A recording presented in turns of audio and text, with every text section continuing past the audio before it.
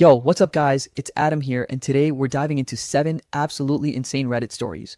Like the kind of stories that make you pause and go, bro, there's no way this actually happened. First up, we've got I found out my parents were living a double life, and I was the only one who didn't know. Like, how do you wake up one day and realize your whole family's living in the Marvel multiverse without telling you? That's wild. Then we've got I was stalked by someone I trusted, and it terrified me. A trusted person? Bro, that's not a story. That's a full Netflix thriller waiting to happen. People these days are unhinged.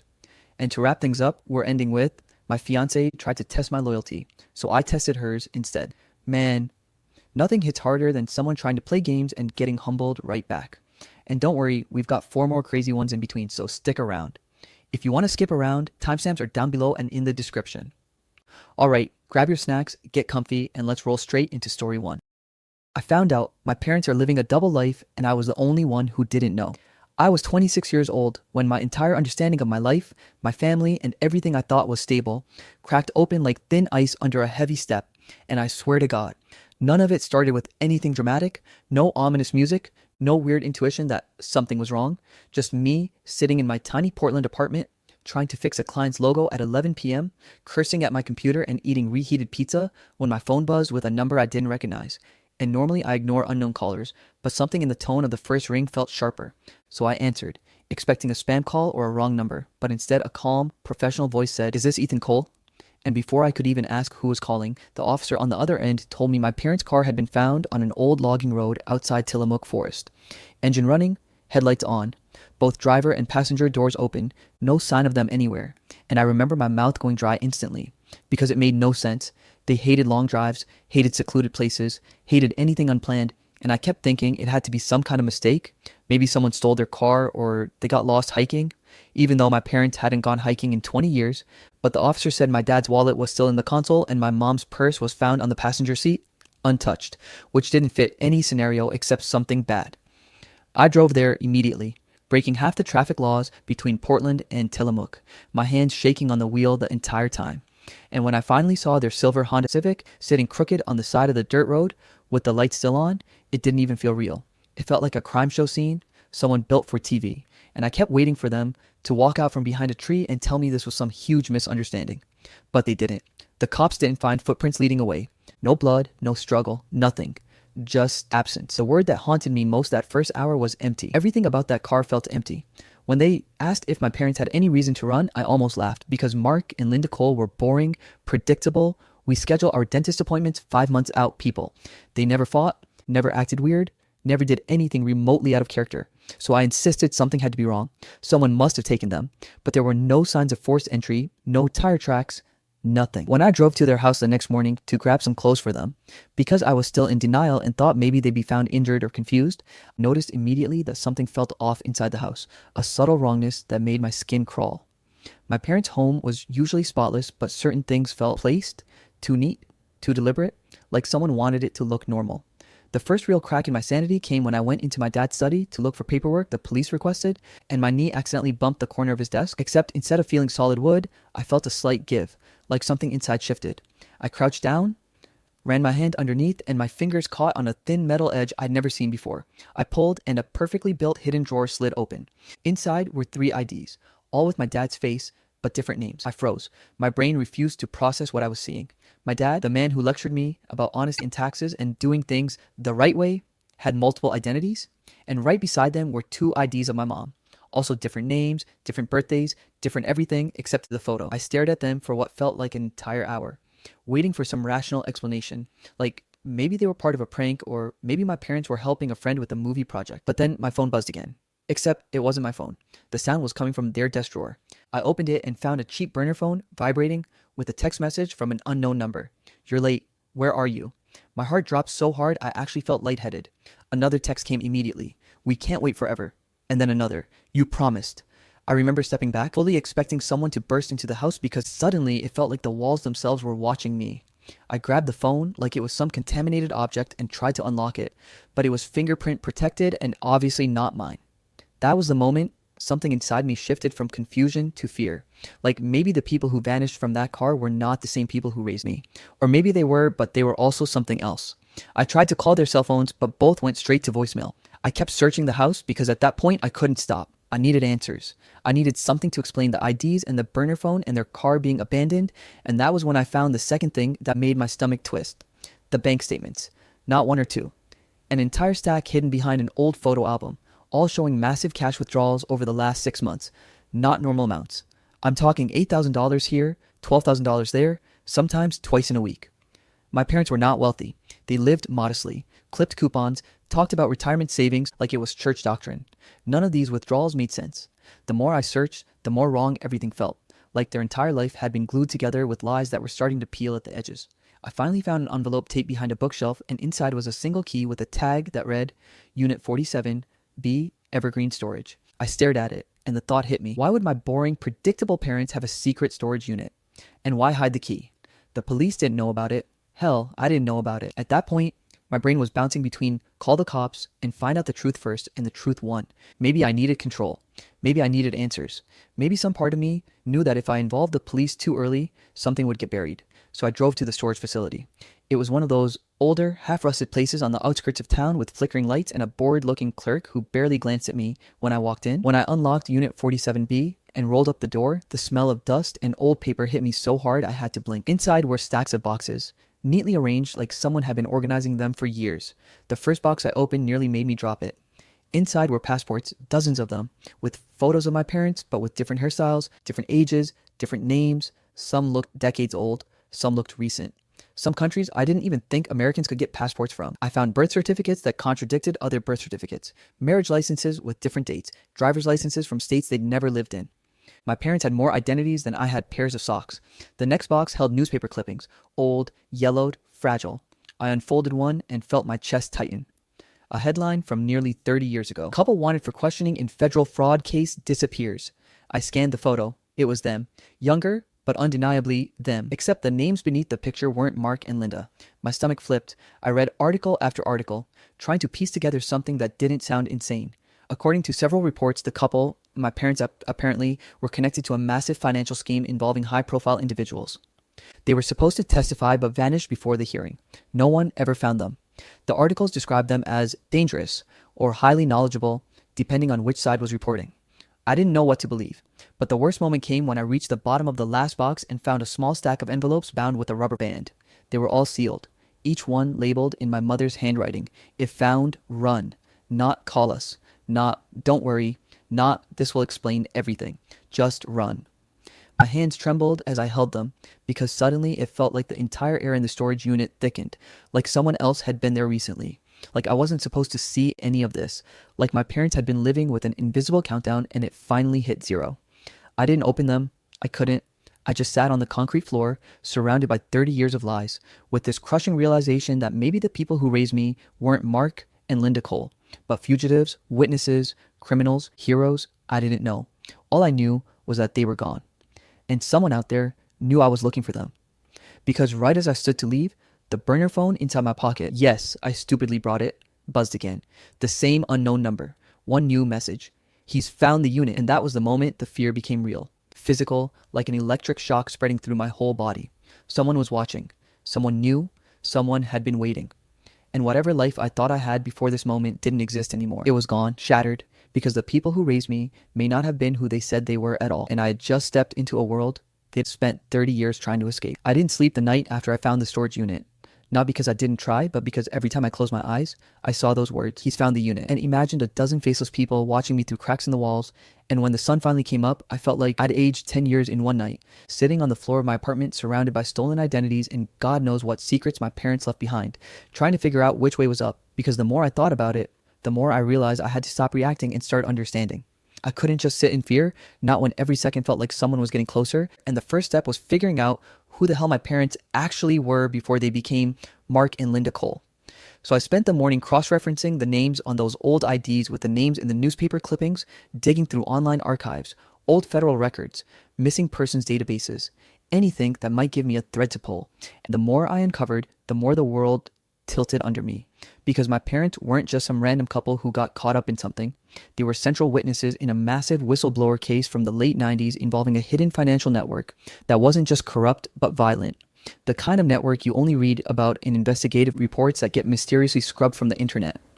The articles described a sprawling web of offshore accounts, political influence, shell corporations, embezzlement, extortion, even disappearances tied to whistleblowers who got too close.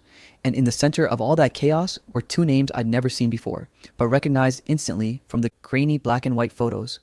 Daniel and Marissa Harlow, my parents, my real parents. Their testimonies, according to the records, helped take down several high-ranking members of the network, including a few people with enough money and power to bury a city.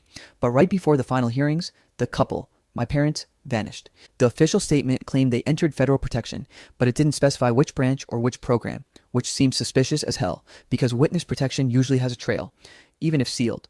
The gaps were too perfect, too clean, like someone wiped them deliberately. I dug deeper, pulling up every scrap I could find until I hit an old scanned transcript summarizing how the Harlows, my parents, provided key evidence to dismantle part of the network. Their testimonies sent at least 7 major players to prison. 7. And here's where the dread fully settled in. I found a recent article showing that several of those individuals had been released from prison over the past few years.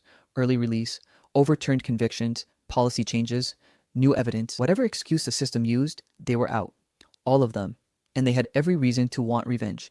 It hit me with such clarity that I genuinely felt nauseous. My parents had been running for almost 30 years, and whatever they were running from had just caught their scent again. And because I was their son, born after they disappeared, raised under their new names, I was the easiest target. I wasn't protected. I wasn't hidden. I had a public social media, a job, an address, a routine. If someone wanted leverage against them, I was the weakest link. That thought stayed in my head like a parasite as I drove back to my apartment, half expecting to see a black SUV parked on the street, or someone watching from across the road. And I wasn't wrong, because when I stepped into my building, the guy who lived 2 apartments down, someone I'd barely spoken to in 3 years, opened his door at the exact moment I passed and stared at me too long. Not curious, not friendly, studying me, memorizing me.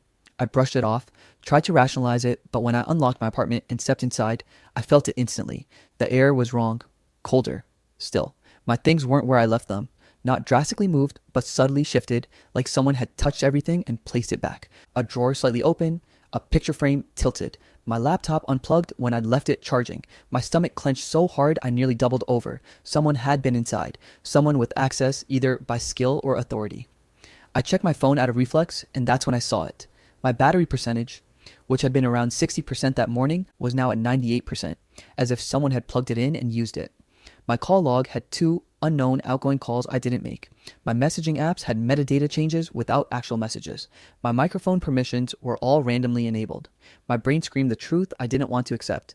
My phone had been tapped. I powered it off immediately and pulled the SIM card out with shaking fingers, dropping it into a glass of water because I didn't know what else to do. And I tore apart my apartment, looking for cameras or bugs or anything, but whoever broke in wasn't sloppy. They knew what they were doing. I called the police to report the break-in, but the dispatcher kept asking too many questions about what I thought was taken. And when I mentioned I found evidence connected to an old case involving my parents, her tone changed from concerned to oddly formal, like she was reading off a script. She asked for my full name 3 times. She asked if I was alone. She asked if I had any of the evidence on me for safekeeping. She said they'd send someone immediately. And that terrified me more than the break-in, because I felt deep in my bones that telling them about the IDs, the burner phone, the storage unit, any of it was a mistake. I hung up before they could ask anything else. I grabbed the documents I had taken, IDs, old passports, a handful of clippings, the envelopes labeled, if found, run, and stuffed them into my backpack, then decided to get out before help arrived. I didn't even trust the police anymore, and that was the moment I realized how messed up everything had become.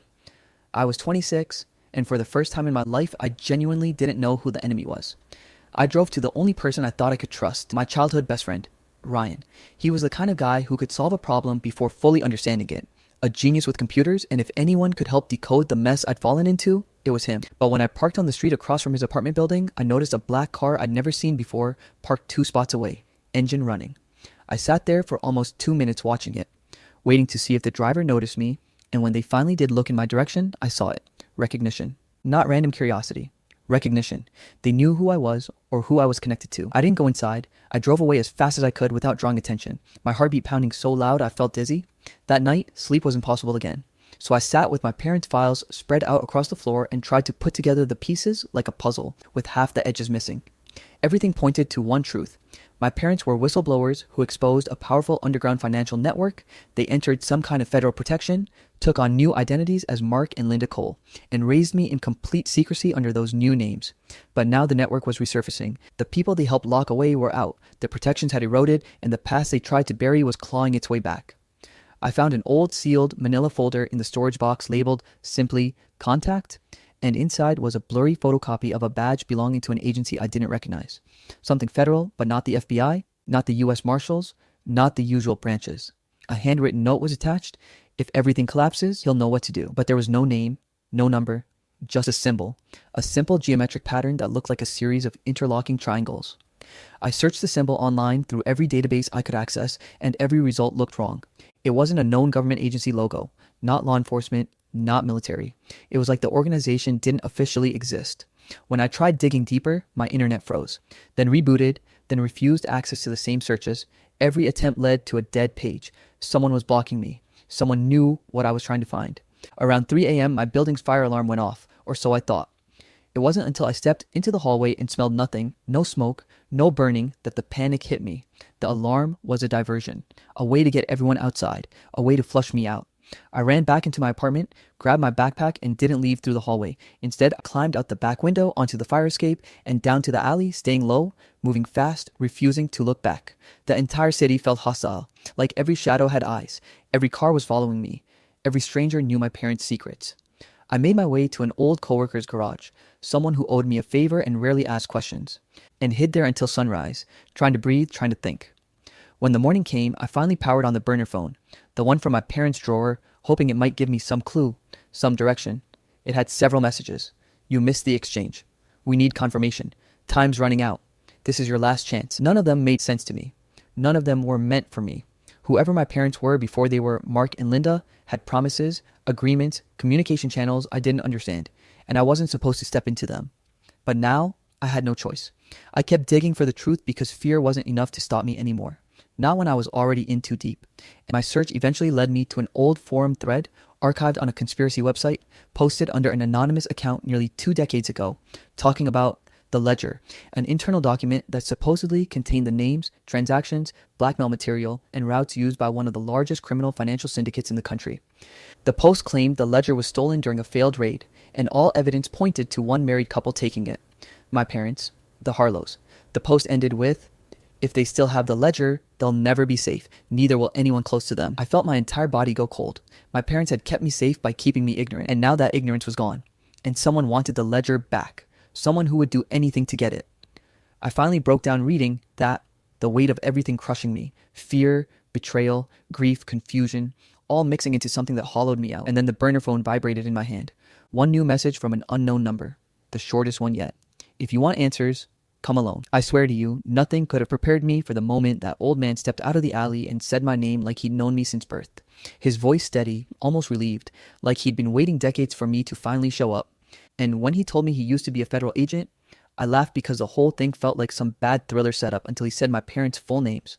Not the names I grew up believing were theirs, but their real identities, and that's when my stomach dropped so hard I couldn't breathe, because every instinct in me screamed that this stranger somehow knew the truth I'd been chasing my whole damn life. And when I demanded answers, he didn't waste a second dancing around it. He just looked me dead in the eye and said my parents didn't disappear. They were disappeared.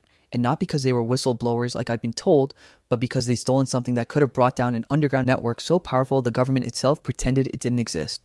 And that evidence, that one thing that could expose everything, was something only I could find, because they hid it in places and patterns tied to moments from my childhood I dismissed as random memories, but now, suddenly, they felt like intentional breadcrumbs left for this exact day. And while my head was spinning trying to keep up, the man told me he helped fake their deaths, helped them escape, because the people hunting them wouldn't stop until they got to me too.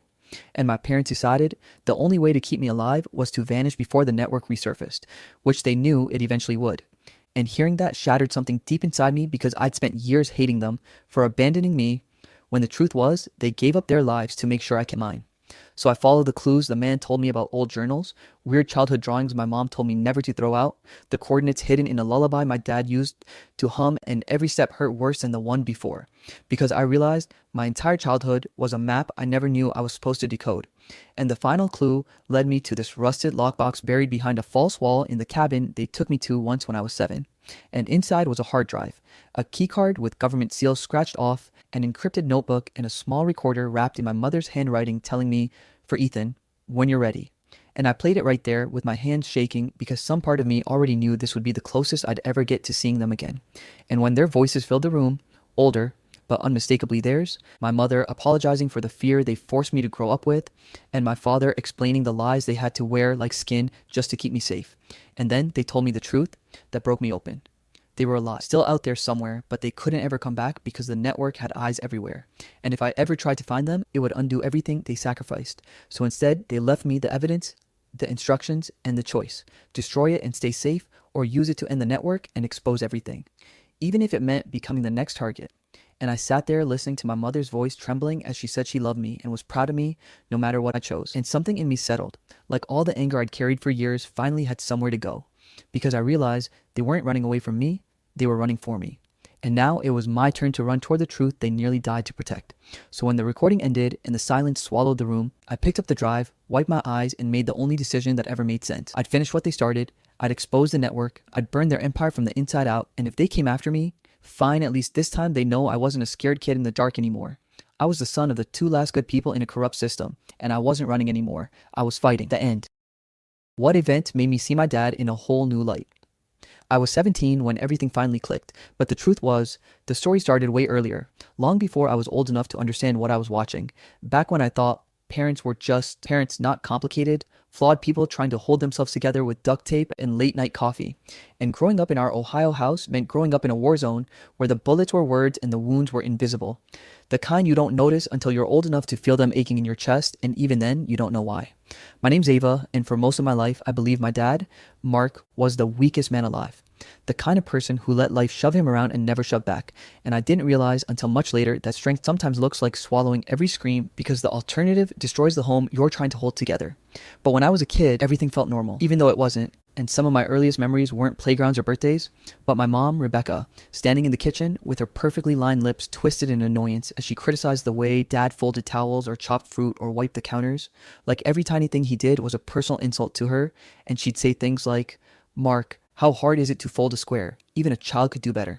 And I would look at the towel, thinking it looked fine, but mom said it wasn't. So I assumed she was right because she always sounded so sure and dad always looked so defeated, like her words drained something out of him. He'd just nod, mutter, "Okay, Beck," and try again.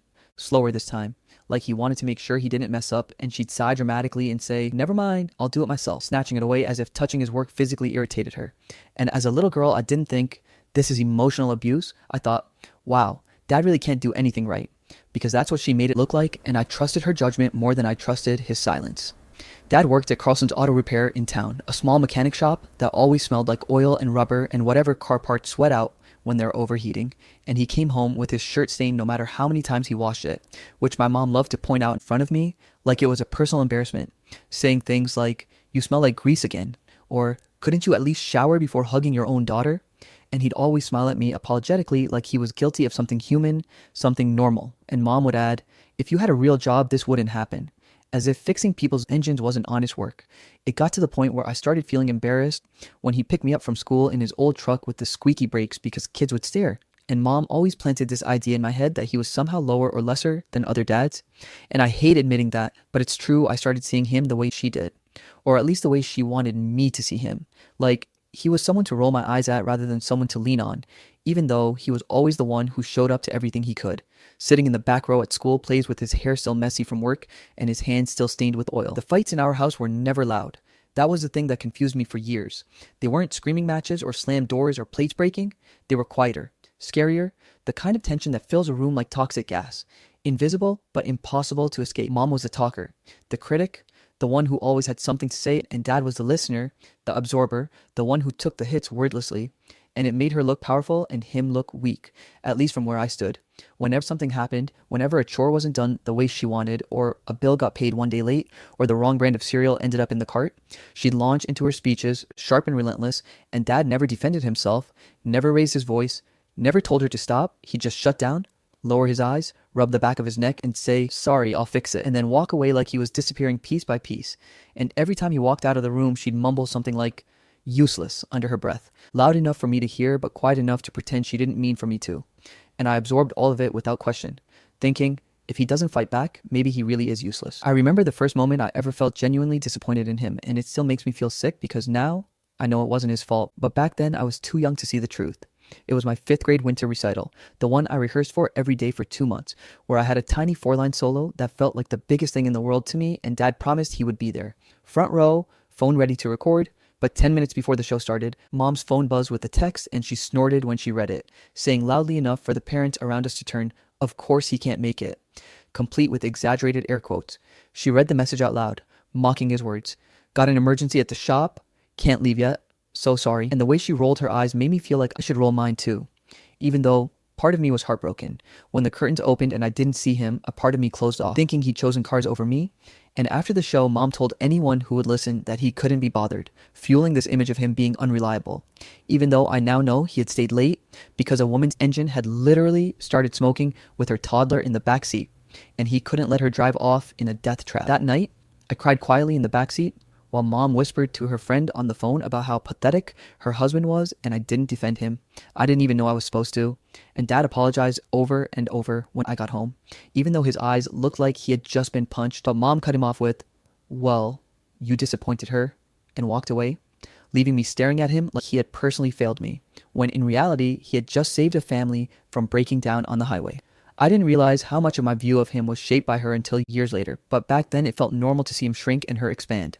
Like she was the sun and he was just something stuck in her orbit, always trying not to upset her gravitational pull. I'd watch them during dinner, Mom correcting the way he sliced vegetables or mocking how he held his fork, laughing with the sharp edge that wasn't actually funny, and Dad would simply nod, change his grip, change his posture, change anything she demanded without ever pushing back, and I thought that meant he lacked a backbone. I didn't understand that sometimes silencing yourself is the only way to survive someone who rewrites reality every time they open their mouth. There was one night when I caught him at the kitchen table with a small notebook, scribbling something quickly before flipping the page like he didn't want me to see, and I asked, "What are you writing?" expecting it to be car part lists or bills or maybe a grocery reminder, and he smiled tiredly and said, "Just notes for work," then closed the book gently and tucked it into his jacket pocket, and I didn't think anything of it at the time.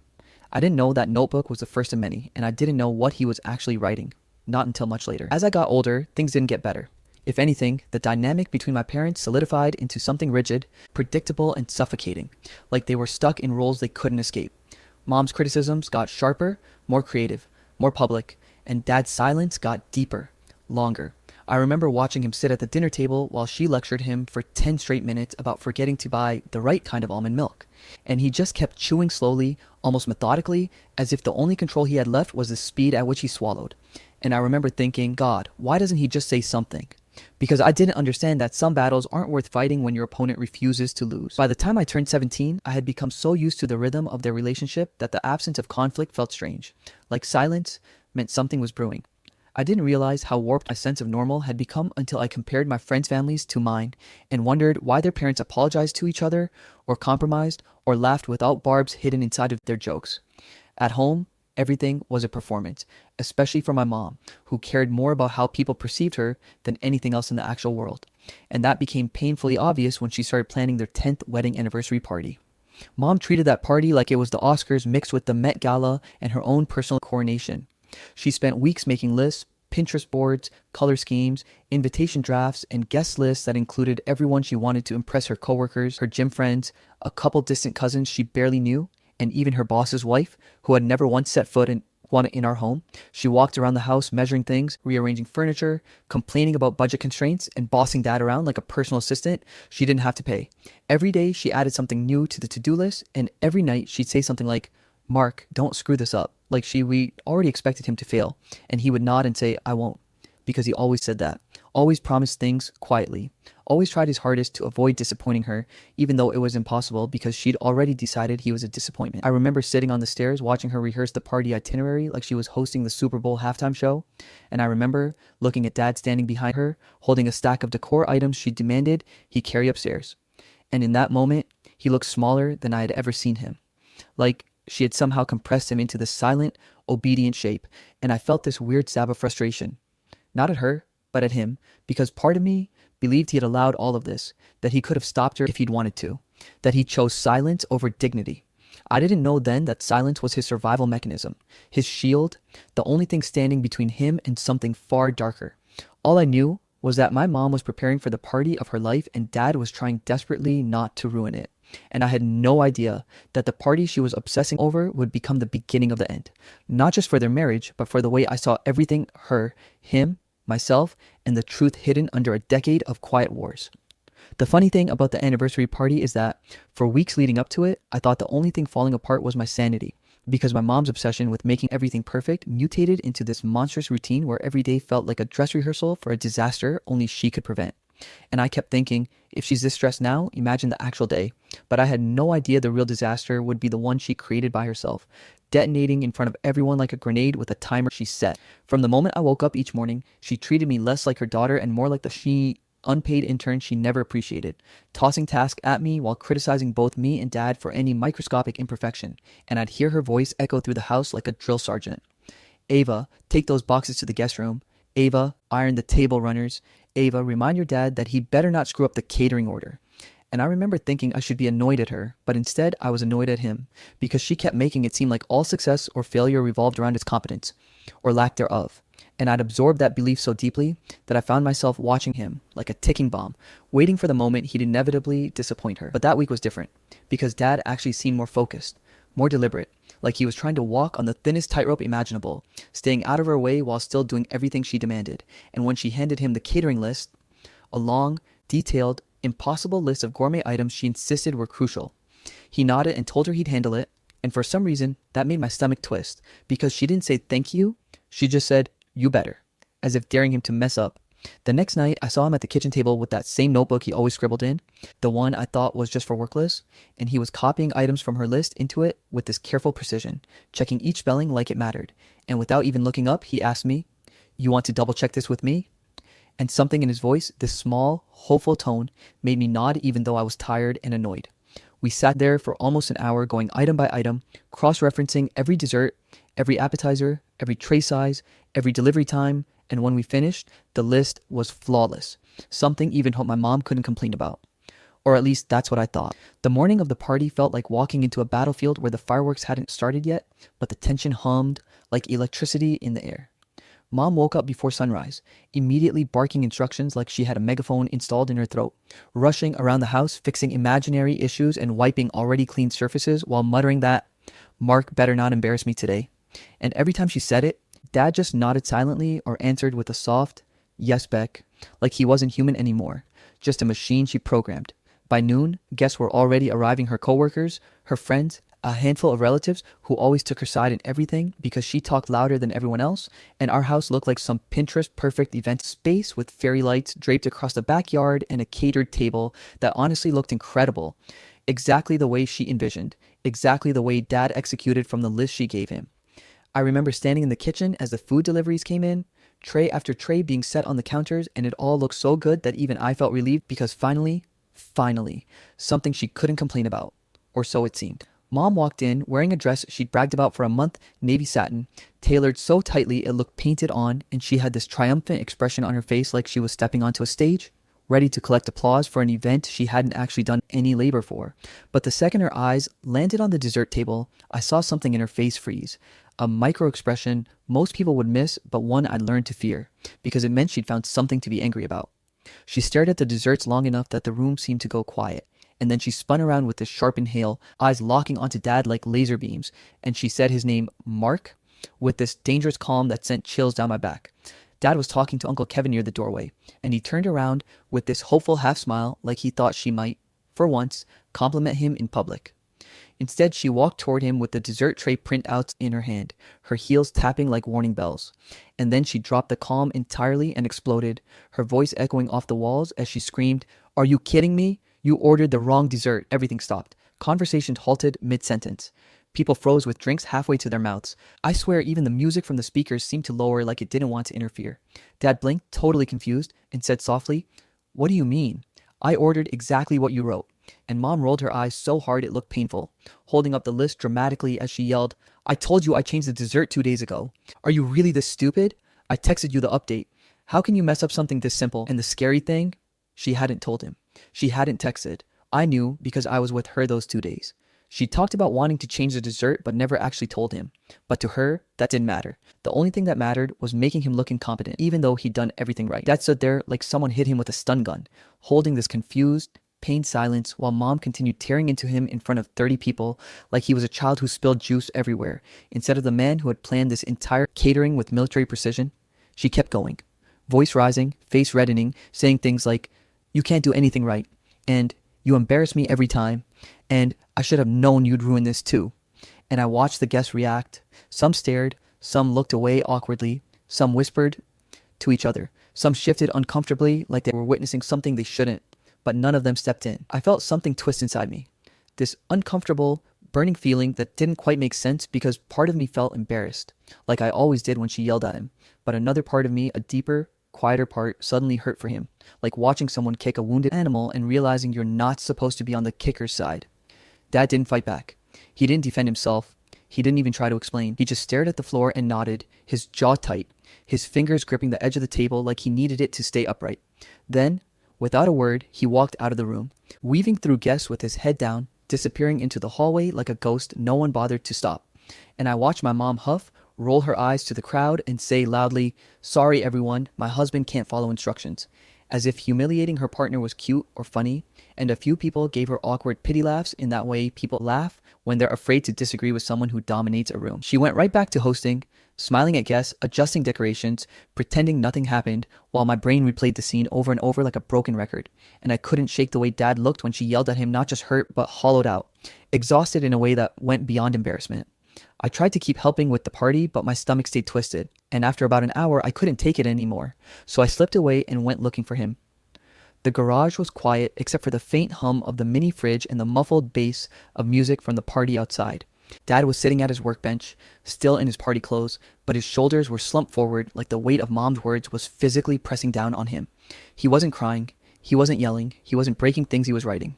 The same notebook I'd seen before was open in front of him, and he was jotting something down with this mechanical precision, like he'd done it dozens of times before. I stepped closer and said, "Dad," and he looked up with this tired, sad smile that made my chest tighten, the kind of smile someone gives when they're trying not to show how hurt they are. "Hey kiddo," he said softly. I asked what he was doing because nothing else came to mind, and he hesitated for a moment before answering in this gentle, resigned tone I'd never heard from him before. "Just keeping track." Those 3 words didn't make sense at first. "Of what?" I asked, genuinely confused, and he didn't answer. With an explanation, he just tapped the notebook lightly and said, "Everything." In that moment, something shifted in me, something that had been building quietly for years without me noticing. Suddenly, all the little moments, all the quiet wars, all the swallowed arguments and forced apologies started connecting like puzzle pieces snapping into place, forming a picture I didn't want to see. My dad wasn't weak. He was wounded. He wasn't passive. He was surviving. He wasn't silent because he didn't care, but because every word he spoke was used against him. And I realized with a stomach-dropping clarity that he hadn't been keeping lists for work or chores.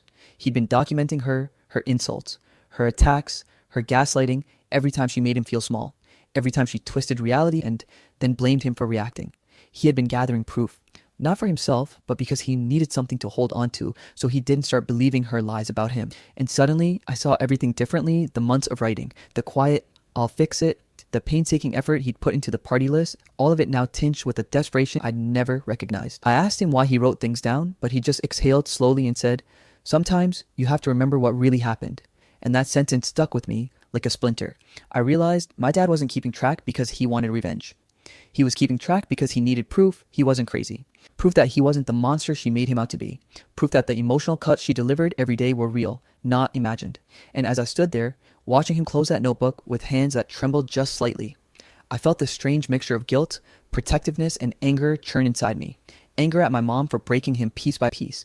Anger at myself for believing her all these years. Anger at everyone who laughed when she joked about how useless he was. When I finally went back into the house, the party was still buzzing, the lights still twinkling, people still mingling, like nothing had happened. But for me, everything had changed. Like my internal lens had finally shifted into focus. Suddenly, I saw Mom differently. Her loud laughter didn't look charming, it looked forced. Her confidence didn't look glamorous, it looked cruel. Her jokes didn't sound funny, they sounded sharp enough to draw blood. And I saw Dad's absence not as cowardice, but as escape, a temporary retreat from someone who only saw him as a target. And although the night continued, people danced, and the party wrapped up hours later, something fundamental inside both of us cracked that evening. For him, It was the breaking point that would eventually push him toward the decision he'd been building quietly in those notebooks. For me, it was the first time I realized my mom wasn't the hero in this story, she was the villain. And my dad wasn't weak. He was surviving her in the only way he could. And as the last guest left and mom complained about how he ruined her big moment, I found myself no longer agreeing with her, no longer believing her version of events, no longer seeing my dad through the distorted lens she had forced over my eyes since childhood. Something had broken in him that night, but something had awakened in me. I swear that the weeks after the anniversary party felt like someone had quietly switched out my dad and replaced him with a ghost that looked like him, talked like him, moved like him, but wasn't him at all, because the man who used to shrink every time my mom raised her voice suddenly turned into someone terrifyingly calm. The kind of calm that isn't peaceful but calculated, like he'd finally stepped outside of a storm he'd been standing in for a decade and was watching it from across the street instead of being drenched in it. And I didn't understand it at first because he wasn't angry, he wasn't spiteful, he wasn't crying or pacing or trying to fix things like he usually did. Whenever my mom found a new reason to go off on him, he was just still. And I'd never in my 17 years seen him like that. He went to work, came home, made dinner if it was his turn, cleaned up quietly, nodded when spoken to, wrote in that damn notebook of his whenever she said something cutting, and she didn't even notice because she was too busy being annoyed that he wasn't giving her the emotional reaction she wanted, the arguments she could win, the little ego boost she got from watching him fold under her words. And I guess that's when I first started seeing it, the difference between a weak man and a man who's done. Because weak men try to fight battles. They can't win or pretend nothing's wrong, but men who are done just go silent. And when my dad went silent, something in the house changed. Like the oxygen got heavier. Like the walls were waiting for something to explode. And I kept watching him out of the corner of my eye, trying to figure out what was going on behind all that stillness, because he'd sit at the kitchen table after dinner with his reading glasses on, flipping through receipts and text printouts and those small spiral notebooks he kept in the garage next to his toolbox. And even though I didn't fully understand, I felt something shifting under the surface and something big, and I caught myself trying to imagine what it would take for a man like my dad, soft-spoken, gentle, almost painfully patient, to finally give up on pretending everything was fine. And I realized the answer was probably my mom, because she kept pushing him without even knowing she was pushing him toward a cliff she assumed he'd never jump from. And every day she'd complain about something small like the laundry or the dishes or the way he breathed too loudly when he watched TV. And he'd just nod and write something down. Not with bitterness, but with precision. Like he was measuring something, recording something, preparing something. And I remember thinking, maybe he'd been doing this longer than I knew. Maybe what I saw in the garage after the anniversary party wasn't the beginning, but just the moment I finally noticed. The Tuesday it all happened didn't feel special in any way. It was boring and ordinary. The kind of day you forget happened unless something shatters it. And I come home from school exhausted from a group project that had gone horribly. And the house smelled like spaghetti because dad had already started dinner. And mom was sitting at the counter scrolling through her phone with that permanently annoyed expression she always wore when she had nothing else to complain about. And I remember the sound of the front door closing was softer than usual when dad came home, like he was trying not to disturb anyone. And that was strange because he was already home. He'd just gone out to the mailbox and the only thing in his hand was a large white envelope, thick enough to make the paper bend a little, and he didn't hide it. Didn't tuck it under something, didn't wait for a moment alone. He just walked right past me, kissed me lightly on the top of my head like he always did, and placed the envelope on the middle of the dining table like it was nothing more than a bill he needed to sort through later. Mom didn't even look up at first. She just said, "What's that supposed to be?" in that dismissive tone she used whenever she assumed something wasn't worth her attention. And dad said in the calmest voice I'd ever heard from him, "Something I made for you," which made mom snort and roll her eyes because she thought he meant a love letter or a card or some attempt at romance, something she could laugh at or reject because she always liked when he tried to impress her. It gave her something to mock.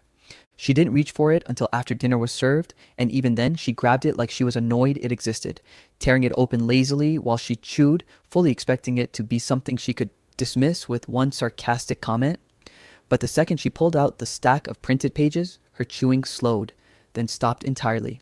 Because the first page wasn't a card or a love note or some apology she could use as leverage. It was a screenshot of a text conversation between her and her friends from the day after my last birthday, where she wrote, word for word, "Mark is the dumbest man alive. I swear he couldn't organize a sandwich without messing it up." And I watched the confusion on her face shift into discomfort, then annoyance, like she wanted to pretend it was some misunderstanding. But before she could even form a sentence, dad said, "Keep going," not aggressively, not with anger, just with that same eerie calm that made the room feel smaller. And mom shuffled to the next page, a photo of the birthday card he gave her last year, torn into pieces on the kitchen counter where she'd left it, beside a yellow sticky note that said, "Try harder." And I felt my stomach twist because I remembered seeing that card and thinking it was sweet. A little cheesy maybe, but sweet. And I remembered wondering why she tore it up, but I never questioned it because she always had reasons for treating him the way she did, or at least that's what I told myself. Page after page, she found more. Screenshots of text she'd sent him privately, calling him useless, selfies she took mocking the clothes he bought her, transcriptions of voice notes she'd sent during arguments accusing him of ruining her life, printed grocery receipts where she had circled items and written insults like, "Wrong again, idiot." And each page felt like a punch to my ribs because I'd never seen it all at once. Never seen the pattern, never seen how relentlessly she chipped away at him. And Mom kept trying to brush it off, flipping pages faster, like she could make it disappear by reaching the end sooner, saying, "Mark, seriously, this is ridiculous. You're overreacting. I was just joking. You know how I am." But he didn't nod or smile or try to soothe her anxiety like he used to. He just said, "Read the last page." And when she did, everything in her face crumbled. It was handwritten, neat and steady, and even from beside her, I could make out the first line. "This is every single time you made me feel like nothing." He wrote about how he kept track because she always told him he was imagining things, being dramatic, too sensitive, and he needed proof he wasn't losing his mind. He wrote that he wasn't angry anymore, just done. He wrote that she was cruel, and not in the joking way she always claimed, but in a way that left permanent cracks in a person. And then, at the very bottom, "I filed for divorce this morning. You'll get the papers tomorrow." Mom's reaction was immediate and wild. She shot up from the chair, voice shaking, trying to laugh, then trying to argue, then trying to cry, oscillating between denial and outrage like a spinning coin. "You're leaving me?" she screamed, like she hadn't spent years telling him he wasn't worth staying with. "You're basing this on jokes? You're seriously doing this?" But Dad didn't flinch. He picked up his jacket from the back of the chair, looked at me with eyes that held more sadness than I'd ever seen, and said, "Ava, do your homework. I'll see you soon." Like this was any other night. Like he wasn't detonating the entire foundation of our family in front of us. And then he walked out the door without raising his voice once. Mom went ballistic after he left, calling him 50 times, leaving voicemails layered with apologies, threats, pleas, excuses, rewriting history with every breath. But he didn't answer, and the silence from his phone made her even more hysterical. Hours later, after she'd locked herself in their bedroom, crying loudly enough for the whole block to hear, I found myself grabbing my jacket and keys, not sure where I was going until I was already halfway to my uncle's house, because something in me needed to see him, needed to understand what had just happened, and when he opened the door, he looked lighter, like someone had removed a weight he'd been carrying in his chest for years, and he pulled me into a hug that wasn't shaky or defeated, but solid and warm. And we sat on my uncle's couch while he explained everything in that same calm tone that made everything feel real in a way I wasn't ready for. He told me he'd been documenting for more than a year, maybe longer. He told me he didn't do it to punish her, but to protect his sanity. He told me he'd wanted to leave for a long time, but stayed because he didn't want me growing up alone with her version of the world, her version of him. He told me he wished he'd been stronger, wished he'd taught me sooner that silence isn't weakness, it's survival. And I broke down crying because all my life I thought he was letting her walk all over him, when really he was trying not to let her destroy him long enough to make sure I could see the truth for myself. I apologized over and over for believing she was the strong one, the powerful one, the one in control, when really she was just loud, and loud people can fool you into thinking they're right.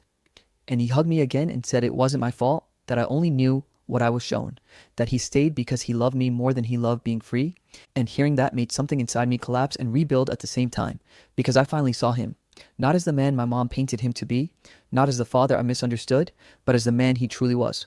Someone who fought a quiet war for years just to make sure I grew up with at least one person who didn't treat me like a burden. Someone who finally realized he wasn't obligated to drown in someone else's cruelty. Someone who chose himself without abandoning me.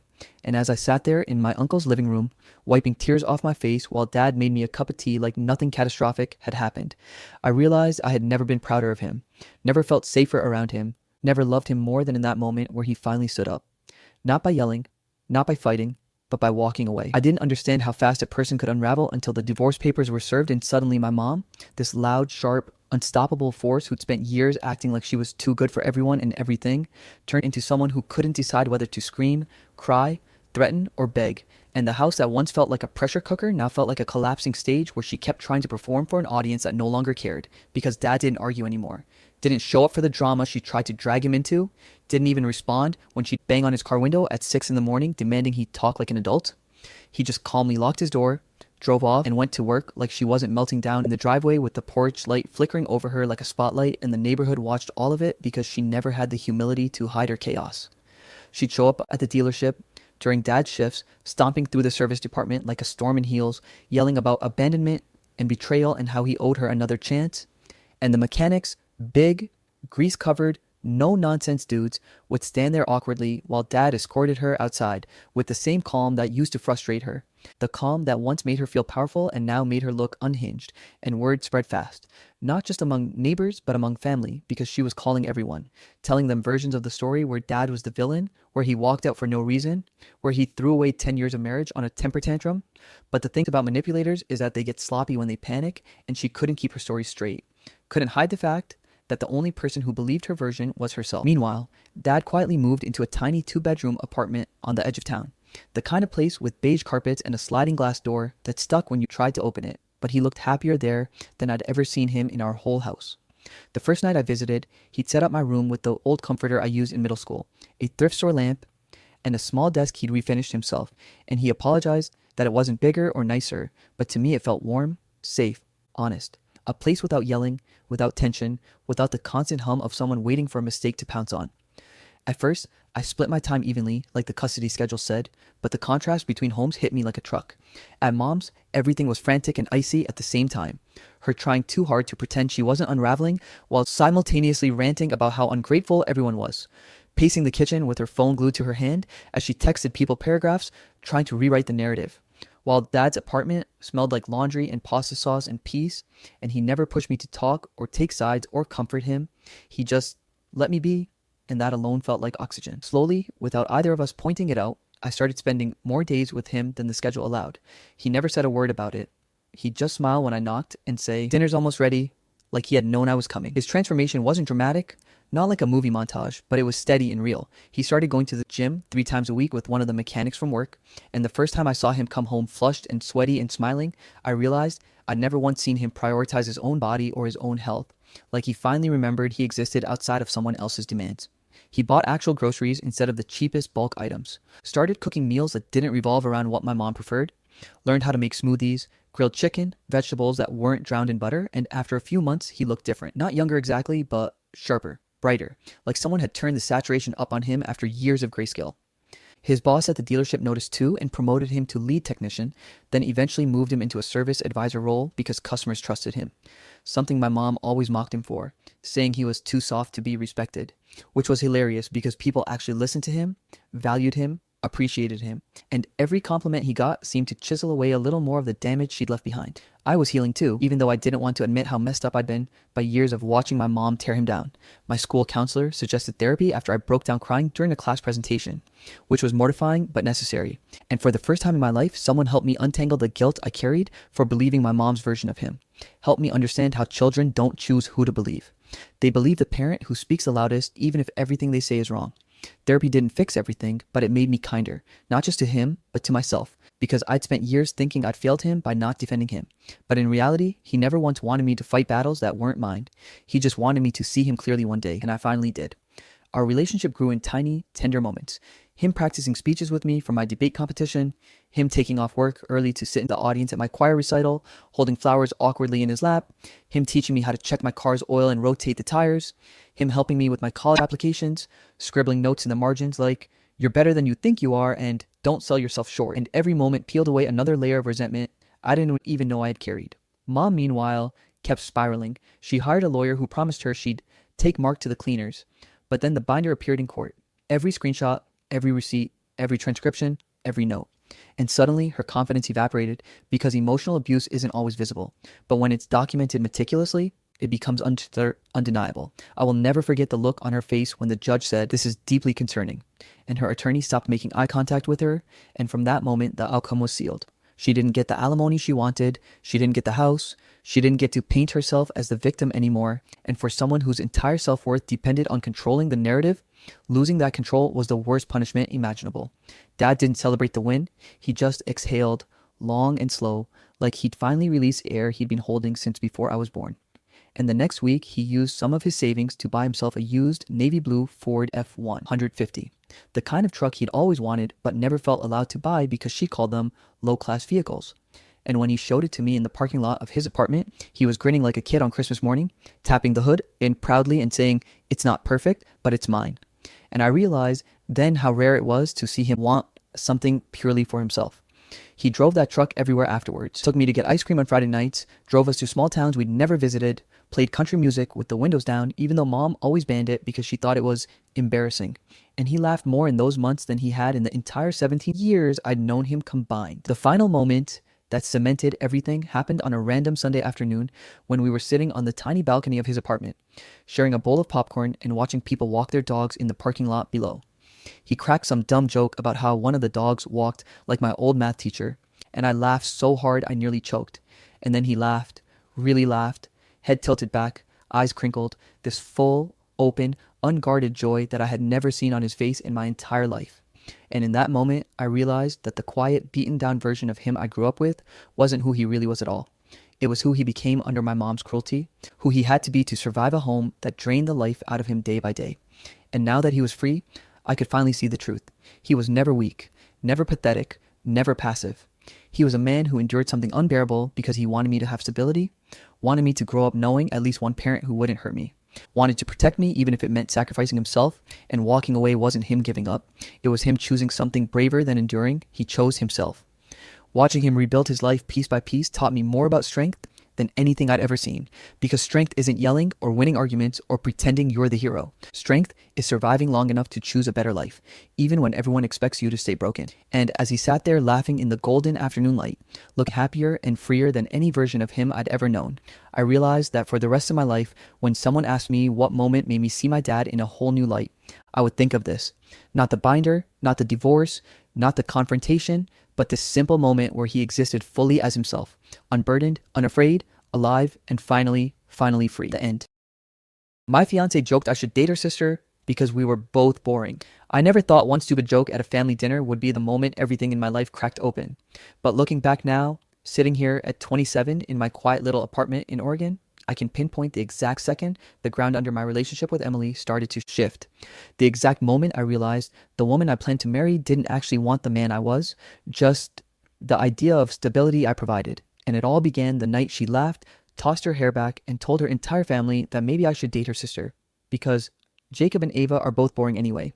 And everyone chuckled except Ava, who froze like she'd been slapped, and me, who sat there trying to smile even though something inside me twisted hard because I knew it wasn't a joke, not really. Not from Emily, who always used humor as a way to say the things she didn't want to admit outright. Before I get ahead of myself, I should explain who I was back then. A quiet, structured, routine-loving guy who liked early mornings, long drives, podcasts, meal prepping, and the steady calm of a predictable life. Things I thought Emily appreciated at first because she always said I grounded her wildness. But over 4 years, those same qualities became the things she rolled her eyes at, mocked, or brushed off as Jacobean boring, a phrase she used like a punchline, and I accepted it because I loved her, or thought I did, or maybe I just loved the idea of loving someone who brought color into my muted world. But that night at her parents' house, God, I can still smell the garlic bread her mom was burning in the oven and hear her dad talking about some fishing trip while Emily kept refilling her wine glass. Ava sat across from me, quiet as always, sketchbook half tucked under her arm, wearing that soft cream sweater she always seemed to get lost in, and when Emily made that comment, Ava's cheeks flushed pink immediately, her eyes dropping to her plate before she excused herself and slipped out to the backyard. And I remember feeling this weird mix of embarrassment and guilt, even though I hadn't done anything, because Ava wasn't the type to make scenes. She was gentle, observant, thoughtful, the complete opposite of Emily's chaotic energy. And yeah, I guess you could say we had similar personalities without ever intentionally bonding over it. After dinner, while Emily was inside laughing with her cousins and showing them some TikTok dances, I stepped out to get some air and found Ava sitting on the patio steps, hugging her knees like she was trying to fold herself into a smaller version of who she was. And I said her name softly, not wanting to startle her, and she turned with this apologetic look, like she had offended me instead of being the one humiliated by her own sister. And she said in the quietest voice, "I'm sorry she said that. She shouldn't have." And something about the sincerity in her tone made my throat tighten, because it had been so long since someone acknowledged my feelings without making me feel dramatic or oversensitive. I told her it was fine, that Emily was just trying to entertain her family, but Ava shook her head firmly for once and said, "No, she says things she shouldn't when she's trying to distract people." And before I could ask what that meant, Emily popped her head outside, calling my name like she was annoyed I wasn't glued to her side. And Ava quickly stood up, mumbling she'd go help with dessert before slipping past me with a small tight smile that didn't reach her eyes. The rest of the night felt off, like the energy had shifted just slightly, something I couldn't name but definitely felt. And when we got home, I tried to tell Emily I didn't appreciate the boring joke or dragging Ava into it, but she brushed me off with an, "Oh my god, Jacob, stop being so sensitive. It was a joke." Everyone laughed, and then turned over in bed, scrolling TikTok until she fell asleep, while I lay there staring at the ceiling, asking myself why it bothered me so much this time when she had made similar comments before. Over the next few days, Emily was distant. Not in a dramatic way, just disconnected. Like she didn't want to be emotionally present with me. Always on her phone or making plans without looping me in, brushing off my attempts at conversation by saying she was tired or stressed or not in the mood. And meanwhile, Ava texted me the morning after dinner. Just a simple, "Hey, are you okay?" which shouldn't have meant much but somehow hit harder than any reassurance Emily gave me that whole week. And we ended up talking more than we ever had. Not in a flirty way or emotional affair kind of way. Just two people genuinely checking on each other. And she mentioned things like how she always felt awkward when Emily joked about people's insecurities or how Emily's mood had been different for months. Sharper, she called it. And I found myself opening up about feeling disconnected, like Emily was slowly pulling away while acting like everything was fine. Every message from Ava felt grounded, honest, and thoughtful, like she actually cared about my answer. And I started to realize how lonely I had been in my own relationship, how starved I was for someone to ask me how I felt without mocking me for the answer. By the fourth day, Emily's behavior had shifted from distant to strange. Secretive phone calls she'd take outside, whispering in the bathroom with the shower running, though she wasn't showering, locking her phone with a new passcode, brushing me off with a dismissive, "Work stuff, Jacob, relax." And the way she said it, like I was being paranoid for even noticing, made me feel crazy. So I kept everything to myself except the growing tightness in my chest. And through all of that, Ava kept checking in, sending little things like a picture of her sketch of the Oregon coastline or a random "take care of yourself today" text that somehow made my entire day feel less heavy. And it wasn't romantic, it wasn't inappropriate, but it felt emotionally charged because it was the first time in months, maybe years, that someone actually seemed to see me. Then on Friday night, while Emily was apparently out with friends from work and didn't respond to my text for 4 hours, Ava texted me asking if she could tell me something that had been bothering her since dinner, and I said sure, thinking it was about the joke or how embarrassed she had been, but instead she typed, erased, typed again, erased again, then finally sent, "Emily shouldn't have said that, especially after everything she's been hiding from you." And I just stared at my phone, my heart dropping into my stomach, because that wasn't a vague comment or a passing thought. That was a warning, something deliberate, something heavy, something that made my entire world tilt even though I didn't know what it meant yet. And I remember sitting on the edge of the bed in the dim light of the lamp, staring at that message and realizing for the first time in 4 years that maybe I didn't know my fiancé as well as I thought I did. Maybe the cracks in our relationship weren't new. And maybe, just maybe, the person who understood me most wasn't the woman I planned to marry, but the sister she kept calling boring. The moment Ava sent that message, I couldn't stop replaying it in my mind like a flashing warning sign I didn't know how to interpret.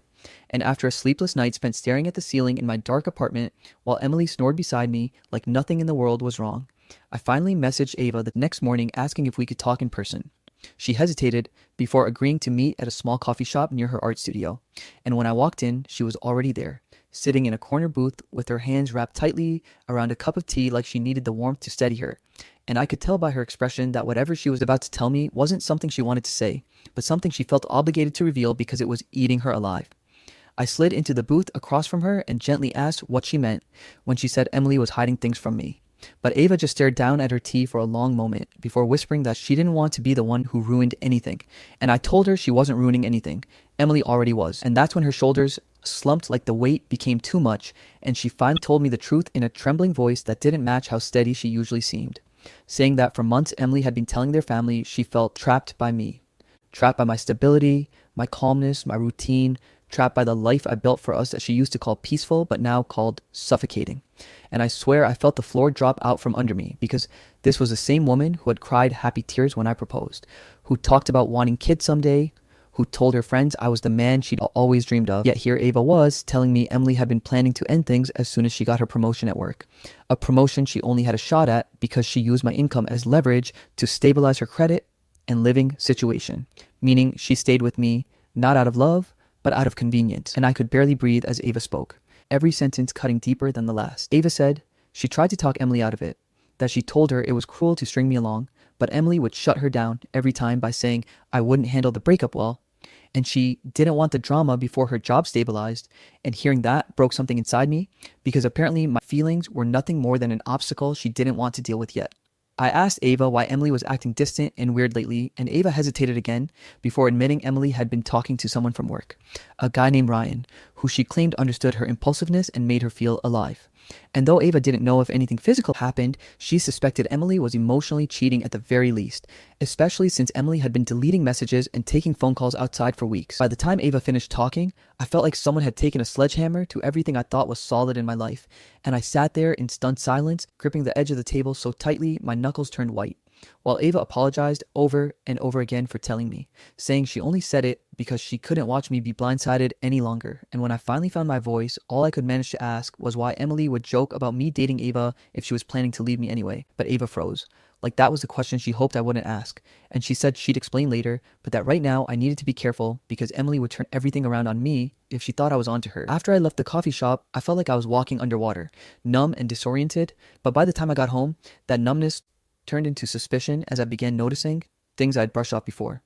Emily guarding her phone like it was a bomb, stepping outside to vent about work, saying she had spontaneous girls' nights even though her friends posted nothing about them, and small changes like wearing perfume before errands and dressing nicer for late shifts, and once you see the pattern, you can't unsee it. 2 days later, when Emily left her laptop open to switch laundry, I saw a notification pop up from someone named Ryan that said, "Tonight was amazing, you always make me laugh." And my blood ran cold, my stomach twisting so violently I had to sit down to breathe.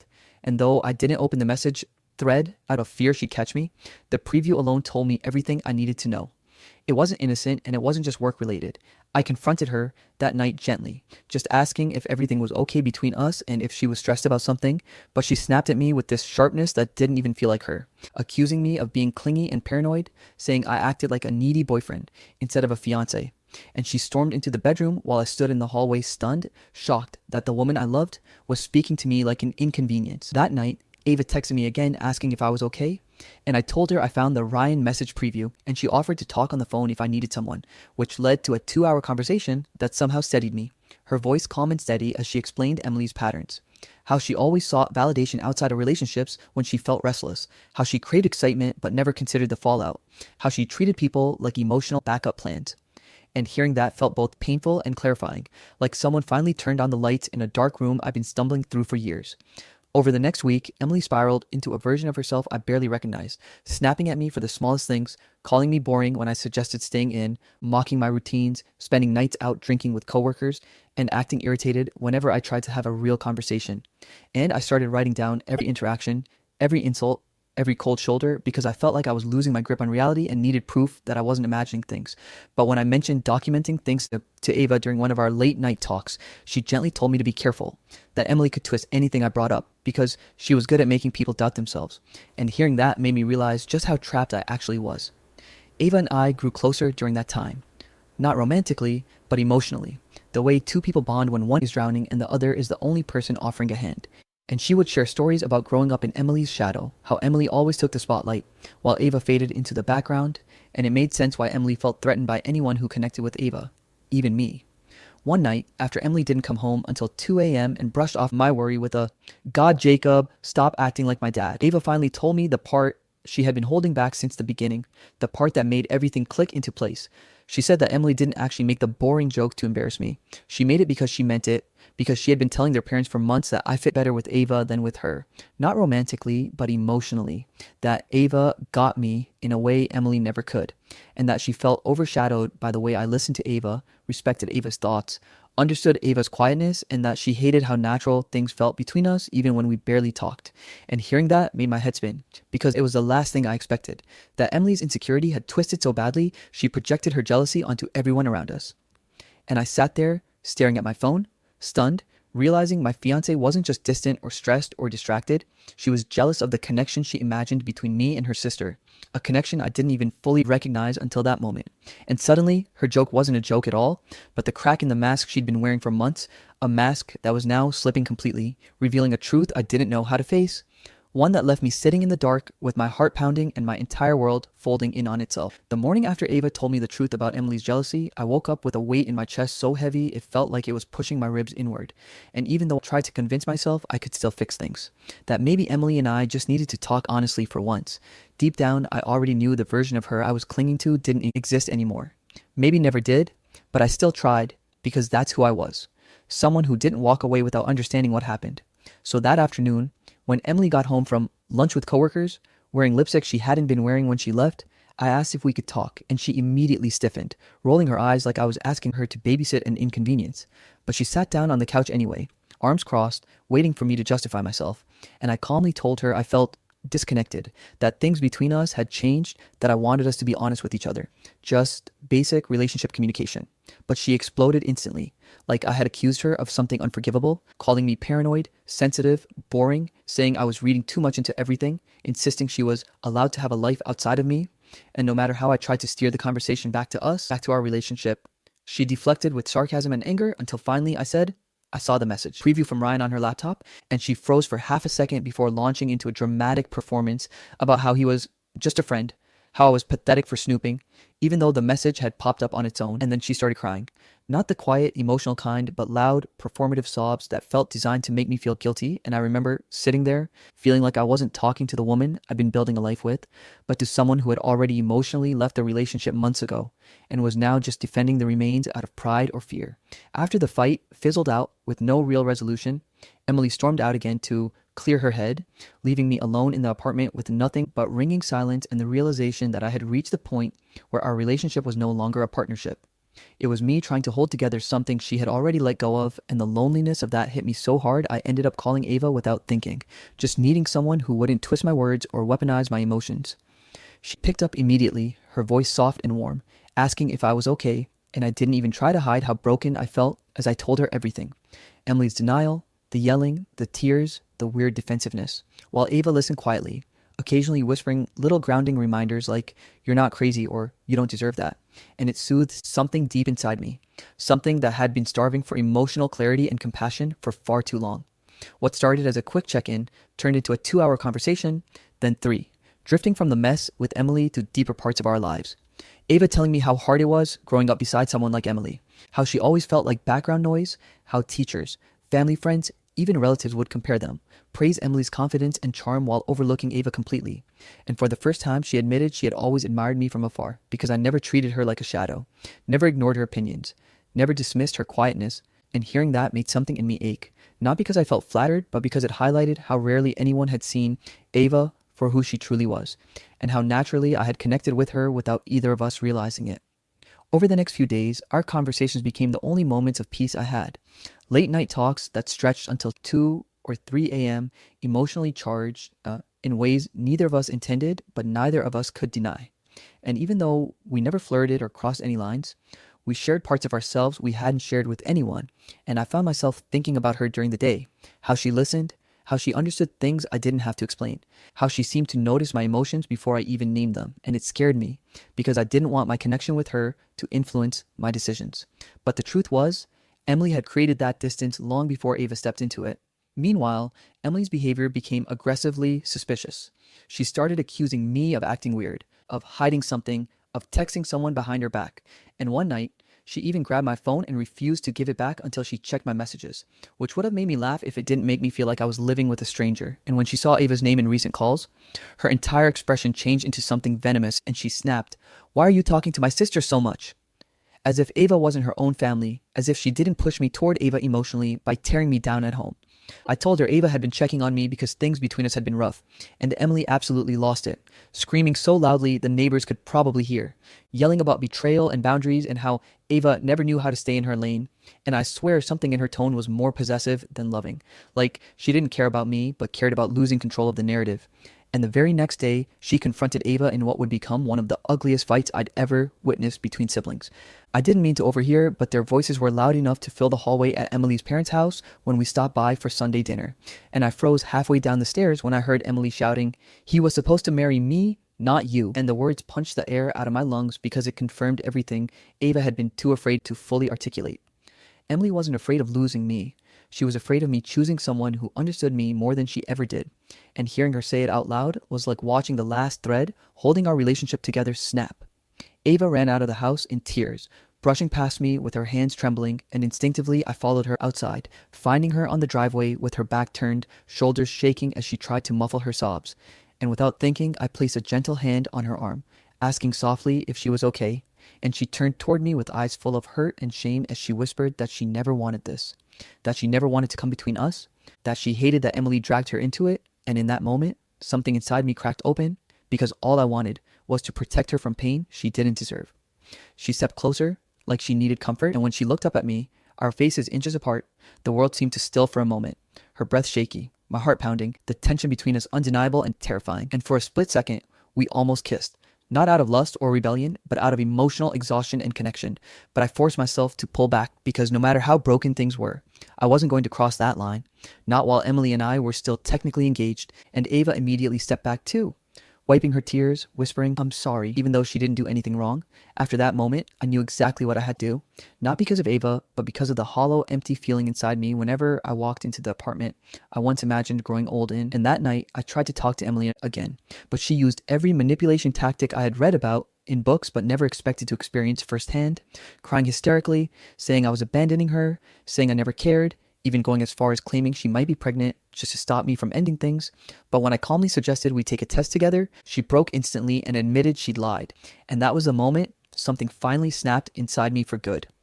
I grabbed a duffel bag from the closet and began packing my essentials while Emily followed me around the apartment, alternating between screaming, sobbing, and begging, switching masks so fast it made my head spin. And when I finally walked out the front door, the freezing Oregon night air hit me like a tidal wave of clarity. Ava was standing on her parents' porch across the street, wrapped in a cardigan, watching everything with an expression that broke me in ways I didn't expect. A mix of heartbreak and hope and fear all tangled together. And for the first time in months, I felt something that had become a stranger to me. Relief. The kind that comes when you finally stop fighting a battle that was lost long before you realized you were bleeding.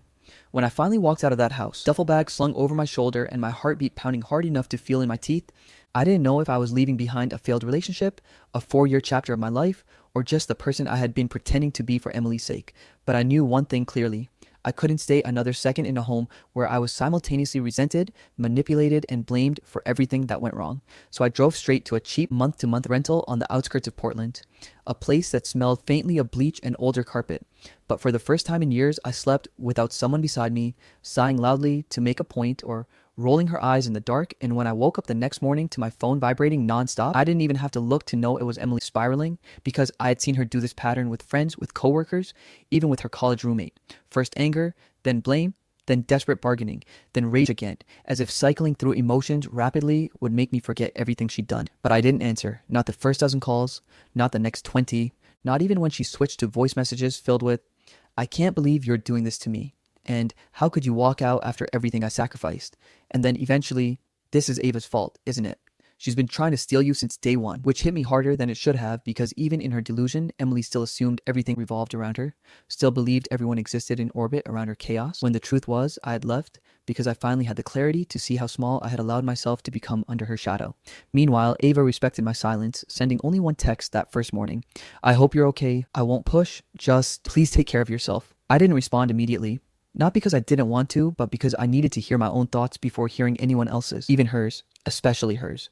And I spent the next 2 days unpacking my things in silence, reorganizing my life into something that felt like mine. Journaling, because Ava once told me writing helped her understand herself.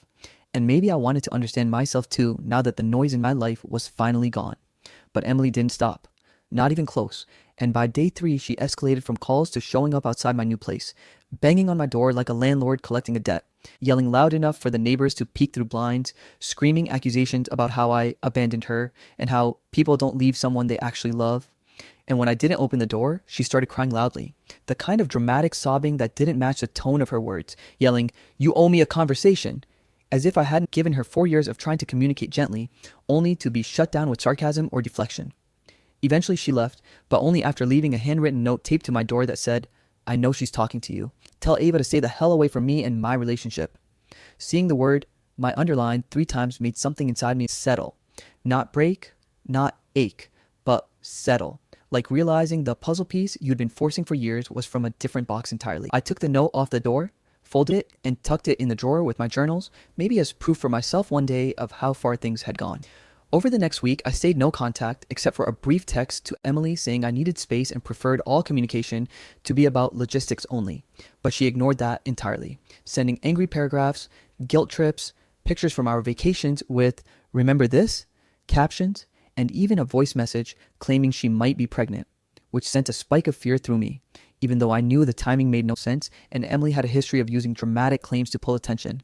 And sure enough, When I calmly said I'd go with her to the doctor, she backtracked in seconds, saying, "Never mind, I don't need you anymore," which told me the truth I needed. Emily wasn't trying to fix us, she was trying to control me. Meanwhile, Ava and I were slowly, carefully figuring out how to exist in the same gravitational pull without crossing lines we weren't ready for. And when I finally responded to her message days after the move, just saying, "I'm okay, thank you," she didn't pepper me with questions or unload her own emotions. She simply wrote, "I'm here if you need anything, no pressure." That kind of gentleness was disarming in ways I wasn't prepared for, and I found myself thinking about her more than I intended to. Not romantically, not in the way Emily claimed, but in a way where I finally felt safe talking about things I hadn't told anyone. Like how I'd grown up believing stability meant being quiet, being unproblematic, being easy to love, and how I had confused that with letting someone walk all over me. Ava and I started talking again. Slowly at first, short check-ins, small conversations about how we were both holding up after the blowout, but then the conversations deepened, like they had been waiting years to happen. We talked about family expectations, about how Emily had always been the sun of her household, while Ava was expected to be the moon, reflective, quiet, supportive, never demanding space.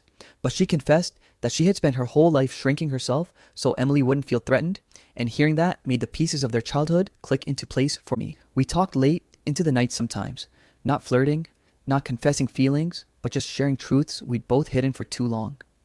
And somewhere in the middle of those conversations, I realized something heavy. Ava understood me in minutes the way Emily hadn't understood me in 4 years. But that realization terrified me because the last thing I wanted was for Ava to think she was a rebound, a replacement, or some kind of emotional escape.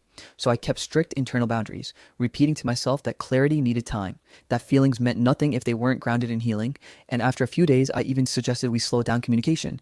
Not because I didn't enjoy talking to her, but because I needed to figure out who I was outside of the storm Emily had kept me in. And Ava didn't get upset or take it personally. She simply said she respected whatever I needed and was proud of me for choosing myself, which only made me respect her more. Emily, on the other hand, spiraled harder, sending me a text one night that said, "If you don't come back by Friday, I'm telling everyone you cheated with Ava." And I stared at that message for a long time before finally replying, "Please stop involving your sister in your actions. This isn't about her. This is about us. And you know I didn't cheat." But instead of answering calmly, she sent 5 angry paragraphs, flipping from blaming me to blaming Ava to blaming her job to blaming stress to blaming me again. And the more she spoke, the more distant she felt, like a stranger using familiar words. I didn't respond after that. A few days later, Emily called Ava directly, cornering her with accusations so intense Ava ended up crying and hanging up. And when Ava told me, her voice breaking as she whispered, "I never wanted to come between you two," something inside me cracked because she wasn't the villain Emily was painting her as. She was the only honest person in the entire situation. That night, Emily drove to Ava's place and confronted her in person, yelling loud enough that neighbors heard, screaming, "He was supposed to marry me, not you." And Ava, overwhelmed and shaking, ran out the back door and away from the house just to breathe. And somehow, she ended up calling me while she was walking down the street in tears, apologizing for things she didn't do, apologizing for existing in a space Emily felt entitled to. And I drove to get her without thinking twice. When I reached her, she was sitting on a curb near a quiet residential corner, hugging her knees like she was trying to make herself physically smaller. And when I sat beside her, she whispered, "I hate that this is happening." And I told her gently, "None of this is your fault." And she shook her head, insisting Emily wouldn't be unraveling like this if it weren't for her. And something in me rose up. Anger, protectiveness, clarity. And I said, "Emily was unraveling long before either of us saw it." Ava leaned into my shoulder for just a moment. Not long enough to cross a line, but long enough to remind me what it felt like to be trusted. And when she finally pulled back, she apologized again, saying, "I don't want to replace her." And I answered, "You're not replacing anyone. You're just you." And that moment hung between us, soft and fragile, and when she looked up at me, our faces were close enough that the air felt charged, electric in a way that scared both of us. And for a split second, it felt like we might kiss. But I pulled back and she pulled back at the same time, almost mutually instinctive, because neither of us wanted our first moment to happen in the wreckage of Emily's rage. So I drove her home, walked her to the door, and told her I was here if she needed me. And she nodded, wiping her eyes, whispering, "Please don't disappear on me." And I promised I wouldn't. Over the next month, Emily and I communicated only through short, strained conversations about the lease and splitting our things, and during that time, I focused on therapy, journaling, rebuilding routines that weren't dictated by someone else's chaos, and slowly, painfully, I started to feel like a real person again. Emily eventually calmed down enough to request a meeting for closure, but it wasn't a reconciliation attempt. It was an admission. A messy, emotional confession about how she had always been insecure around me, how she had felt threatened by how easily I talked to Ava, how she had been jealous not because she thought I loved Ava, but because she knew Ava actually understood me. something she never bothered to learn. And listening to her ramble through half-truths and deflections only confirmed what I already knew. Our relationship had been dying long before the dinner where she made that joke. After that conversation, I let go of a guilt I didn't need to carry anymore. Meanwhile, Ava and I drifted toward each other naturally, quietly, in a way that felt like walking toward warmth after standing outside in the cold too long. We both did therapy, individually at first, then eventually we went to a few sessions together, not as a couple, but as two people trying to unlearn patterns of guilt, shame, and responsibility for others' emotions, and during that process, something solid and beautiful formed between us. Trust. Real trust. Not built on drama or trauma bonding or desperation, but on honesty and slow, deliberate care. And one evening, months later, Ava and I sat together on my small couch, sharing tea and laughing at something dumb on TV, when she suddenly turned serious and asked, "Can I ask you something?" And I said yes, and she fiddled with the mug in her hands before whispering, "What did you tell Emily in that last phone call? The one before she called me screaming?" And I felt a strange warmth spread through me because that phone call had been the first time I spoke to Emily without fear, without trying to appease her, without shrinking myself, and I told Ava, "She once joked that you and I should date because we were both boring." And Ava rolled her eyes at that word, but smiled softly, and I continued, "But the truth is, you taught me how exciting honesty can be." And Ava blinked, startled, her breath catching slightly, and then she whispered, "And what did you tell her sister after that?" And I turned to her fully, feeling clarity settle into something peaceful, and said, "I told her I want to try this, for real, with you." Ava didn't gasp, didn't freeze, didn't burst into dramatic emotion.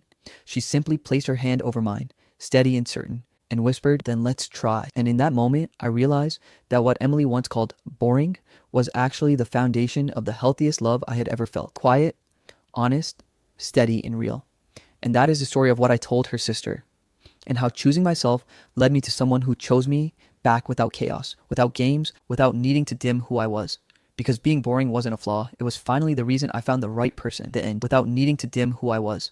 Because being boring wasn't a flaw, it was finally the reason I found the right person, the end.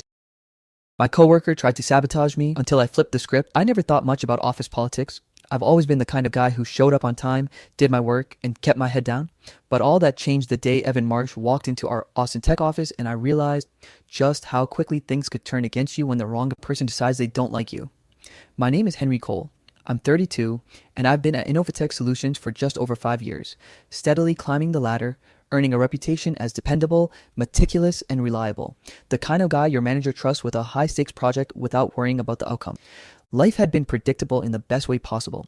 Steady pay, a small apartment downtown, quiet weekends, and the occasional happy hour with coworkers I actually liked. Nothing dramatic, nothing wild, just stability. But this year was different. This year, I was the front runner for a promotion I had been quietly angling for. The Director of Project Analytics role, a position that came with a bigger office, more responsibility, and finally, the kind of paycheck that would let me consider buying a house instead of renting, maybe even take a proper vacation somewhere other than the state parks. I felt ready, prepared, and honestly confident I'd earned it. So when management announced we'd be getting a new hire in my department, I didn't think much of it. Sure, new blood is normal in corporate life, but then Evan showed up, all bright smiles, designer suits that looked like they were stolen off a GQ cover, and a charisma that seemed effortless, the kind that makes people lean in without thinking about why. And I immediately felt a twinge of unease. There was nothing overt, just the way he sized me up across the room on his first day, the way he laughed at jokes that weren't funny, and the faint, almost imperceptible glint in his eyes whenever someone else complimented my work. At first, I shrugged it off. New hires always try to impress, right? But it didn't take long before I noticed the little things. The passive-aggressive comments about how I did things old school. The casual corrections in meetings that subtly undermined my points. The way he'd offer to help with projects I was already handling perfectly well. Always with that smile that didn't quite reach his eyes. I brushed it off, told myself I was imagining it, until one afternoon I opened my latest project file, a report I had spent hours perfecting for an important client pitch, and noticed several numbers were off, discrepancies I couldn't explain. At first, I panicked, thinking maybe I had made a calculation error, but then I realized something strange. The last edit had been made by Evan, and he'd done it in a way that made it almost impossible to trace unless you looked carefully. That was when I started paying closer attention, noticing files I had meticulously organized suddenly missing, spreadsheets with my data rearranged in ways that made it look like I had dropped the ball, meeting notes that I was sure I had typed vanishing from shared drives, and subtle comments from team members like, "Hey, did you finish that part of the project?" Just wondering, with just enough doubt in their voices to make me feel like I was losing my grip.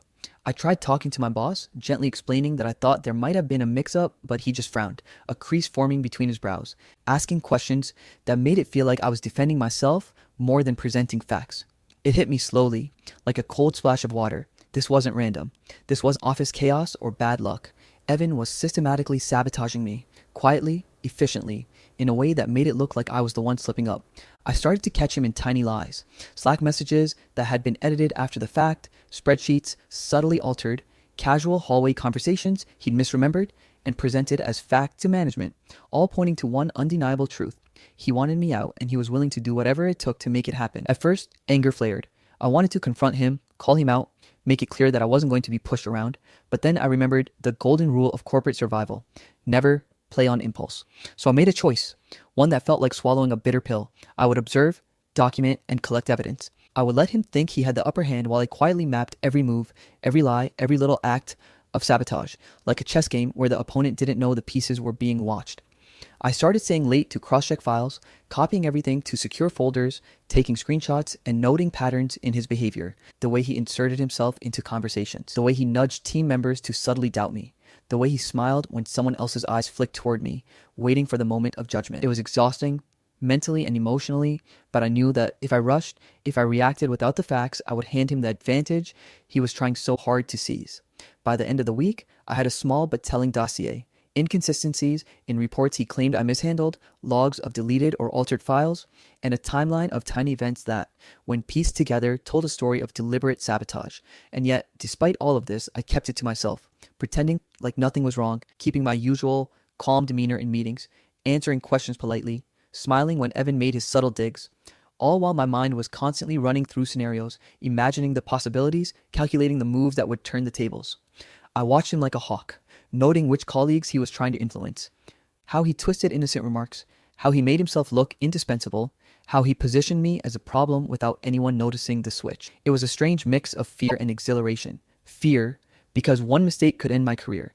Exhilaration, because I had finally realized that I was not powerless, that knowledge could be a weapon, that patience could turn the game in my favor. And in that quiet, tense observation, I began to understand the bigger picture. Evan wasn't just trying to remove me from the promotion, he was overreaching, showing cracks in his charm, leaving little breadcrumbs that only someone paying close attention could see. The moment I noticed that, I felt a shift, a kind of controlled confidence I hadn't felt before, knowing that the game was on, that I had to play it smart, that I had to be 2 steps ahead at all times. I kept attending meetings, contributed to discussions, kept my work impeccable, while secretly documenting every suspicious move, saving every message, screenshotting everything that could prove his manipulations. Slowly, a plan began forming in my mind, not just to survive, but to eventually flip the situation entirely, to turn the tables in a way that no one, not even Evan, would see coming. And so, as the first week of his arrival ended, I sat at my desk late one Friday night, the office silent except for the hum of the computers and the faint buzz of the AC, and I allowed myself the smallest, quiet smile, because for the first time in months, I realized something important. Evan Marsh may have thought he was in control, but I was already a few moves ahead, quietly watching, quietly learning, and quietly preparing for the moment when the script would be flipped. I thought I had a handle on office sabotage when Evan Marsh first started throwing little jabs my way, but that was nothing compared to what came next. Because almost overnight, it felt like the entire company had quietly turned against me, and I couldn't quite figure out when or how it happened. The way whispers floated behind me in hallways, the subtle sideways glances from people who used to trust me, the way my boss now questioned every decision I made with a hesitant frown as if I were suddenly unreliable. And it all started with the data. The files I had meticulously prepared and double-checked suddenly showing discrepancies I didn't recognize. Formulas that had been correct now giving wrong outputs. Numbers shifted ever so slightly, but enough to cause alarms, and client presentations that had been polished and finalized now littered with mistakes that could only have come from inside tampering. Evan had escalated, and he had done it with a kind of precision that made me realize he wasn't just reckless or ambitious. He was calculating, methodical, and relentless, inserting errors into files I didn't even open that week, whispering to team leads that I might be burned out or slacking in ways that sounded casual but were carefully designed to plant doubt. And I could see it in the way colleagues' expressions changed when I walked by, the way emails I sent asking for clarifications went unanswered, the way suddenly even minor miscommunications were twisted into apparent incompetence. And at first panic surged through me, because nothing had prepared me for being undermined on this scale. The office I had once felt safe in now seemed like a maze full of traps I didn't understand. But then something clicked. I wasn't going to let this spiral out of control. I wasn't going to be another statistic of corporate ruin because some guy decided to get aggressive about a promotion. And that's when I doubled down, staying late nights, cross-referencing every report, every email, every spreadsheet, logging everything meticulously while pretending to go about my routine. Because if Evan thought he could get me fired quietly, he had underestimated me. And that's when I started setting up my own measures. Dummy files with subtle invisible trackers, decoy spreadsheets that looked legitimate but would flag any unauthorized edits, access logs that recorded every click, Slack backups recorded privately just in case. And I watched the patterns emerge like a puzzle slowly revealing itself. Evan wasn't just attacking my work for fun, he was crafting a narrative, framing me as careless, unstable, and unreliable while simultaneously hiding his own tracks with remarkable skill. And then it happened. The big one. The mistake that could have cost the company $1 million contract. A project I had led flawlessly, with client numbers double-checked and verified. But when I arrived for the meeting, the room went tense, faces serious, the client looking confused, and I opened the file to find discrepancies large enough to derail the entire deal. And my stomach sank because I knew immediately I hadn't touched that part of the file, hadn't made a single calculation wrong, and yet Evan's fingerprints were everywhere in the edits, subtle enough that no one outside the department would notice, but damning enough to cast suspicion squarely on me. And when HR called me in the next day and explained the performance improvement plan I had to enter, I felt a moment of disbelief, the corporate equivalent of standing at the edge of a cliff wondering if you were about to fall. And it would have been easy to panic, to lash out, to accuse Evan openly, but I knew better because one misstep now would ruin everything. So instead I focused on the one thing I could control, the facts, and I became a detective, mapping every manipulation, every tiny act, every false narrative. And while setting those digital traps and logging every detail, I began to notice something deeper, a pattern that didn't make sense if this was only about a promotion. The way Evan buried his edits, the hidden corners of our internal systems where he had manipulated access permissions, the encrypted files he touched, the emails he sent that didn't involve me directly, but always tied back in subtle ways. It was almost like he had a secret project, one so important that he couldn't afford anyone, even me, to notice. And as I pieced it together, the truth hit me like a punch to the chest. Evan wasn't trying to sabotage me for the promotion alone. He was hiding something major, something illegal, deeply embedded in the company's operations, something that, if uncovered, would not just ruin him, but could sink the company entirely. And suddenly, the stakes weren't just my career, they were millions of dollars, reputations, jobs, and perhaps even legal consequences for dozens of people. And for the first time, I understood that this wasn't just a game of revenge, it was a corporate scandal waiting to explode. And I was the only one who could expose it because no one else had noticed the breadcrumbs Evan left, the subtle anomalies, the patterns only someone observing with intention could detect. And as the days passed, I worked quietly, gathering evidence, setting traps, saving backups, and making meticulous notes while everyone assumed I was slacking under pressure, slowly realizing that the office that had turned against me was actually providing cover for me to gather everything I would need to not just survive, but to flip the narrative completely. And in those quiet, exhausting nights, as I stared at screens filled with manipulated numbers, altered files, and hidden access logs, I felt something shift in me, a new awareness that I was no longer just defending myself. I was preparing for the moment when the truth would come out, when Evan's carefully constructed facade would crumble, and when I realized that the promotion and the PIP were minor battles in a much larger war, one that had the potential to shake the company to its core. I smiled quietly to myself because I knew the tide was slowly turning, that every action Evan took to destroy me was a thread I could pull to unravel his schemes, and while he believed he was in control, I was learning the rules, charting the map, and preparing for the day I would turn the tables completely, because this wasn't just about revenge anymore. It was about exposing a corporate fraud, saving the company, and showing everyone that the quiet guy who stayed in the background could see the bigger picture and play the long game. And that realization, more than anything else, made me feel alive, alert, and ready to take the next steps that would eventually let me flip the script entirely. By the time I reached the point of truly flipping the script, I realized something important. Staying quiet, observing, and collecting evidence had given me a unique vantage point. One that Evan Marsh could never anticipate, because while he was busy manipulating, lying, and covering his tracks, I had been quietly putting together the puzzle pieces, tracing patterns, tracking every altered spreadsheet, every deleted email, every miscommunication that had been twisted to make me look incompetent. And as I poured over months of data late into the night, often with nothing but the hum of my computer and the faint streetlights outside my apartment window keeping me company, a clearer picture emerged, one that was bigger than just a promotion or my reputation. It was about exposing a deliberate, calculated scheme that could have cost the company millions and left me to take the fall. Evan had been manipulating financial forecasts, carefully rerouting profits through side deals with a partner company. Tiny shifts here and there, that looked like accounting errors, but in reality were designed to benefit him personally. And he had engineered it so that if anyone questioned the numbers, he could simply blame sloppiness on me, knowing the office already suspected I might be slipping, which made it the perfect cover, the perfect plan, the perfect storm if it had gone unnoticed. But I wasn't about to let that happen, not after the months of sabotage, not after the PIP, not after the quiet humiliation I had endured. So I began gathering everything: emails Evan had deleted, files he had tried to hide, access logs he thought no one would recover, screenshots of everything suspicious, and even restored documents that had vanished from the shared drive, slowly building a comprehensive timeline of his sabotage. A dossier so detailed that every lie, every manipulation, every calculated move could be traced back to him with absolute clarity. And as I compiled it, I realized that while I had been on the defensive for weeks, now the power was shifting, because knowledge was my weapon and patience was my strategy. And I didn't rush, I didn't alert anyone, I didn't give Evan the satisfaction of thinking he had the upper hand. I waited, letting him feel confident, smug even, until the day of the promotion decision meeting arrived, a bright Thursday morning in our downtown Austin office, where the conference room buzzed with executives and department heads. The kind of room where everyone knows that careers are made or broken in the span of an hour. I walked in calmly, deliberately, carrying nothing but my laptop and a small binder of evidence. And while Evan flashed his usual charm, chatting with colleagues as if nothing had happened, I felt a quiet thrill because I knew what was coming. And when the first slide went up, I didn't start by defending myself.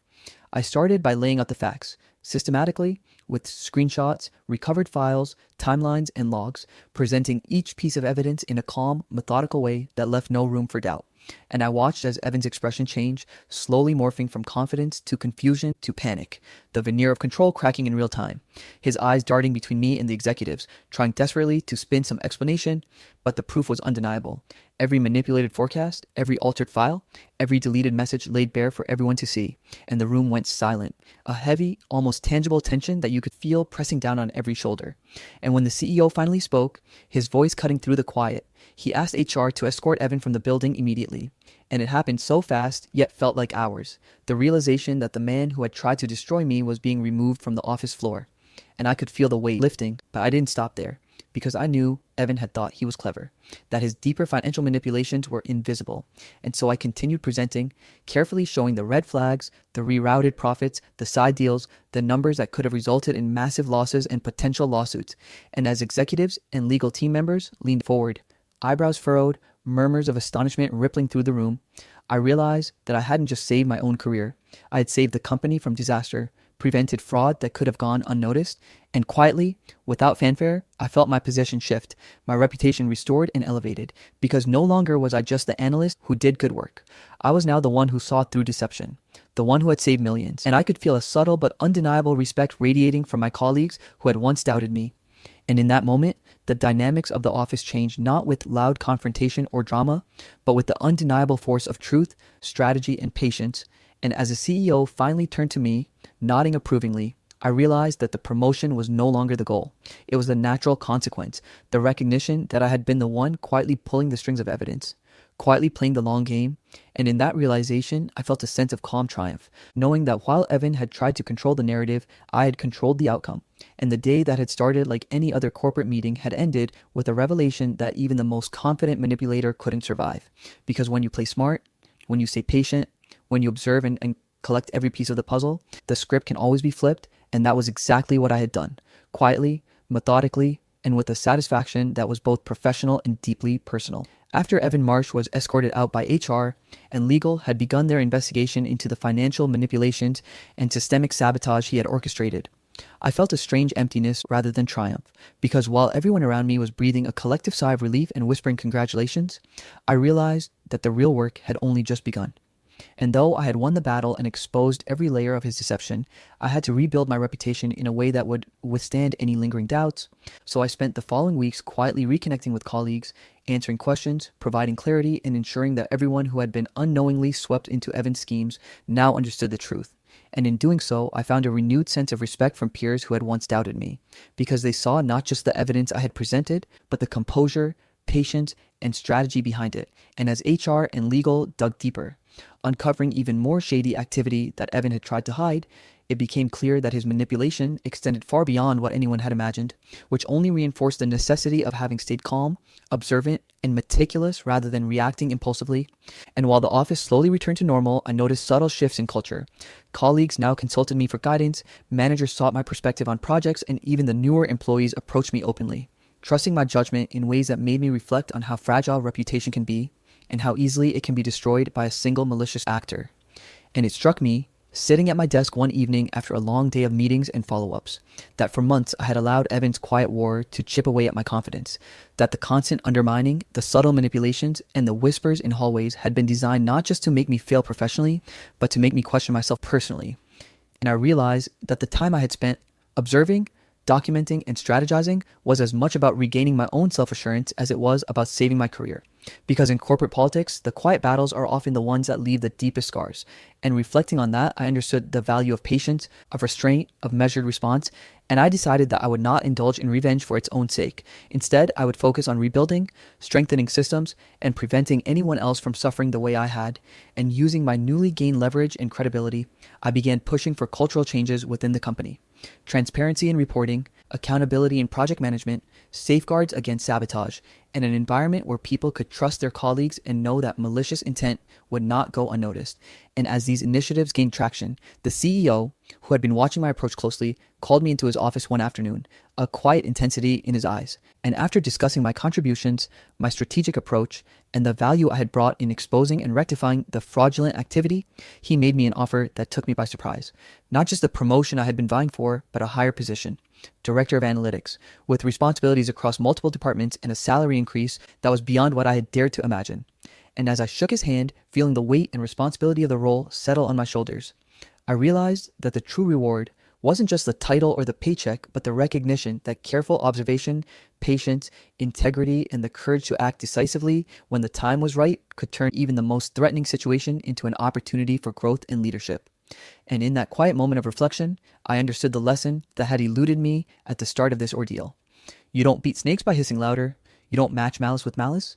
You don't retaliate in anger or panic. Instead, you quietly remove their venom, you let their own deceit choke them, and you emerge not only intact, but stronger, wiser, and capable of creating lasting change. And as I looked around my office, the city skyline of Austin glowing through the window, I felt a calm certainty that I could navigate any challenge. Not with aggression, not with vengeance, but with strategy, patience, and integrity. And that realization, more than the promotion or the accolades, was the ultimate victory, the end. I fell in love with my childhood friend, and they betrayed me. I was never the kind of kid people remembered. And honestly, if you had met me when I was 8 years old, you probably wouldn't have remembered me either, because I was that quiet, awkward, skinny boy who hung around the edges of playgrounds, like I was afraid the asphalt might bite me, which in some ways made sense because back then I didn't really know how to exist around other people without feeling like I was somehow too much and not enough at the same time. But everything in my quiet little Midwest suburb changed the day Mia Thompson moved into the blue house across the street. The one with the broken mailbox and the yard that always looked like someone forgot to care about it. And I still remember the first moment I ever saw her because she wasn't like anyone else in our neighborhood. She was this wild burst of sunshine in a messy ponytail, riding a beat-up pink bike like she was racing the wind itself. And she stopped in front of my driveway, looked straight at me with these big, fearless hazel eyes and said, "You look lonely. Want to hang out?" Like loneliness was something she could see the way other kids saw scraped knees or dirt stains. And without even thinking, I nodded, because something about her made me feel like maybe I didn't have to be the invisible kid anymore. And from that exact moment, we just clicked in a way I didn't even know humans could click. Like two puzzle pieces that didn't even know they'd been missing each other until they snapped into place. And from that day on, Mia became the center of every memory that mattered in my childhood, as we rode our bikes around the neighborhood pretending we were secret agents, or sat on the roof of her house talking about why grown-ups were always tired, or snuck into the county fair without paying because we were convinced rules were made for boring people. And somehow, even though I was awkward and shy and always overthinking, she understood me in a way no one else did. Like she could read the thoughts I never said out loud, which is probably why I started noticing things about her long before I had the language to understand them. Like how she always flinched when her dad yelled from inside the house, or how her mom smiled like she was pretending to be a real person instead of someone stitched together by stress and silence. And even though Mia never said anything about it, I learned early on that the loudest pain is sometimes the one people never talk about, so I made myself a quiet promise that I'd always be her safe place, the one person who wouldn't hurt her, and we carried that silent promise through every year of our childhood, all the way into middle school, where things got harder and messier and kids became crueler in ways that didn't involve playground shoves anymore. But through every social disaster, embarrassing moment, and stupid rumor, Mia always grabbed my wrist, pulled me into her orbit, and told me I mattered, even when I didn't believe it. Especially when I didn't believe it. And somewhere around 13, on a random summer afternoon when the sun was melting into gold behind her messy hair, I realized with a kind of terrifying clarity that I wasn't just fond of her or attached to her. I was in love with her, hopelessly, deeply, silently in love with the girl who had pulled me out of the shadows of my own life. And I remember staring at her and thinking, I'm never going to get over this. Even though I knew she didn't see me that way. Not then, not yet, maybe not ever. So I stuffed that feeling down so deep it practically became part of my bones, because the last thing I wanted was to ruin the one good thing I had ever been given. But hiding feelings for someone you see nearly every day is like trying to hide a forest fire behind a single cup of water, and somehow Mia always knew when something was off with me. Even when she didn't know what, but she never pushed, she just kept being herself. Fearless, chaotic, kind in a way that didn't make sense given the world she lived in, and I kept being the quiet shadow who followed her everywhere, telling myself that being close to her was enough, that feeling her shoulder brush against mine or hearing her laugh at my dumb jokes was all I needed, until the day she got her first boyfriend at 16, a junior named Ryan who played football badly and flirted even worse. And the moment she told me with that excited sparkle in her eyes, something inside me cracked in a way I didn't know how to explain, because I smiled and congratulated her while my heart felt like someone had squeezed it in their fist and forgotten to let go. And even though that relationship only lasted 3 months, it changed everything because it made me understand painfully that the world wasn't going to wait for me to be brave, that I could either speak up someday or lose her to someone else entirely. But even then, I stayed quiet because she seemed happy and her happiness always mattered more to me than my own. And after the breakup, she cried in my arms for an hour as the sound of her father slamming cabinets echoed downstairs. And I held her like she was something fragile and precious even though she'd never admit she was. And that night she whispered, "You'll never lose me, Ethan," in that soft, sleepy voice of hers, the one she only ever used around me. And I believed her with every piece of me, completely unaware that believing that sentence would become the most painful mistake of my life. But back then, everything still felt possible and bright, even when it hurt a little, and we carried that messy, complicated closeness all the way to senior year, where we became the type of inseparable duo teachers joked about and friends assumed would end up together. Though Mia always laughed it off and said we were just Ethan and Mia. Like that label alone explained every unspoken attachment between us. And I pretended it didn't hurt every time she brushed off the possibility of us being anything more. Because I kept telling myself that after graduation, I'd finally tell her how I felt. That maybe once we left our small town, we'd start a new chapter where she would finally see me the way I had seen her for years.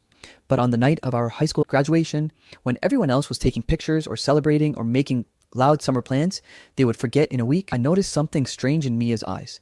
A kind of heavy, restless sadness mixed with fear, like she was standing on the edge of a cliff no one else could see. And even though she smiled and laughed and pretended to be fine, I felt this deep certainty in my gut that something was changing. Something big and quiet and dangerous, something she wasn't ready to say out loud. And as we sat on the hood of my car watching fireworks explode across the sky in colors that reflected off her face, she leaned her head on my shoulder and whispered, "Everything's gonna be different now," in a tone that didn't sound excited or hopeful. It sounded like a warning, one I didn't understand at the time. A warning that would eventually unfold into the kind of betrayal that still echoes in the darkest corners of my memory. Because that night, even though I didn't know it yet, was the beginning of the end. Even as I sat there thinking it was, I used to think that college would fix everything. Like stepping onto a new campus meant stepping into a new version of myself, where courage came easier and honesty didn't feel like swallowing glass. And for a moment, when Mia and I both got accepted into the same university just 4 hours away from our hometown, it felt like the universe was finally giving me the chance I'd been waiting for since I was 13. Because I told myself that maybe the distance from our old lives would clear the air between us. Maybe the freedom of a fresh start would help me finally tell her the truth about how I felt. And for the first few weeks, I honestly believed that was exactly what was happening. As we moved into dorms in the same building, different floors, but close enough that we could walk to each other's rooms in under a minute. And we spent those early days exploring campus, getting lost in hallways, laughing at professors' weird habits, eating late-night pizza on the quad, and it almost felt like the soft glow of high school was carrying into something even better. But then slowly, almost too quietly for me to notice at first, things started shifting, starting with small things like Mia canceling our usual morning walks to class or showing up late to hangouts with distracted eyes and her phone buzzing nonstop. And at first, I brushed it off as normal college adjustment because everyone was overwhelmed and figuring life out. But then she started disappearing at night without telling me where she was going, saying she was studying or meeting a group, except her tone felt off and her smile didn't reach her eyes. And every time I asked if everything was okay, she'd shrug and say I was overthinking, but I'd known her for so long that I could feel the lies in the spaces between her words, these thin cracks forming in what used to be our unbreakable closeness. And it scared me more than I wanted to admit, because the more distant she became, the more I felt that quiet fear I'd ignored on graduation night become real. And then came the late night phone calls I kept overhearing from the hallway when I walked past her door, muffled but tense, like she was arguing with someone or trying not to cry, and whenever I'd knock, she'd go silent instantly and pretend she was asleep or had headphones on. And something about that secrecy twisted inside my chest like barbed wire, especially when she started defending this one guy I'd never heard of before, Jordan Blake, a senior with a reputation I only knew because people whispered about him in the dining hall, the kind of guy who always had a new girl around him and a new problem following behind him. But when I asked Mia how she knew him, she brushed me off with this weirdly defensive snap, saying he was just a friend who was going through stuff. And I tried not to jump to conclusions because she was the type of person who tried to help broken people, even when it broke her a little, right along with them. But the more she mentioned him, the more uneasy I felt because every time she said his name, she sounded different, careful, cautious, protective in a way she'd never sounded about anyone else. And one night, when I finally confronted her, asking why she was shutting me out, she turned on me with this anger I'd never seen from her before, accusing me of being controlling, jealous, clingy, and the words hit me like a slap because I'd spent my entire life trying to never be a burden to her. And hearing her say those things made me feel like everything I did was suddenly wrong. So I stepped back, apologized even though I wasn't sure what I had done. And she softened for a moment like she wanted to take the words back, but instead she said she needed space and walked away. And for the first time in my life, I didn't know how to follow her, because I didn't know if following her would make things better or destroy whatever was left of us. But even with all the distance, with all the confusion and tension and secrets, I couldn't shake the feeling that she was hurting in ways she didn't know how to talk about. And that became painfully clear one night when she showed up at my dorm room around midnight with mascara smudged under her eyes and her hands shaking, and she didn't say a word. She just collapsed into my arms like her body had forgotten how to hold itself together. And I wrapped her up and held her as she sobbed into my chest, whispering apologies I didn't understand, saying she didn't mean to and it's not what it looks like. And I can't tell you, Ethan. I can't. And every time I gently asked what was going on, she would shake her head harder and cling to me, like letting go would break her. And even though every fear inside me screamed that something terrible was happening, I didn't push her, because loving her, even silently, meant choosing her comfort over my curiosity. And when she finally fell asleep against me, breathing unevenly like her dreams were still chasing her, I stared at the ceiling and made myself a promise that I would confess everything to her soon. Not because I expected her to love me back, but because I couldn't keep pretending I was okay watching her fall apart while I stayed silent.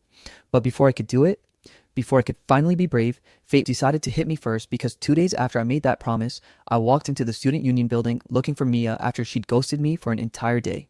And what I saw through the glass walls of the upstairs study room felt like someone had ripped the floor out from under me, because there she was, standing with Jordan Blake, way too close, his hands in her arms, her head tilted up toward him, their bodies pressed together like they shared a secret I wasn't supposed to know. I wish I could say that after I saw Mia and Jordan together in that study room, I walked away cleanly, cut her off, moved forward, protected myself like any sane person would.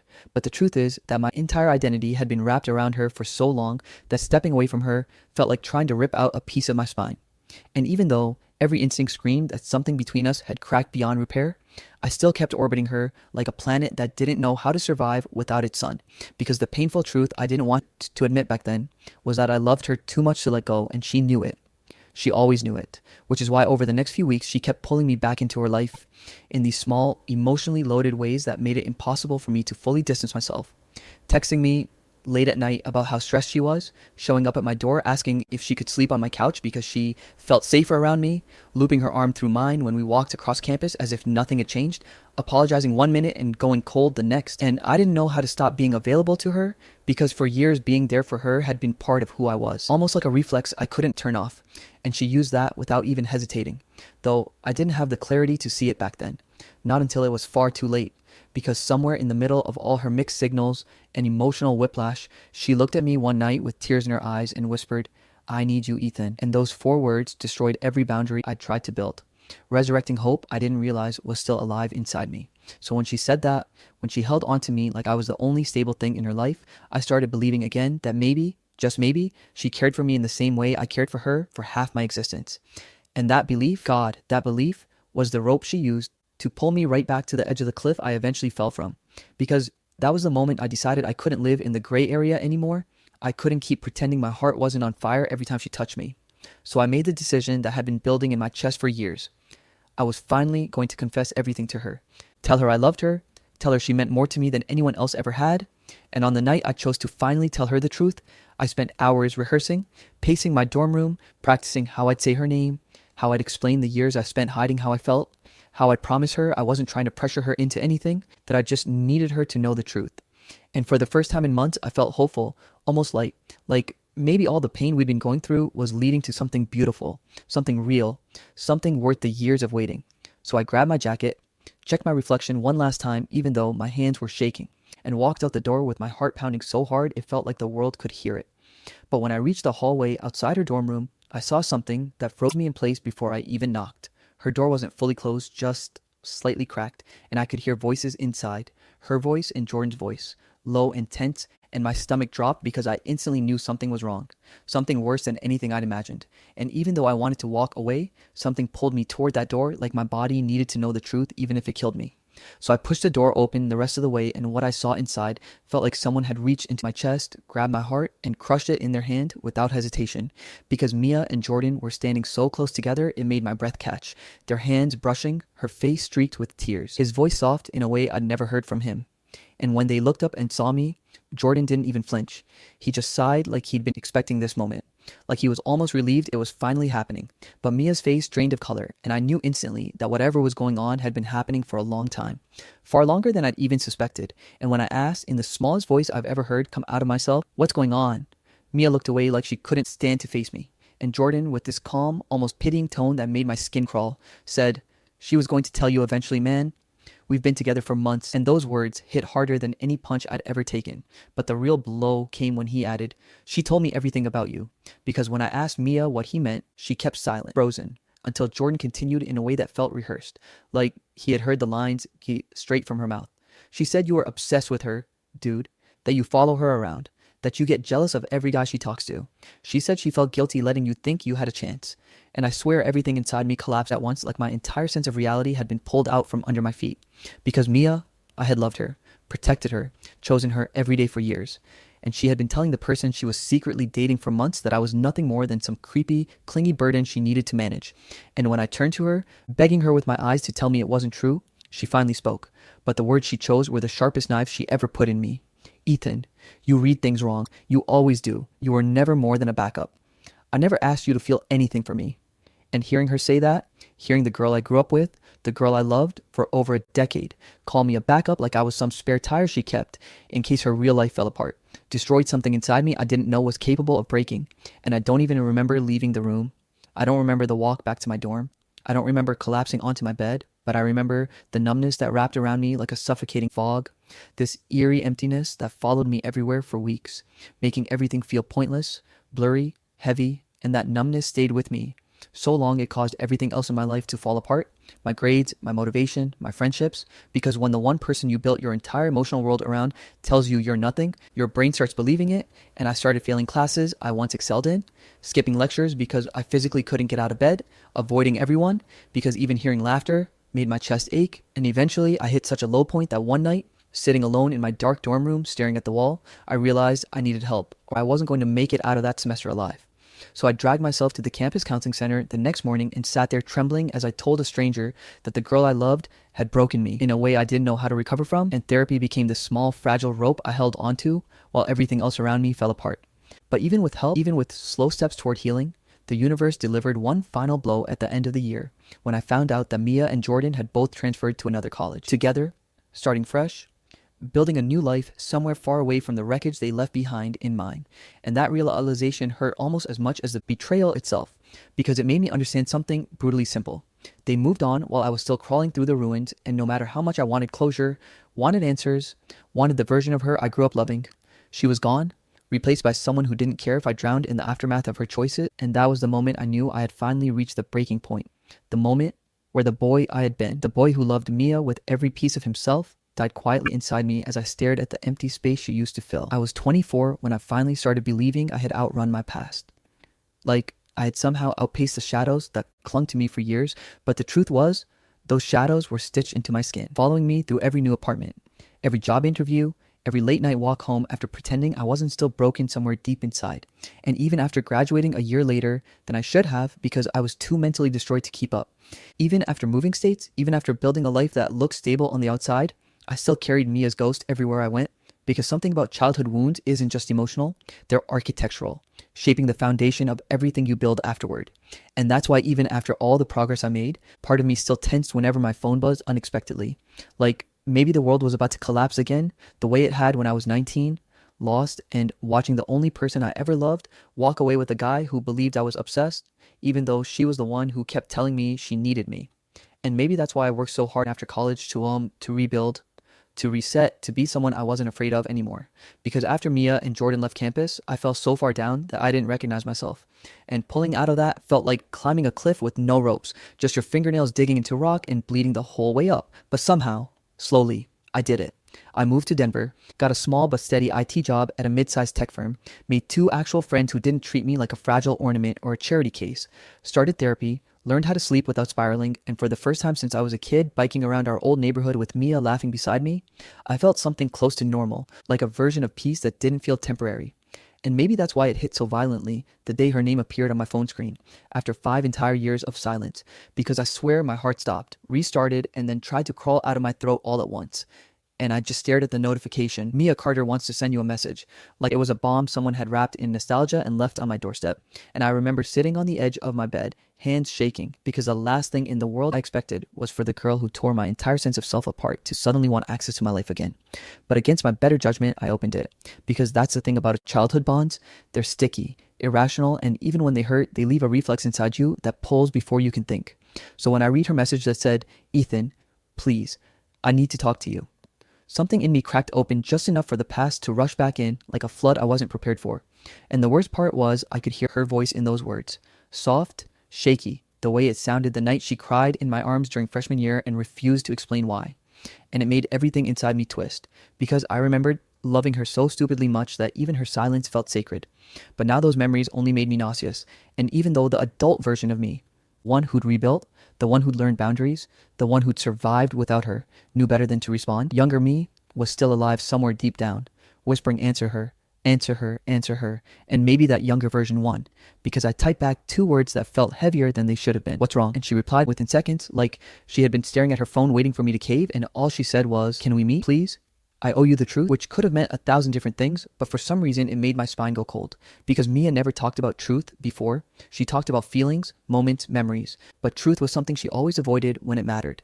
And I sat with that message for a long time before agreeing, because part of me needed to hear whatever she thought she owed me, if only to finally close a chapter that kept rewriting itself in my head. And we agreed to meet at a quiet coffee shop downtown, one of those warm, dimly lit places where people pretend to read books they aren't actually reading. And the whole day leading up to it, my stomach felt like it was full of stones, because I kept wondering which version of Mia I was about to see. The sunshine girl from my childhood, the broken freshman who cried into my shirt, or the sharp-edged person who told me I was never more than a backup. And when I walked into the cafe and saw her sitting there, older, thinner, eyes tired in a way I'd never seen before, I swear the air shifted, because it wasn't any of those versions. She looked like someone whose world had collapsed too. Like someone who'd run out of places to hide, and the second she saw me, her face crumpled like she'd been holding her breath for years and finally exhaled. And I didn't know whether to sit or turn around or scream or cry or demand answers, but I walked over and sat across from her, because no matter how much I healed, closure is a gravity you can't ignore. And she whispered, "Thank you for coming," voice trembling, hands shaking so hard she had to grip her coffee cup with both palms. And for the first time in my life, Mia looked small, not physically, but emotionally.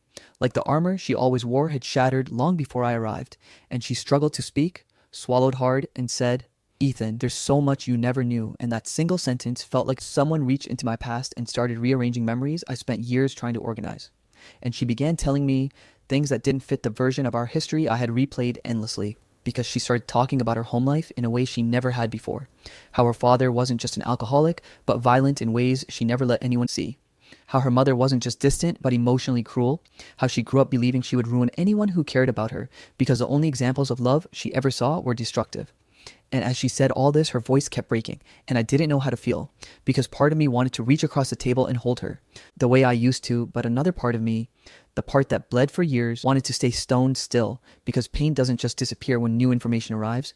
And I sat there frozen while she wiped her eyes and said she pushed me away not because I was clingy or obsessed, but because Jordan manipulated her into thinking I was dangerous, that I was holding her back, that I was trying to control her, and she admitted that the lies she spread about me weren't because she believed them, but because she needed to justify staying with someone who made her feel wanted in moments she felt worthless. And every word of it twisted my insides like barbed wire, because it painted a picture where she wasn't the villain I thought she was, but a broken person making destructive choices out of fear. And yet the truth didn't erase the damage, didn't undo the years I spent trying to rebuild, didn't fill the gaps in my chest left by everything she said to me on the night that broke me. And when she finally whispered, "Ethan, I'm so sorry," I felt something inside me shift in a way I didn't expect. Not forgiveness, not anger, but a strange, aching clarity that maybe the girl I loved never truly existed. Maybe she was always a version of herself shaped by pain, pretending to be whole because she didn't know how to be anything else. And maybe I fell in love with the mask, not the person. And as that realization sank in, she reached across the table with shaking fingers and said, "I know I don't deserve anything from you, but I need you to know I never wanted to hurt you." And that's when I felt it. Not the old longing, not the heartbreak, but closure beginning to form like a doorway opening in my chest, as if all the weight I carried since I was a kid finally had somewhere to go. Not into her hands, not into the past, but out of me entirely, because hearing her truth didn't fix anything. But it explained enough for my heart to stop inventing reasons to blame itself. And I realized in that moment that the closure I'd been chasing for years wasn't about understanding her. It was about understanding myself, about recognizing that the boy who loved her wasn't stupid or weak. He was just someone who didn't know love could look like manipulation wrapped in sunshine. And when she whispered, "I wish I could go back," I felt no spark, no hope, no ache, just a quiet sadness for both of us, for the kids we used to be and the people we could have become, if life had been kinder. And I took a breath that felt like the first clean inhale of adulthood and said, "Mia, I don't hate you," because it was the truth. But then I added, "I just can't go back there." And I watched her shoulders collapse as if she already knew that was the only answer I could give. And she tried to smile even though her lips shook, saying she understood, that she didn't expect forgiveness or a second chance or even friendship. She just wanted me to know she wasn't the monster I thought she was, and in some strange way that confession made everything click. Like I'd been holding a puzzle piece backwards for years and finally saw the picture for what it truly was. And I told her I hoped what if she healed, that I hoped she found a life that didn't hurt so much. And she nodded with teary eyes before admitting that Jordan had eventually isolated her so completely she lost everyone, that he chipped away at her confidence until she believed she deserved the loneliness he trapped her in. And hearing that didn't make me pity her, but it did make me understand how human she was, flawed and scared and trying to survive in the only ways she knew, even if those ways destroyed me in the process. And after an hour of unraveling every knot that had tied us together, the conversation drifted into silence, the kind that isn't empty but heavy with things finally said. And she whispered, "Ethan, thank you for coming." Like I had given her something precious just by listening. But the truth was, I didn't do it for her. I did it for the version of me who spent years bleeding for answers. And when I stood to leave, she didn't reach for me, didn't beg, didn't try to pull me back into old patterns. She just watched with wet eyes and a small sad smile, like she understood that this moment, this exact second, was where our story ended for good. And I walked out of that cafe into the cool Denver air, feeling lighter than I had in a decade. The sound of traffic and distant chatter grounding me in a reality that finally belonged to me, and not to the ghost of a girl who once said I would never lose her. And as I walked down the street, the sun dipping behind the buildings and painting everything in gold, I realized something powerful. Not dramatic, not cinematic, just true. I didn't want her back. I didn't want revenge. I didn't want apologies or explanations or anything tied to that chapter of my life. I just wanted peace. And for the first time since I was 13 and falling quietly, hopelessly in love with my best friend, I felt it settle into my chest like something earned, not borrowed. And I thought about all the nights I stayed up wondering what I did wrong. All the mornings I woke up hating myself for caring too much. All the years I spent rebuilding piece by piece. And I finally understood that healing isn't about getting over someone. It's about getting back to yourself, the version of you untouched by their choices. And as that truth settled deep, I stopped walking, looked up at the sky, and let out a breath I didn't know I'd been holding for years. The city lights flickering on like tiny promises of a future no longer haunted by the past. And in that quiet golden moment, I knew, without question, that I had finally closed the chapter that defined my entire life. Not with anger, not with longing, but with clarity. Because Mia wasn't my forever. She was my lesson. the painful turning point that forced me to learn who I was without her. And as I headed home with steady steps and a heart that felt whole for the first time since childhood, one final thought echoed through me. Not bitter, not dramatic, just profoundly true. I didn't lose Mia that year. I just finally found myself. The end? I was stalked by someone I trusted, and it terrified me. I don't know how to explain the exact moment when something shifted inside me, when the background hum of everyday life stopped being harmless and started feeling like a warning I didn't know how to decipher. But if I had to choose, I'd say it began on a random Tuesday morning in late October when I unlocked my apartment door and instantly felt like I was walking into the last frame of a movie I didn't remember filming. Everything looked the same, yet something in the air, in the placement of the little things I lived with for years, felt touched, nudged, almost respectfully disturbed, as if someone had rearranged my world with careful fingers and expected me not to notice. And at first I told myself it was stress because I'm 23, living alone in a small one-bedroom in Portland, working long hours as a graphic designer, juggling deadlines, and a boss who thinks the term work-life balance is a myth created by lazy people. So it wasn't shocking that I might forget where I placed a mug or whether I'd folded a blanket, but the thing that hit me first was my favorite blue mug, sitting on the counter. Despite me remembering, I swear I remembered washing it and leaving it on the drying rack the night before, and I stared at it in silence, trying to convince myself that I was overreacting, that maybe I'd use it in the morning while still half asleep and just didn't recall. But the weird feeling lingered, stretched itself through my chest like a rubber band pulled tight. And by the time I got to work, my brain was looping the same question. What if someone was in your apartment? It sounded dramatic, paranoid even, and I didn't tell anyone about it. Not even Evan, the new coworker I had only known for about a month, but who had this comfortable, easy to talk to energy. The type of guy who remembered little details about people and used them to make conversations feel personal, which I originally thought was thoughtful and sweet until I started noticing how often he asked about my routine. Do you always go home right after work? Do you cook at night or order in? What time do you usually go to bed?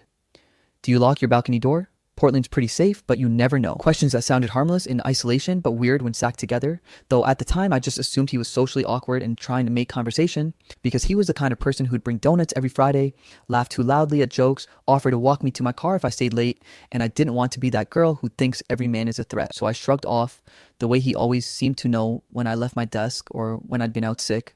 But the little things in my apartment kept happening, and each time they were small enough to be dismissed, but unsettling enough to stick to me like static. A candle moved 2 inches to the left.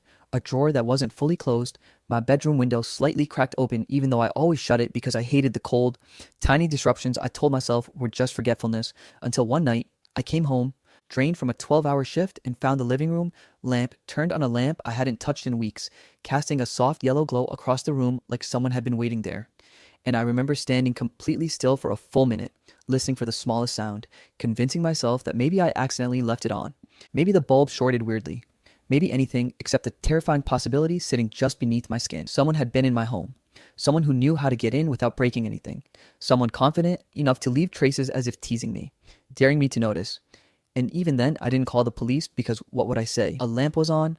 They'd roll their eyes, tell me to lock my doors, and ask if I lived alone, which would make my fear feel stupid and fragile. So instead, I told myself I was imagining things, that I was overworked, underslept, and letting my anxiety take the wheel.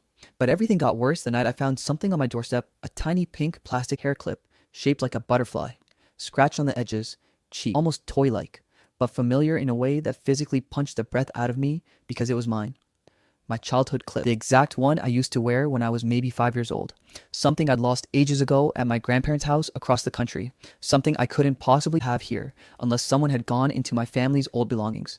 Unless someone had been close enough to find it, retrieve it, and place it outside my door as if leaving me a gift or a reminder. And I picked it up with trembling fingers, my heart beating so violently it made my vision shake. And I kept turning it over and over in my hand thinking, how? How do you even have this? But the hallway outside my apartment was quiet, empty, and eerily still, and I kept waiting for someone to step out from behind a corner, smile at me, wave, say it was some kind of prank, but no one came. And I felt something bloom in my stomach that wasn't fear, it was recognition, like some buried instinct whispered, you know who did this. But I didn't want to admit it, didn't want to consider that it could be someone in my life, someone who knew personal things about me, someone close. And I shoved the clip in my pocket and locked my door behind me with shaking hands, double-checking it twice. And that night, for the first time since moving in, I slept with the lights on, hugging my blanket like a shield. Every sound magnified the creak of the building settling, the hum of the fridge, the faint tapping of the rain against the window, until at some point I drifted into a restless sleep filled with shadows standing near my bed, only to wake up to something even worse. My bedroom door was cracked open.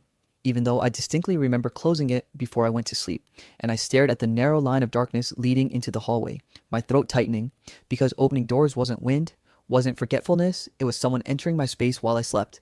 Someone confident enough to get close to me, someone who wanted me to know that they were there but not enough to reveal themselves fully, someone who was playing with me, and I couldn't shake the feeling that the air still smelled faintly like cologne. Something clean, woodsy, familiar, but I refused to admit what my gut was telling me, because admitting it meant accepting that I wasn't alone in this, that someone had already crossed every boundary I had, that someone had been standing over me while I slept, watching me, breathing the same air in the same room, and the scariest part was I didn't know why, or how long it had been happening, or whether I'd already welcomed the threat into my life without realizing it, because by then the paranoia had sunk deep into my bones, whispering that the little things weren't little at all. They were breadcrumbs leading to something far darker, something I wasn't prepared to face, something that already knew me better than I knew myself. I wish I could tell you things got better after the night I found my bedroom door cracked open, but that would be a lie so big it feels stupid even saying it out loud. Because what happened next shattered any illusion that I was just paranoid or overtired or imagining things. And it started the very next morning when I was still half asleep. Hair a mess, mind foggy, making myself coffee while telling myself the door thing could have been me getting up in the middle of the night and forgetting. And then my phone buzzed with a text from an unknown number that said, "That oversized gray hoodie looked so cute on you last night." And I froze, staring at my screen like it was something alive and dangerous, because I had worn an oversized gray hoodie the night before, something I changed into when I got home from work, something no one saw because I didn't leave my apartment after that, and the realization sank into me like ice water. Whoever was texting me had seen me inside my home, had watched me, had been close enough to know what I wore, and I remember the taste of bile rising in my throat as my fingers shook. And before I could even think of responding, another text came through. "I like when you tuck your hair behind your ear when you get tired." Something I do subconsciously. Something no one should notice unless they were obsessively watching me. And the first instinct was to call Lily, my best friend since high school, the only person who could talk me off the ledge when I spiraled. And I told her everything, my voice trembling so much she kept asking if I needed her to come over. But there was something in her tone that felt off, like she was distracted or hiding something, answering slower than usual, asking strange questions like, "Are you sure you're not just stressed?" And "Did you lock your windows?" Questions that felt too specific, too similar to what Evan asked me. And when I told her about the hoodie comment, she went completely silent before mumbling she had to call me back, which wasn't like her at all. And that's when panic officially moved into my body like a tenant who didn't plan on leaving. Because if your best friend starts acting weird too, who do you trust? But nothing, not any of that, prepared me for the moment later that day when another text popped up. "You read the same 3 pages 5 times last night. You get so lost in your head when you're anxious." Which made my knees go weak because that was true. I couldn't focus. Kept rereading the same lines in a book until I gave up and went to sleep, and only someone watching me inside my apartment would know something that intimate. And I felt like the walls were closing in on me, squeezing out the air, and I lost it. Grabbing my keys and running out of my apartment just to breathe, to be around people, to not feel so trapped. And that's when I noticed the man across the street leaning against a black car, looking at me for a moment too long before glancing away. And at first I thought I was imagining it, that I was projecting, but the next day he was there again, parked down the block, pretending to check his phone but always turning slightly toward me. And I panicked, rushing back inside, locking the door, pacing the living room, thinking the stalker was escalating, getting bolder. And after a night of almost no sleep, I finally called the police, expecting at least minimal concern. But instead, I got an officer who sighed through the phone like I was wasting his time, telling me they couldn't do anything without a direct threat or evidence of forced entry. And I wanted to scream, "Is someone watching me sleep not enough of a threat for you?" But I knew they'd dismiss me as hysterical, so I hung up, feeling helpless and stupid and alone. And meanwhile, Lily kept acting strange, slow replies, weird pauses, saying she was busy when she never used to say that to me. And my anxiety twisted into suspicion as the man in the black car kept showing up. Enough days in a row that I finally snapped and marched across the street to confront him, yelling, "Why are you following me?" And he looked startled, hands up, saying he wasn't following me, that he was a private investigator hired by someone I knew, which didn't make me feel better. It made me feel worse, because who in my life would hire a PI to watch me?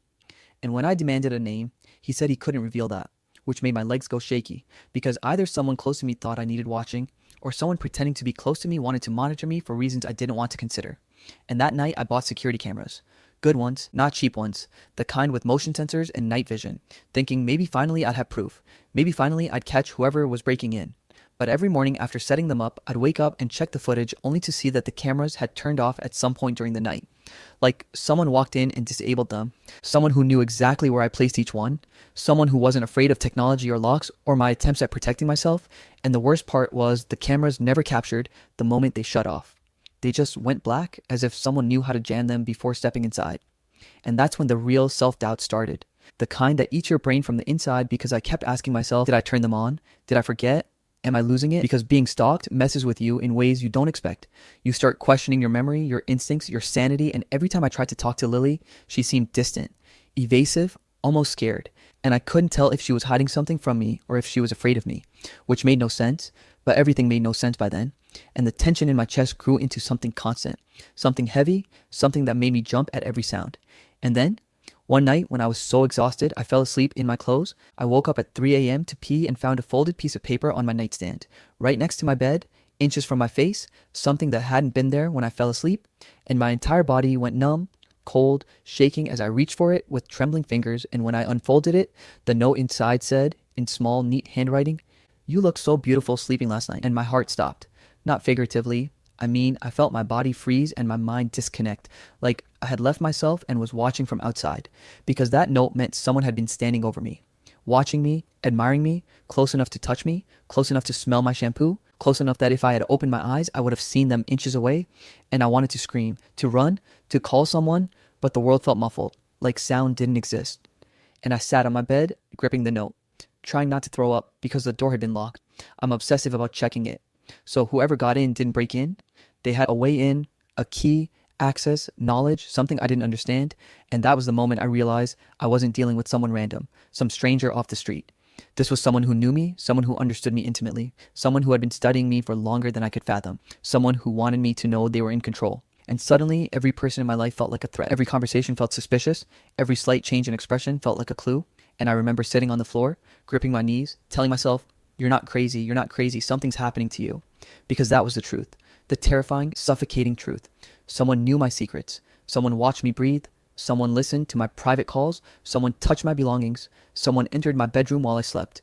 And now they wanted me to know it, wanted me to feel their presence even when they weren't there, wanted my fear, wanted my attention, wanted me. And I knew then that whatever was coming next would be worse, far worse, because this wasn't the beginning. This was the part where the mask slips just enough to show you the smile underneath it. I wish I could tell you things got better after the night I found my bedroom door cracked open, but that would be a lie. So big it feels stupid even saying it out loud, because what happened next shattered any illusion that I was just paranoid or overtired or imagining things. And it started the very next morning when I was still half asleep, hair a mess, mind foggy, making myself coffee while telling myself the door thing could have been me getting up in the middle of the night and forgetting. And then my phone buzzed with a text from an unknown number that said, "That oversized gray hoodie looked so cute on you last night." And I froze, staring at my screen like it was something alive and dangerous because I had worn an oversized gray hoodie the night before. Something I changed into when I got home from work. Something no one saw because I didn't leave my apartment after that. And the realization sank into me like ice water. Whoever was texting me had seen me inside my home, had watched me, had been close enough to know what I wore. And I remember the taste of bile rising in my throat as my fingers shook, and before I could even think of responding, another text came through. "I like when you tuck your hair behind your ear when you get tired. Something I do subconsciously, something no one should notice unless they were obsessively watching me." And my first instinct was to call Lily, my best friend since high school, the only person who could talk me off the ledge when I spiraled. And I told her everything, my voice trembling so much she kept asking if I needed her to come over, but there was something in her tone that felt off, like she was distracted or hiding something, answering slower than usual, asking strange questions like, "Are you sure you're not just stressed?" and "Did you lock your windows?" Questions that felt too specific, too similar to what Evan asked me. And when I told her about the hoodie comment, she went completely silent, before mumbling she had to call me back, which wasn't like her at all. And that's when panic officially moved into my body like a tenant who didn't plan on leaving. Because if your best friend starts acting weird too, who do you trust? But nothing, not any of that, prepared me for the moment later that day when another text popped up. "You read the same 3 pages 5 times last night. You get so lost in your head when you're anxious," which made my knees go weak because that was true. I couldn't focus, kept rereading the same lines in a book until I gave up and went to sleep. And only someone watching me inside my apartment would know something that intimate. And I felt like the walls were closing in on me, squeezing out the air, and I lost it, grabbing my keys and running out of my apartment just to breathe, to be around people, to not feel so trapped. and that's when I noticed the man across the street leaning against a black car, looking at me for a moment too long before glancing away. And at first I thought I was imagining it, that I was projecting, but the next day he was there again, parked down the block, pretending to check his phone but always turning slightly toward me, and I panicked, rushing back inside, locking the door, pacing the living room, thinking the stalker was escalating, getting bolder, and after a night of almost no sleep, I finally called the police, expecting at least minimal concern, but instead I got an officer who sighed through the phone like I was wasting his time, telling me they couldn't do anything without a direct threat or evidence of forced entry. And I wanted to scream, "Is someone watching me sleep not enough of a threat for you?" But I knew they'd dismiss me as hysterical, so I hung up, feeling helpless and stupid and alone. And meanwhile, Lily kept acting strange. Slow replies, weird pauses, saying she was busy when she never used to say that to me. And my anxiety twisted into suspicion as the man in the black car kept showing up, enough days in a row that I finally snapped and marched across the street to confront him, yelling, "Why are you following me?" And he looked startled, hands up, saying he wasn't following me, that he was a private investigator hired by someone I knew, which didn't make me feel better, it made me feel worse, because who in my life would hire a PI to watch me? And when I demanded a name, he said he couldn't reveal that, which made my legs go shaky because either someone close to me thought I needed watching, or someone pretending to be close to me wanted to monitor me for reasons I didn't want to consider. And that night I bought security cameras.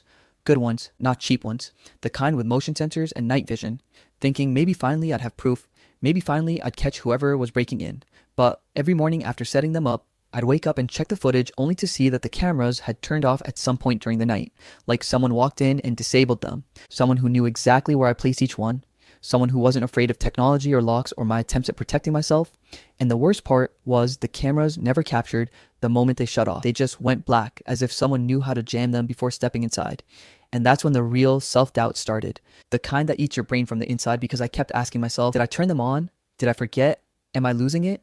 Because being stalked messes with you in ways you don't expect. You start questioning your memory, your instincts, your sanity, and every time I tried to talk to Lily, she seemed distant, evasive, almost scared. And I couldn't tell if she was hiding something from me or if she was afraid of me, which made no sense. But everything made no sense by then. And the tension in my chest grew into something constant, something heavy, something that made me jump at every sound.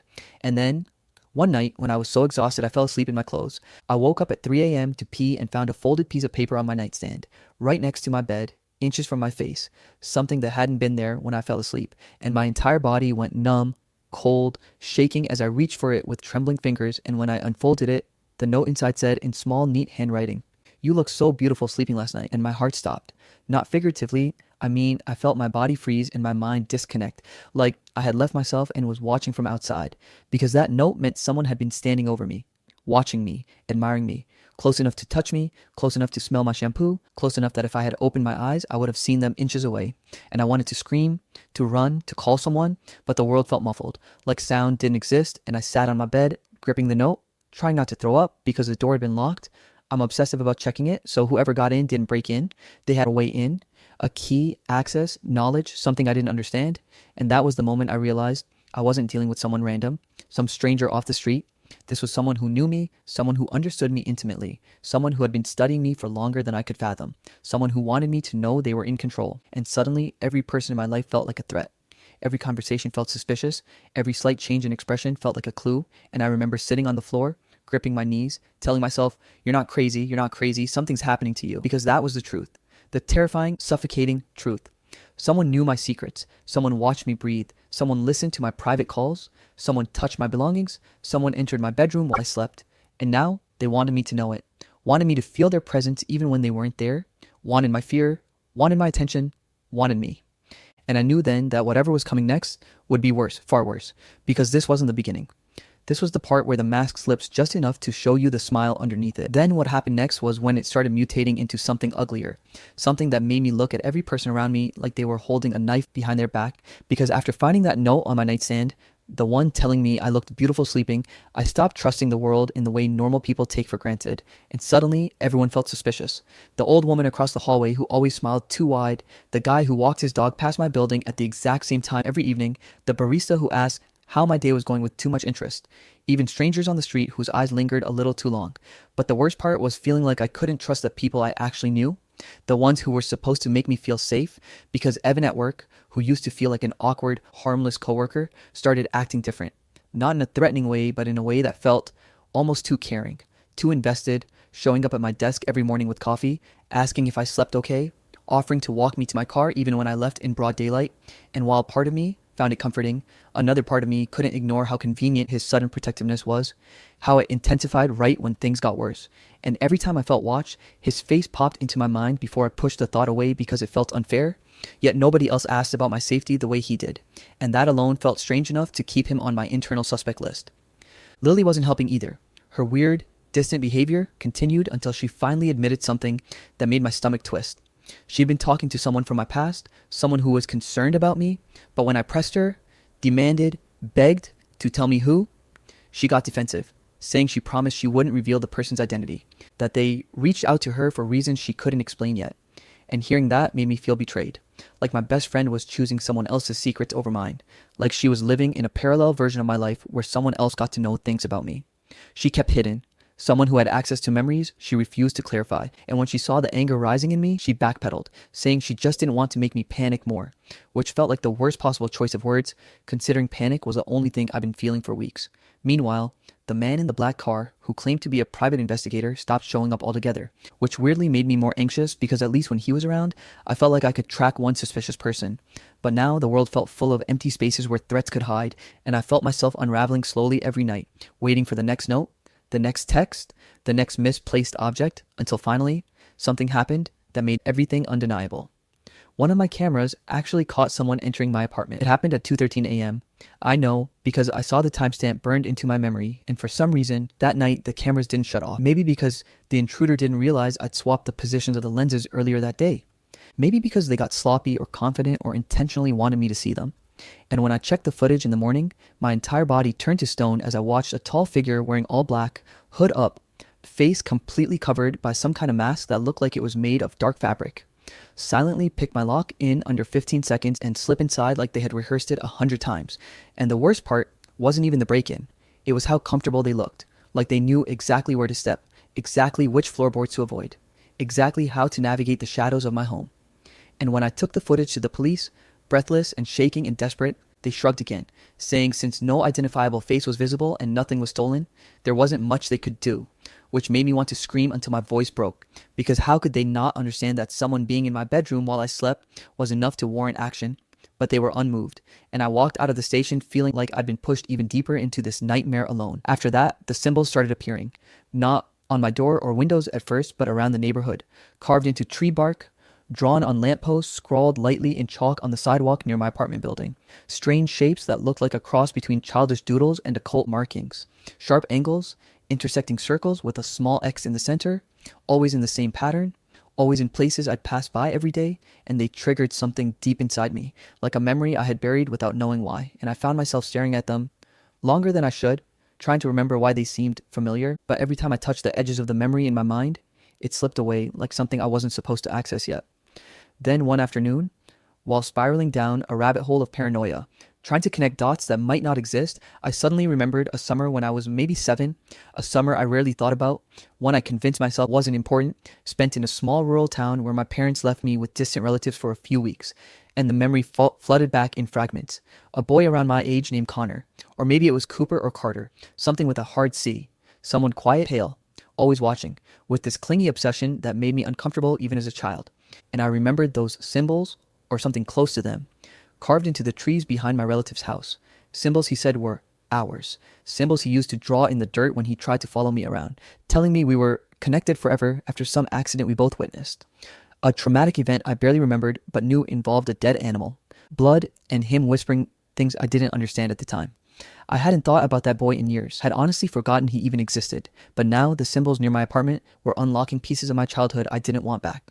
And the more I remembered, the more terrified I became, because I recalled running from him once, crying, telling my relatives he scared me, and then brushing it off as childish drama, and then suddenly he disappeared from my life.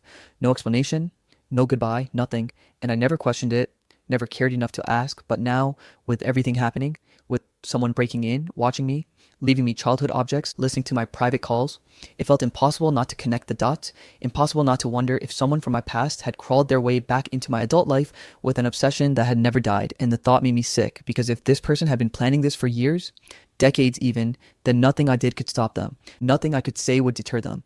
And anyone around me could be involved or manipulated or used without knowing it, which explained Lily's fear, her secrecy, her sudden urge to talk to someone from my past, and part of me wanted to accuse her outright, demand answers, scream until she cracked, but another part of me feared that pushing her would make the stalker retaliate, especially if they were watching my every move, which at that point felt undeniable. And as my memories continued resurfacing, images of that boy carving symbols into rocks, telling me he'd find me someday, promising that we were meant to stay together forever, I felt something inside me snap, because suddenly I realized the person I feared most wasn't Evan or Lily or strangers or neighbors. It was someone I had forgotten, someone who never forgot me, someone who had been planning for a very long time, someone who had already proven they could get into my home, into my life, into my memories, and now into my mind. And as that realization settled in my chest like a weight I couldn't lift, I finally understood the twisted truth. Everyone in my life felt like a suspect except the one person I should have been afraid of all along, the one hiding in the shadows of my childhood, waiting patiently, obsessively, for the moment I remembered him. I don't know how to explain the way my stomach dropped that night, but if you've ever felt your reality snap in half like someone tearing paper, you might understand the way my hand shook when I realized the truth wasn't just close. It had been circling me for years, brushing against me like a shadow I kept mistaking for bad luck or paranoia. And the worst part is that it didn't start with a scream or a jump scare or a sudden revelation. It started with something unbelievably small. A folder icon on my laptop I didn't recognize, tucked deep inside the system files like it was trying to hide but not well enough. And if my mouse hadn't slipped, I swear I would still be living in ignorance, still assuming the masked figure in my apartment footage was some faceless stranger instead of the monster who had been smiling at me every morning at work, asking me how I slept. The folder was called RR, which meant nothing at first, but when I clicked, everything inside felt like someone had poured ice water straight into my bones. Hundreds of images, some blurry, some crystal clear, all taken from angles no one should ever see you from. Some from my living room, my hallway, the foot of my bed, and that's when I realized the camera I bought months ago wasn't the first time he had eyes on me. It wasn't even close, because these photos dated back further, long before I bought the cameras, long before I met him. And the timestamps made no sense because some of them were years old, years before Evan ever joined my team at work, years before I even moved into this apartment. And when I clicked deeper, there were scanned copies of my childhood drawings, photos of me as a kid, pictures I didn't even remember being taken, including one from the day of the accident I had started remembering in fragments, the day I almost drowned at the lake, the day a boy supposedly pulled me out, and at the time, I was told he moved away before I ever got to thank him. A blurry memory I never questioned, because I was too young to understand obsession or trauma or how a single moment can latch onto someone and warp itself into destiny inside their mind. At the bottom of the folder, there was a subfolder labeled Project Home, and opening that felt like pulling the sheet off a dead body. I found diagrams of my apartment, every wall, every vent, every entry point, and scribbled notes analyzing my schedule, the times I left for work, the minutes I spent in the shower, the days I called Lily. And in the middle of all the chaos was something worse, a long, detailed plan about isolating me from external influences, including a list of names. Lily was first, then my parents, then coworkers, then even complete strangers. He didn't like seeing around me, and next to Lily's name was a series of messages between her and someone labeled E. My throat closed when I clicked because I recognized the conversations. Lily mentioning she was trying, that she would back off, that she understood Rachel needed space, and she apologized repeatedly like someone was guilting her into believing she was hurting me by being close. In another file was a recording, a grainy audio clip of my voice and Lily's voice from a phone call I remembered vividly, the one where I told her I felt watched, and hearing Evan breathing faintly in the background as he recorded it made my hands start shaking uncontrollably. There were also pictures of Evan and Lily meeting in a cafe, Lily looking uncomfortable, Evan leaning forward like a spider coaxing a fly, and suddenly, Lily's recent distance made horrifying sense. I opened one last file called The Beginning, and it wasn't photos or logs. It was a letter, written like some deranged diary entry. She didn't remember me at first, but I remembered everything. I knew she would forget. She always forgets the people who love her most, but I've been patient. I've watched her for years, long before she saw me at work. I studied everything she loved, everything she hated, everything she dreamed of. She belongs with me because I'm the only one who kept her safe when the world looked away. I saved her once, I'll save her again. Reading that felt like someone was whispering directly into my ear from behind, and the panic swelling in my chest pushed me backward until I hit the wall. I don't even remember standing or walking. I just remember stumbling into my living room, turning on every light like a child trying to chase away monsters. Except this monster didn't live under my bed. He lived inside my life, already woven into every corner. I grabbed my phone, ready to call the police again, even though they'd brushed me off twice. But before I could dial, my Wi-Fi disconnected, then my service. And that's when the lights flickered. Not off. Just a tiny shiver, like someone was testing a switch somewhere inside the walls. My first instinct was to grab something to protect myself, so I snatched the heavy metal lamp from my side table and positioned myself near the hallway. But as I stood there, forcing myself to breathe evenly, I heard something soft, too soft, like fabric brushing against fabric, coming from the direction of my bedroom. I kept telling myself it was the AC, or maybe the building pipes, anything but what I already knew in my gut. But then a voice echoed faintly from the dark hallway, calm, steady, horrifyingly familiar. Rachel, you weren't supposed to see that yet. I froze completely. It wasn't a shout or a threat, just disappointment, like someone upset I opened a gift too early. And when he stepped into the light, I felt like I was seeing a stranger and someone I'd known forever at the same time. Evan, still wearing the same harmless expression he always had at work, except now it looked wrong, mismatched with the dim glint in his eyes that told me he wasn't surprised or panicked. He was relieved, like he had been waiting for this moment. I raised the lamp higher, ready to swing, but he lifted his hands gently, like I was a frightened animal he didn't want to scare off, and said, "You weren't supposed to be terrified of me. I've only ever protected you." I wanted to scream, to run, to throw the lamp at his head, but the shock glued my feet to the floor as he continued walking slowly, explaining in that disturbingly calm tone that he hadn't met me at work. He'd followed me there after years of watching from a distance. He said he had copies of everything from my childhood, because that's when it started, that he kept things safe for me because I lost too much, and every word made my skin crawl. He told me he had been in my apartment more times than I could imagine, that he knew all my routines because he knew how to fill in the gaps from the years I forgot him. He talked about the lake accident like it was a sacred event, something that bound us forever, and he said fate had given me back to him when we crossed paths at work and he saw me smile the same way I did when I was a kid. The room felt smaller with every word he spoke, every step he took, and though the lamp was still in my hands, my grip was slipping because my palms were drenched in sweat. I kept asking him why he did all this, why he thought he had any right to invade my life, and he just looked at me with this deep, twisted sincerity and said, "Because no one else sees you the way I do. No one else ever protected you like I did. I knew you'd drift away again, so I had to make sure you stayed close this time. I had to make sure they didn't get in the way." When I asked who they were, he smiled, a soft, almost loving smile, and whispered, "Everyone." And in that moment, I realized the betrayal wasn't just in the stalking or the intrusion or the manipulation. It was in the fact that the person I thought was safe, the person I confided in when I thought the world was collapsing, was the one tearing it apart piece by piece while pretending to be my stability. And standing there, listening to him confess everything so casually, I understood one horrible truth. He hadn't just been planning to isolate me, he had already done it. And now he believed it was time to move to the next stage of whatever twisted future he imagined for us. And as he stepped closer, whispering, "I'm here now, Rachel. I'm not going anywhere," I realized I wasn't just terrified. I was heartbroken. Because the face behind the mask wasn't a stranger stalking me from the shadows. It was someone I trusted.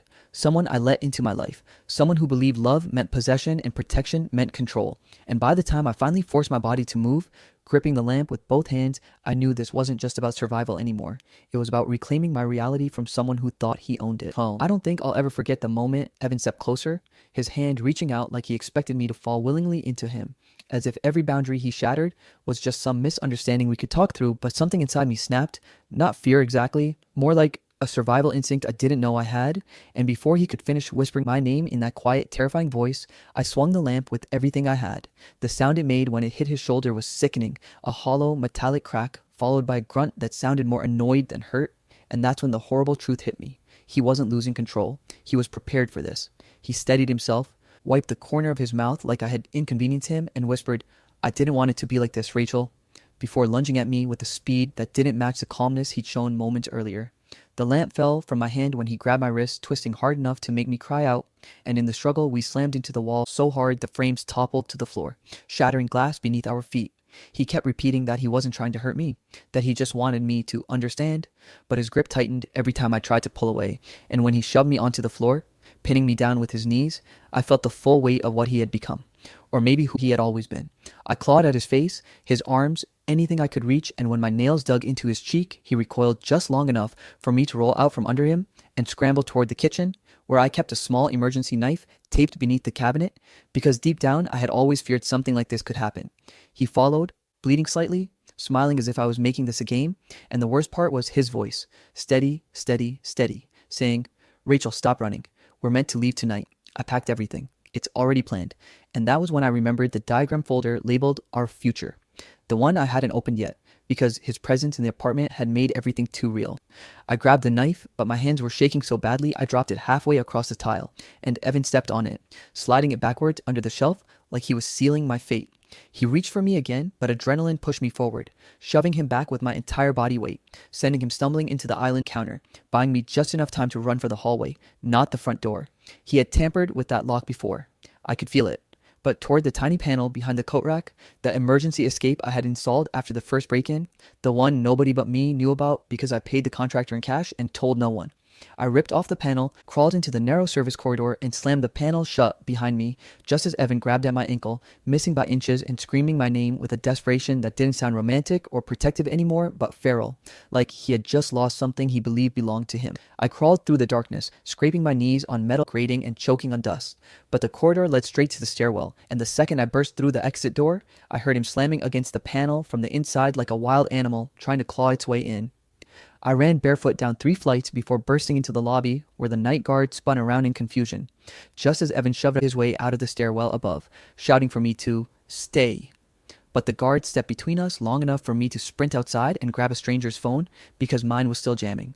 And I called the police with a voice I barely recognized as my own. They arrived fast, faster than the last time, maybe because this time I said the words, "He broke in, he attacked me, he's chasing me," and when they tackled him in the parking lot, he wasn't fighting, he was pleading, crying even, insisting I wasn't thinking straight, that we needed to talk, and the officers had to drag him into the car as he screamed my name like he was heartbroken instead of monstrous.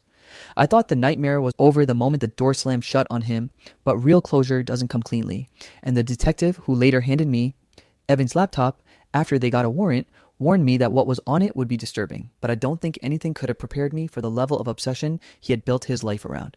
Inside were months, no, years of timelines of my day-to-day movements, files of me walking through grocery stores, notes about my menstrual cycle, my sleep schedule, the medicines I took when I had a cold, and audio clips of me talking to myself alone in my apartment.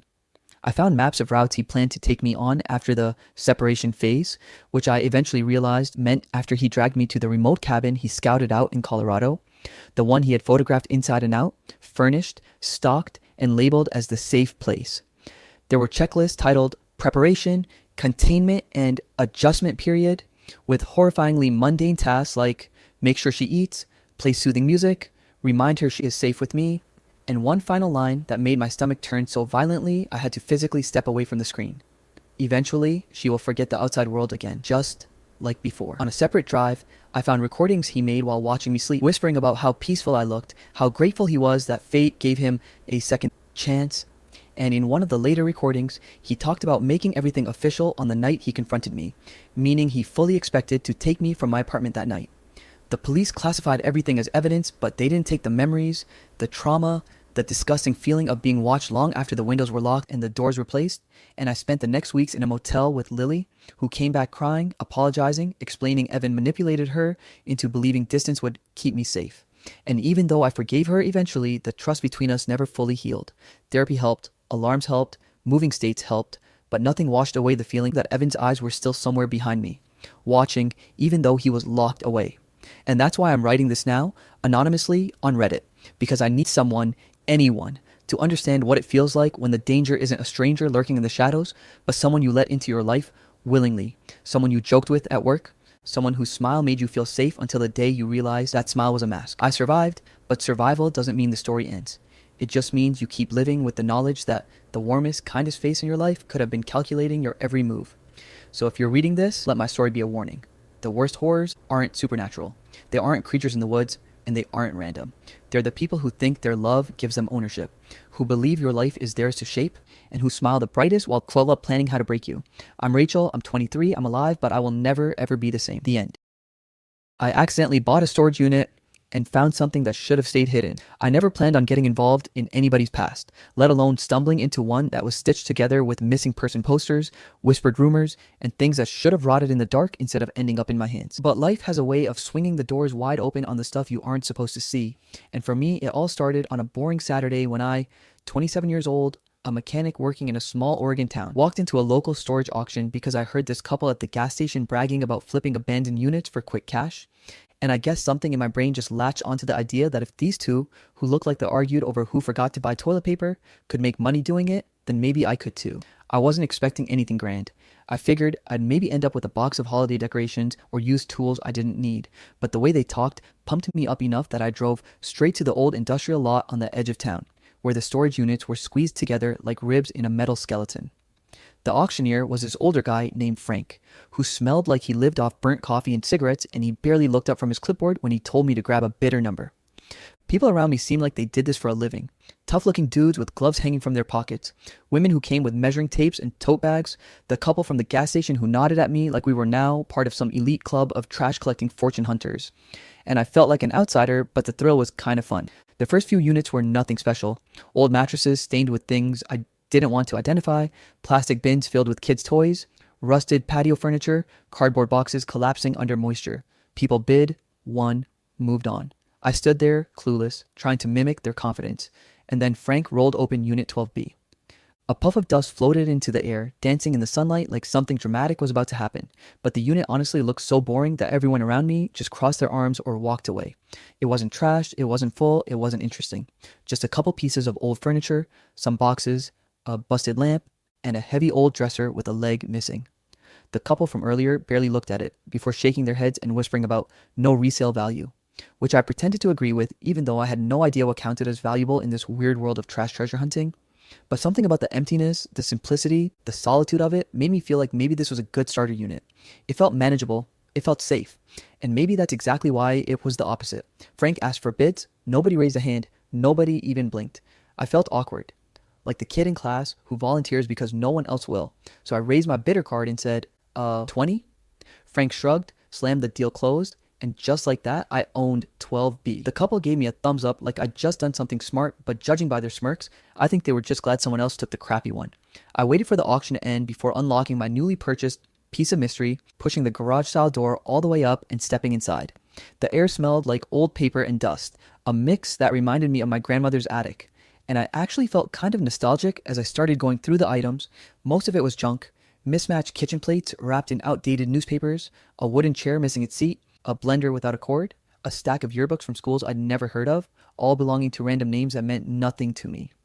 The dresser was empty except for a few dead spiders and a penny dated 1998. Boring, boring, boring. I started regretting the $20, thinking maybe I should have saved it for tacos or something that wouldn't require cleaning out someone else's forgotten life.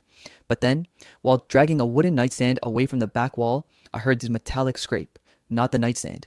Something behind it. Something heavier. Something that didn't match the cheap, dull noises everything else made. I pushed the nightstand aside and found a large metal box wedged between it and the wall, matte gray, dented at the corner, with a broken lock hanging uselessly from the latch.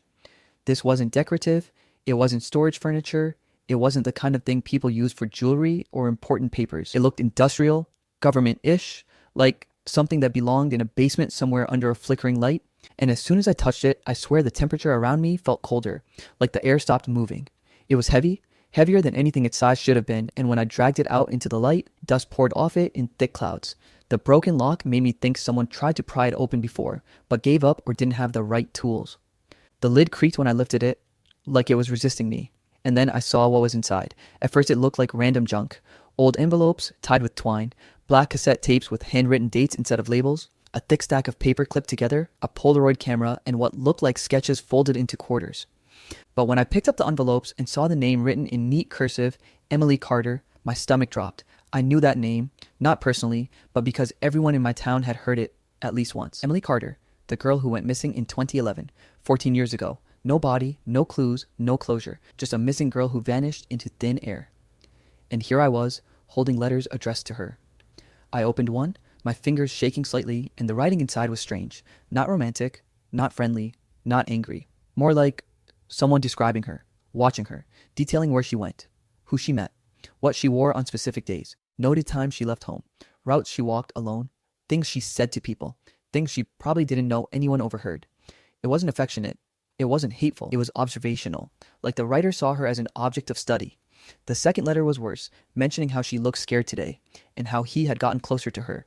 I didn't know who he was supposed to be, but the writer made it sound like they weren't the danger. Someone else was. Someone they feared. I put the letter down and picked up one of the cassette tapes. The date on it was from 2010, a year before Emily disappeared. I didn't have a tape player with me, so I set it aside, grabbed the sketches, and unfolded them. My throat tightened. They were unsettling. Drawings of a girl with long hair standing in different places around town. The grocery store, the bus stop, the walking trail near the river. But in every sketch, she looked over her shoulder, behind her, towards something or someone not shown in the drawing. The artist wasn't bad. The discomfort in her eyes was captured too perfectly, too realistically. I reached into the box again and found photographs, grainy shots taken from angles that screamed hidden camera, photos of familiar places, the diner, the high school grounds, the old pedestrian bridge. And then in one picture, I recognized myself in the background, standing outside the hardware store where I worked part-time a few years ago. That freaked me out. The photo wasn't focused on me, but I was clearly there, meaning whoever took it had been photographing my town for a long time. Maybe even still was. Under the photos was a folded map of my town and surrounding woods. Multiple X's were drawn in places that didn't make sense. Random stretches of trees, old logging roads nobody used anymore, the back lot of the abandoned paper mill. A couple X's were in places I recognized as shortcuts I used when walking to school years ago. My skin crawled. Who the hell had been keeping this stuff? And why was it sitting in a storage unit nobody wanted? I sat back on my heels, trying to breathe normally, trying to convince myself I wasn't holding something sinister. But every part of me knew this wasn't some collector's box or some forgotten stash of memories. It felt wrong, deeply wrong, like touching it was participating in something I had no business being part of. I took out my phone, typed Emily Carter missing into Google, and skimmed through the old articles. I already knew the basics. She was 16 when she vanished, last seen leaving school, case never solved. But the deeper I scrolled, the more the articles mentioned rumors, unconfirmed sightings, and people claiming they saw someone following her before she vanished. None of them matched the tone of the letters in the box, but what scared me was that the dates on the cassette tapes continued well beyond 2011. Whoever kept them believed Emily was still out there after the world stopped looking. I stuffed everything back inside the box, closed the lid, and dragged it into my truck because leaving it in the unit made me feel like someone or something would come reclaim it if I turned my back. I told myself I'd go to the police tomorrow after I went home and slept on it because everything felt unreal and too heavy to process right away. I was just a mechanic who made a dumb impulse bid, not some investigator. But that night, after I showered, after I sat down with a beer, trying to convince myself I'd overreacted, my phone buzzed with a text from an unknown number. No greeting, no name, just 6 words. The box doesn't belong to you. At first, I froze, staring at the message like maybe it would disappear if I blinked enough times. Then another buzz. Put it back. My chest tightened. I hadn't told anyone about the box. Nobody was nearby when I found it. The storage unit wasn't in my name publicly yet. The paperwork wasn't even filed. The only way someone could know is if they'd been watching the unit, watching me. I typed back, "Who is this?" But the message never delivered. Like the sender blocked me the moment they hit send. I stood up, paced around my small living room, hands shaking. I looked outside through the blind, half expecting someone to be standing there. The street was empty, too empty. The quiet felt unnatural. I went to the box, still sitting beside my couch, and stared at it for a long time, the metal reflecting the soft glow of my lamp. I felt like it was staring back. Whoever that box belonged to, they weren't missing. They weren't dead. They were out there, watching, waiting, maybe closer than I realized. And suddenly, I knew. This wasn't just a storage unit someone forgot to pay for. It was a door I wasn't supposed to open. And now that I had, someone wanted it shut again. After that night, I barely slept, because every time I closed my eyes, I imagined a pair of eyes watching me through the blinds, someone standing in the hallway, someone waiting outside my window, someone who knew that I had something I wasn't supposed to have. And even though I tried convincing myself that maybe the message came from a prank app or someone spoofing a number, deep down, I knew it wasn't a coincidence. Not after what I found in that storage unit. So the next morning, I woke up with this sharp pit in my stomach and a determination that felt like it wasn't even mine. Like it belonged to the box itself, pulling me deeper, whether I wanted to follow or not. I sat at my kitchen table with the letters, the photos, the map, everything spread out like some insane crime board. And I kept going over the letters again and again until I noticed something weird in the handwriting. A consistency that felt almost trained. Like the writer wasn't someone scribbling in a rush, but someone careful, meticulous. Someone who wrote like they were documenting evidence, not confessing secrets. I Googled Emily Carter case again, going deeper than before. Local blogs, old forum posts, cold case discussions, and that's when I found the name Harold Pierce, listed briefly in a thread from years ago as a janitor at the community center where Emily used to volunteer during summers. A nobody, a quiet man in his late 40s who apparently kept to himself so much that people forgot he worked there unless they saw him sweeping the halls. What caught my attention was a comment under that thread. He used to watch everyone, not in a creepy way, just observing everything, like he wasn't part of the world, just studying it. And I don't know why, but something about that made my chest tighten, because that sounded exactly like the tone of the letters I had in front of me, the observing, the documenting. I typed his name with storage unit next, and sure enough, buried in a county records file, his name was listed as the renter of Unit 12B, the unit I bought, the unit nobody wanted, the unit holding the box. Harold Pierce hadn't died. He'd simply stopped paying rent 5 months ago, leading the facility to auction off everything he owned, which meant Harold was alive when he abandoned the box, and alive when someone texted me about it.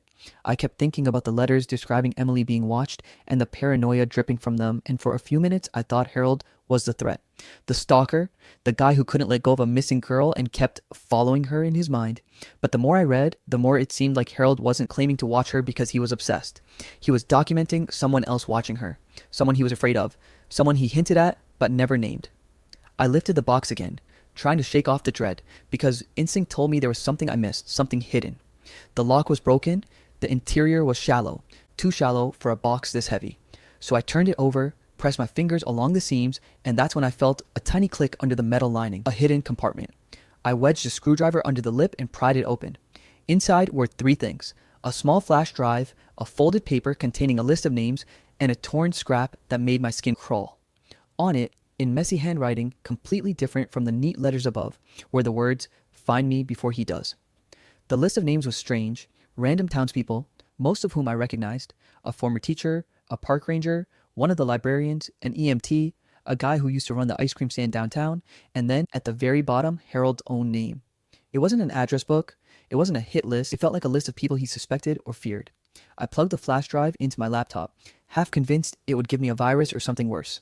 But instead, a single folder popped up labeled EC. Inside were video files, the earliest dated around 2009. The first video opened to the shaky image of a teenage girl sitting in a dimly lit room. The same girl from the sketches, the same girl whose eyes haunted the letters.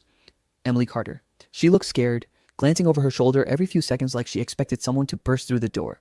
Her voice trembled as she talked to the camera, saying she didn't know who was following her, that she didn't know if it was him or the other one, and how she couldn't trust anyone anymore. She mentioned Harold once, saying he wasn't the one, that he was trying to warn her, trying to keep her safe, but that someone else was hunting her, someone who had power, someone who smiled like he already owned the whole town. My blood ran cold, because that didn't describe some random stranger.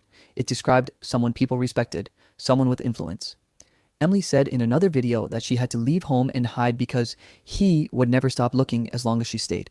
She didn't say the name, but she didn't have to. The fear in her voice said enough. I clicked through more videos, each worse than the last, Emily looking more exhausted, more paranoid, mentioning that Harold was helping her leave town, that he told her to store everything important in one place in case he didn't make it. The last video was from 2011, months after the official timeline said she disappeared. She was alive then, terrified, but alive. That blew a hole through every news report that claimed she vanished without a trace. She had left a trace, it just wasn't found until now, in a storage unit that time forgot. I sat there staring at the blank screen after the last video ended, feeling like my entire reality cracked open. Harold wasn't the villain. He wasn't the stalker. He was trying to protect her from someone else, someone she wouldn't name, someone who had more to lose if she came back. I pulled the map out and started comparing the X marks to memories, who lived near those places, who worked jobs near the woods, who had access to those back roads. And that's when it hit me. One of those X's was right near the private cabin owned by Councilman Robert Hale, one of the most respected men in town, someone everyone admired, someone who donated to schools, funded community events, smiled in every photo like he was everyone's favorite uncle, and yet he owned a cabin right near one of the most isolated X marks on the map. I googled his name with Emily Carter, and at first nothing came up, but then I found an old article mentioned him as a possible volunteer coordinator for the summer program Emily attended. Their paths had crossed. Not only that, one of the names on Harold's list was Hale's sister, who worked at the community center back then. My chest felt too tight. Everything pointed in one direction. The real threat was someone who hid behind influence, someone who could silence a scared teenage girl and blame it on a runaway case, someone who could terrify a janitor into keeping secrets, someone who could be watching me right now. By noon, my paranoia was spiraling, so I packed the box into my truck again and drove to the old paper mill, the one with another X near it, thinking maybe Harold left more clues there. The building was abandoned, windows shattered, vines crawling over everything, like nature was trying to erase any memory of what happened inside. I walked through the decaying hallways until I found a room where the floor had collapsed inward, and against the far wall was a message scratched barely visibly into the concrete. She got away. I didn't know if Harold wrote it or Emily did, but it confirmed what the videos hinted at. She didn't die. She escaped. She ran, she hid, and she left breadcrumbs behind for someone who could finish the story she couldn't safely tell. As I stood there, my phone buzzed again. A different unknown number this time. My heart nearly stopped. The message read, "If you found the flash drive, meet me," and then a location pin. Not a threat, not a warning, an invitation. I drove there without thinking, praying I wasn't walking into some trap. The location was the old river overlook, a place teenagers used to hang out before the fences went up. And as I stepped out of my truck, I saw a figure sitting on the railing, hood pulled up, face hidden. When they lifted their head, I felt my breath leave my body because the face, older, tired, lined with years of fear and running, was unmistakably the same girl from the videos. Emily Carter, alive. She looked right at me and said, "I left that box behind for someone who wouldn't be afraid to look at what everyone else ignored." And in that moment, everything snapped into place. The storage unit wasn't abandoned, it was planted. The box wasn't forgotten, it was bait. Emily didn't disappear by accident. She hid because the real monster behind her disappearance still lived comfortably in our town, protected by reputation, untouchable by the law, and she needed someone new, someone unseen, to expose him at last. The story didn't feel like mine anymore. It felt like a confession handed to me by someone who had run out of places to hide, and all I could do was stand there as she began telling me everything, trusting me to finish what Harold started, trusting me to do what she no longer could. The end. My neighbor keeps sneaking into my house, but not to steal anything. He rearranges my furniture. I swear I wasn't going crazy when all this started, though for a long time I honestly believed I was, and maybe that's why I'm finally posting this here, because if even one person can tell me they've gone through something half as strange, I'll at least feel like I'm not alone. But anyway, my name is Ryan Carter. I'm 25, and 3 months ago I bought my first actual house. Not a rental, not an apartment, a real standalone home in a quiet suburban neighborhood just outside Portland, Oregon. The kind of place where people wave at you while jogging and lawnmowers are like background music. And for a guy who spent most of his life bouncing between cramped apartments with thin walls and neighbors who argued at 2 a.m., the peace felt unreal, almost too good to be true. And maybe that should have been my first hint, but I was too busy being proud, feeling like I'd finally made it. A full-time graphic designer working from home, stable income, responsibilities, property taxes, all the adult stuff, and at first everything was normal. Perfectly normal until little things around the house started to feel off. Subtle things. Things I brush off as quirks or my own absent-mindedness because I work long hours staring at screens and sometimes time blurs together. And it started with my keys, because one morning I remember tossing them on the entryway table like I always do. But when I came back from the kitchen, they were sitting on the couch and I thought, maybe I absent-mindedly picked them up and dropped them there, even though I've never done that in my life. But I shrugged and didn't think about it again until a few days later when I noticed my couch cushions were flipped backward. Not dramatically, not in some horror movie obvious way, just slightly out of place. The kind of thing you'd miss unless you lived there, alone and knew exactly how everything should look. And again, I told myself I must have done it without realizing. Maybe while cleaning or stretching, who knows. But when it kept happening, my dining chair angled differently, my TV remote plays vertically instead of horizontally on the coffee table, the oven mitt swapped sides, I started to feel a weird tightness in my chest, a feeling that something was shifting around me without my permission. But I still told myself to calm down because new homeowners get stressed, right? Maybe I was just being overly protective of my space. And it wasn't until the day I walked into my living room and found everything rearranged. Not slightly, not subtly, but fully. Like someone had pushed the entire couch 2 feet to the left, moved the rug, rotated the coffee table, and angled the TV stand. When I felt my stomach drop so hard I thought I was going to pass out, because that wasn't something I could have done without remembering. That wasn't something that just happened.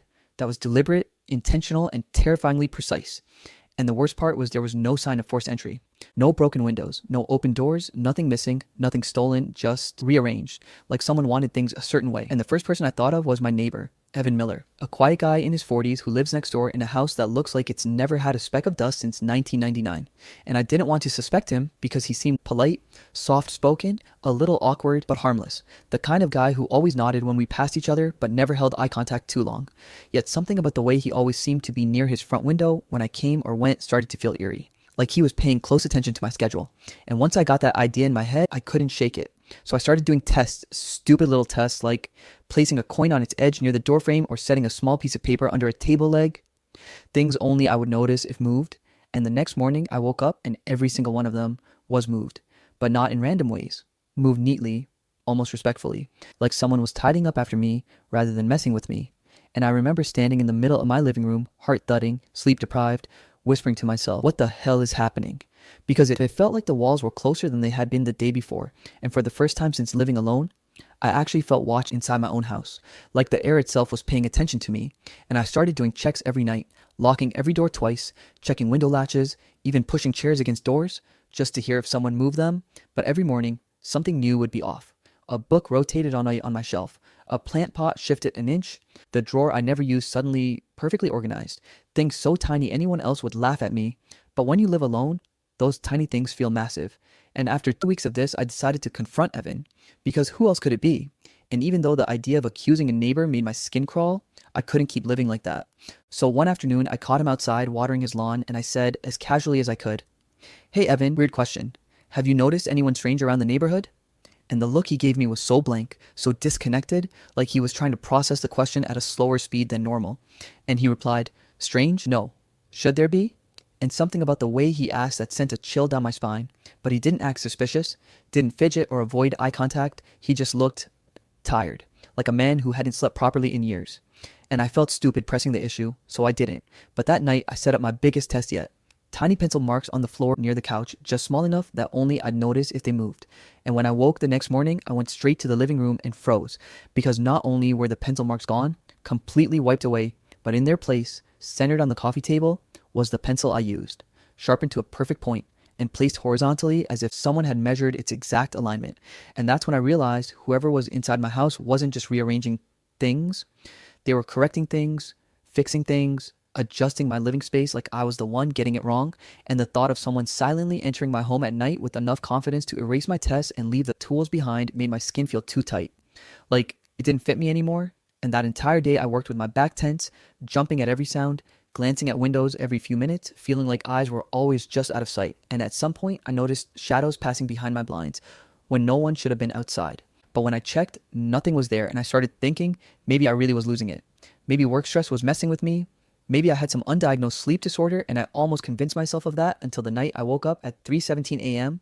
with a feeling like someone was standing in my room, not touching me, not breathing loudly, just standing there in the dark watching me. And I shot up and turned on the lamp, but no one was there. And yet the feeling lingered for hours, like the air was still heavy with someone else's presence. And the next morning, when I stumbled into the kitchen exhausted and ready to chug coffee like it was medicine, I stopped so fast my mug nearly slipped from my hand, because sitting on the counter, perfectly centered, perfectly aligned with the tile grout, was a note. Not fancy, not threatening looking, just a piece of white paper folded once. And when I opened it, my blood ran cold in a way I didn't know was possible, because the handwriting looked familiar, but I couldn't place it. Like seeing a face from a dream you barely remember. And the message was short, simple, and somehow more terrifying than anything that had happened so far. "You forgot to lock the back door last night. Be careful." I didn't realize how much one short note could unravel my entire sense of safety until the moment I held that slip of paper in my hand. The handwriting familiar in a way that made the back of my skull buzz, but impossible to place. And waking up that morning felt like stepping into a version of my life that was tilted just a few degrees off reality, enough that nothing looked obviously wrong, but nothing felt truly right either. And after staring at that note for what felt like minutes, but was probably only a few seconds, something in me shifted, like a mental lock clicking open, and I snapped into this frantic, obsessive mode where I needed answers more than I needed sleep or food or stability, because whoever was coming into my house wasn't doing it randomly anymore. They knew my habits, my routines, even my mistakes, and they were watching closely enough to correct me like some twisted guardian angel. So the first thing I did was tear apart the hardware aisle at Home Depot, buying every kind of lock upgrade I could afford. Deadbolts, latch guards, reinforced strike plates, even a door brace you wedge into the floor like you're expecting a battering ram. And I installed them all myself, sweating like a madman even though it wasn't hot, because I wasn't just installing locks, I was trying to regain control over a home that no longer felt like mine. But even after reinforcing every door and double checking every window, I still didn't feel safe. So I bought cameras next. Not the cheap stuff, but high-end motion-triggered ones with night vision and cloud backups. And I placed them everywhere: living room, kitchen, hallway, aimed at doors, aimed at windows, even one facing the interior of my bedroom, though the thought of watching myself sleep made me feel sick. And that night, I stayed awake until around 4 a.m., refreshing the camera feed every few minutes like a twitching addict. But nothing happened, no alerts, no shadows, no movement, and eventually, exhaustion dragged me under. But when I woke up hours later, the cameras were all gone. Not broken, not unplugged, not moved. Gone, like they'd been gently lifted from their mount and removed without disturbing the screws. and the only sign they'd ever existed were 4 tiny clean circles on the wall where dust had been wiped away. And I stood there shaking because whoever was doing this wasn't just skilled. They were comfortable, confident, almost intimate in the way they moved through my home, like they'd been doing it for years. And that's when I knew I had to confront Evan again, not just casually like last time, but directly, because every instinct pointed to him. And maybe that was unfair. Maybe I was projecting, but I couldn't shake the image of him always being near his window when I came outside, or the way his expression went blank whenever I asked even the simplest question. So I marched over to his house like a man possessed and knocked on his door harder than necessary, and it took a long time, too long, before he opened it. Standing there with this disoriented, half-awake look, like he'd been pulled out of a dream he didn't want to explain, and I said, "We need to talk," trying to keep my voice steady, and he looked at me with this quiet dread in his eyes like he already knew what I was going to say. And when I asked him if he had been in my house, if he had been moving things around, he didn't react with surprise or anger or insult. Instead, he just sighed, a long defeated breath, and rubbed his hands together like he was trying to warm them, then said, "Ryan, I have a condition." And the words caught me so off guard that for a second I forgot why I was there. But he stepped aside and let me in, his house spotless in the sterile, unsettling way that makes you think no one actually lives there. And once we sat down, he told me everything. How he'd been diagnosed with a rare dissociative sleepwalking disorder years ago. How he sometimes drifted through routines without memory. How he had once been found 3 streets over, rearranging someone's patio furniture in the middle of the night. And how his doctor said stress made it worse. And as he told me this, his voice cracked in this fragile way that made it hard to imagine him being a threat. And for a moment, I actually felt guilty. Like I'd accused a man who was already struggling. But guilt didn't erase the fact that things in my house kept moving. Or that the note had handwriting I almost recognized. And when I asked him directly if he had been in my home specifically, he shook his head immediately, almost violently, and said, "No, I swear, I haven't left my house at night in months. I set alarms on the doors to wake me if I try." And something about the way he said it felt too raw to be a lie. So I left his house with this hollow confusion eating at me. Because if it wasn't him, then I was back to square one with even fewer answers. And that night, I lay awake staring at the ceiling, every creak of the house making my muscles tense. And at some point after midnight, I thought I heard soft footsteps above me, faint but deliberate, like someone walking slowly in the attic. And the idea of someone hiding up there jolted me out of bed. And I grabbed a flashlight and pulled the attic ladder down, dust raining on me like old snow. And when I climbed up, I expected to find raccoons or nothing at all. But instead, I found a cardboard box sitting dead center on the attic floor. A box I had never put there. A box that wasn't from me. And when I opened it, my breath hissed out of my chest because inside were photos. Hundreds of them. Of me, some from childhood, some from high school, some from college, some from my old apartment, pictures taken from angles I didn't recognize, pictures I never posed for, pictures no one should have had. And as I flipped through them, my stomach turned to stone because some were taken from outside windows, some from across streets, some from places I had completely forgotten I'd ever been. And near the bottom of the box, there were more disturbing things. Copies of old notes from my college girlfriend, letters she had written me, a birthday card from my mom, even a schedule I made during freshman year taped together like someone had tried to preserve it.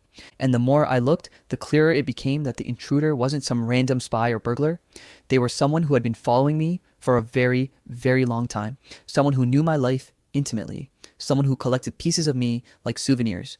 And the worst part was a smaller envelope inside the box labeled in handwriting that made my skin crawl because it was the same handwriting from the note in my kitchen. And when I opened it, there was another message. "You should take better care of your memories," which somehow felt more threatening than anything before. And after that day, things escalated quickly because the intruders stopped limiting themselves to furniture or tiny objects. They started rearranging personal things, emotional things, things no one should ever touch. My childhood photo albums were reorganized by year instead of theme. My clothes were sorted not only by type but by color gradient. And one morning I woke up to find every old text message printed, cut out, and pinned to a corkboard that hadn't existed the night before, arranged chronologically like someone was mapping my entire emotional history. And I don't know how to explain what that does to you. The feeling of someone crawling not just through your house, but through your past, rewriting the order of your life like a curator deciding the layout of a museum you didn't agree to open. And more notes appeared around the house, each more personal than the last. "You haven't worn this shirt in 3 years. You don't call your mom enough. You were happiest in 2019. You should stop pretending you're fine." And each note felt less like a warning and more like an accusation, like someone judging the way I lived. And the more I studied the handwriting, the more it gnawed at me, because it wasn't just familiar. It was haunting, like a voice I hadn't heard in years whispering from the back of my memory. And the breakthrough came one night when I was going through the attic photos again, looking for anything, any pattern, any clue, and I found a picture of me from sophomore year of high school standing next to someone who was cropped out. But I recognized the sleeve, the bracelet, and suddenly the handwriting clicked. The memories flooded in, and I realized with a cold, nauseating certainty that the handwriting belonged to someone I once knew. Someone I thought had died in a hiking accident 7 years ago. Someone who used to follow me around constantly back then. Someone who had a fixation with fixing my life. Someone who once told me they would always make things right for me. And the instant that recognition hit me, everything made sense in a horrifying way because the intruder wasn't trying to steal from me. They were trying to perfect me, recreate some version of me they believed was better, rearrange my life into the shape they thought it should have always been. And as that realization settled into my bones like ice water, I looked around the attic and understood something terrifying. This person had never stopped watching me, never stopped following me, never stopped arranging me, and the break-ins were just the beginning, because the last note I found in the box wasn't a warning or a suggestion. It was a promise, written with calm, deliberate strokes. Your life isn't right yet, but I'm fixing it. I'm almost done. The end. A stranger's kindness helped me start over after losing everything. Then I found out who he really was. I never thought I'd be the kind of guy who watched his dreams rot in front of him, but at 26 years old, standing behind the counter of my failing little restaurant on a cold Chicago morning, I could physically feel the weight of every bad decision, every unlucky break, every sleepless night pulling me down like gravity that was specifically engineered to crush me. And honestly, I deserved none of it, because all I ever wanted was to build something real, something mine. Something that could make my mom proud after everything she sacrificed for me since the day my father walked out when I was only 2. Long before I even knew how to recognize his face. Long before he decided that disappearing was easier than staying. And somehow that absence stuck to me like a shadow I could never outrun, even now. Chicago wasn't cheap. Business wasn't easy, and neither was trying to run a restaurant on a budget that could barely feed a squirrel. Rent was climbing like it was training for the Olympics. Food prices were ridiculous. Hiring staff felt like trying to recruit superheroes. Expensive and impossible. And every time I locked up late at night, the exhaustion hit so hard I wondered if this was the moment my heart would finally give up and save me from this slow death I had trapped myself in. I had poured every dollar I saved, every birthday gift, every "you're going to do great things" wish from my mom into this place. I named it Billy's Grill because I wanted it to feel personal, like a piece of me lived here, but the past few months made it feel more like a burial site for my hopes. Customers dried up. Online reviews were fine, but not enough. The competition around the block had deeper pockets and better marketing. And every morning I'd stare at my books trying to rearrange numbers like a magician praying a miracle would show up. Spoiler, it didn't. I didn't tell my mom how bad things were because she would have driven from Indiana and tried to fix everything with casseroles and guilt, and I didn't want her to see me failing like this. I didn't really have anyone else to talk to anyway. My friends drifted away when I got too busy to hang out, and my employees, well, the 2 I had left, were great, but they weren't people I could collapse in front of. So most nights, I just stared at the empty tables and wondered if this was what giving up looked like.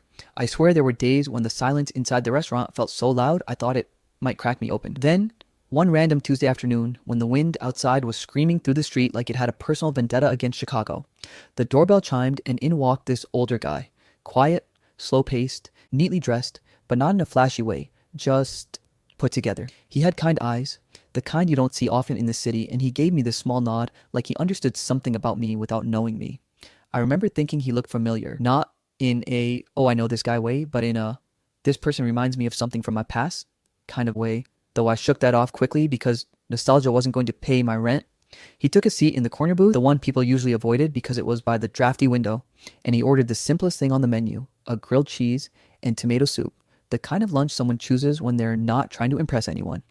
When I brought it over, he gave me this polite smile and said, "How long have you been running this place?" His voice was warm, gentle, like he was genuinely interested, which caught me off guard because most customers didn't care about my life story. They just cared about whether their fries were crispy. I told him 3 years, though it felt like 30 with how beaten down I was. He nodded thoughtfully, took a bite, then said something that honestly hit me harder than I expected. "You look like you're carrying the world on your shoulders." I laughed it off, made some joke about the world being heavier than menu prices these days. But inside, I felt something crack. Nobody had looked at me, really looked at me, in a long time.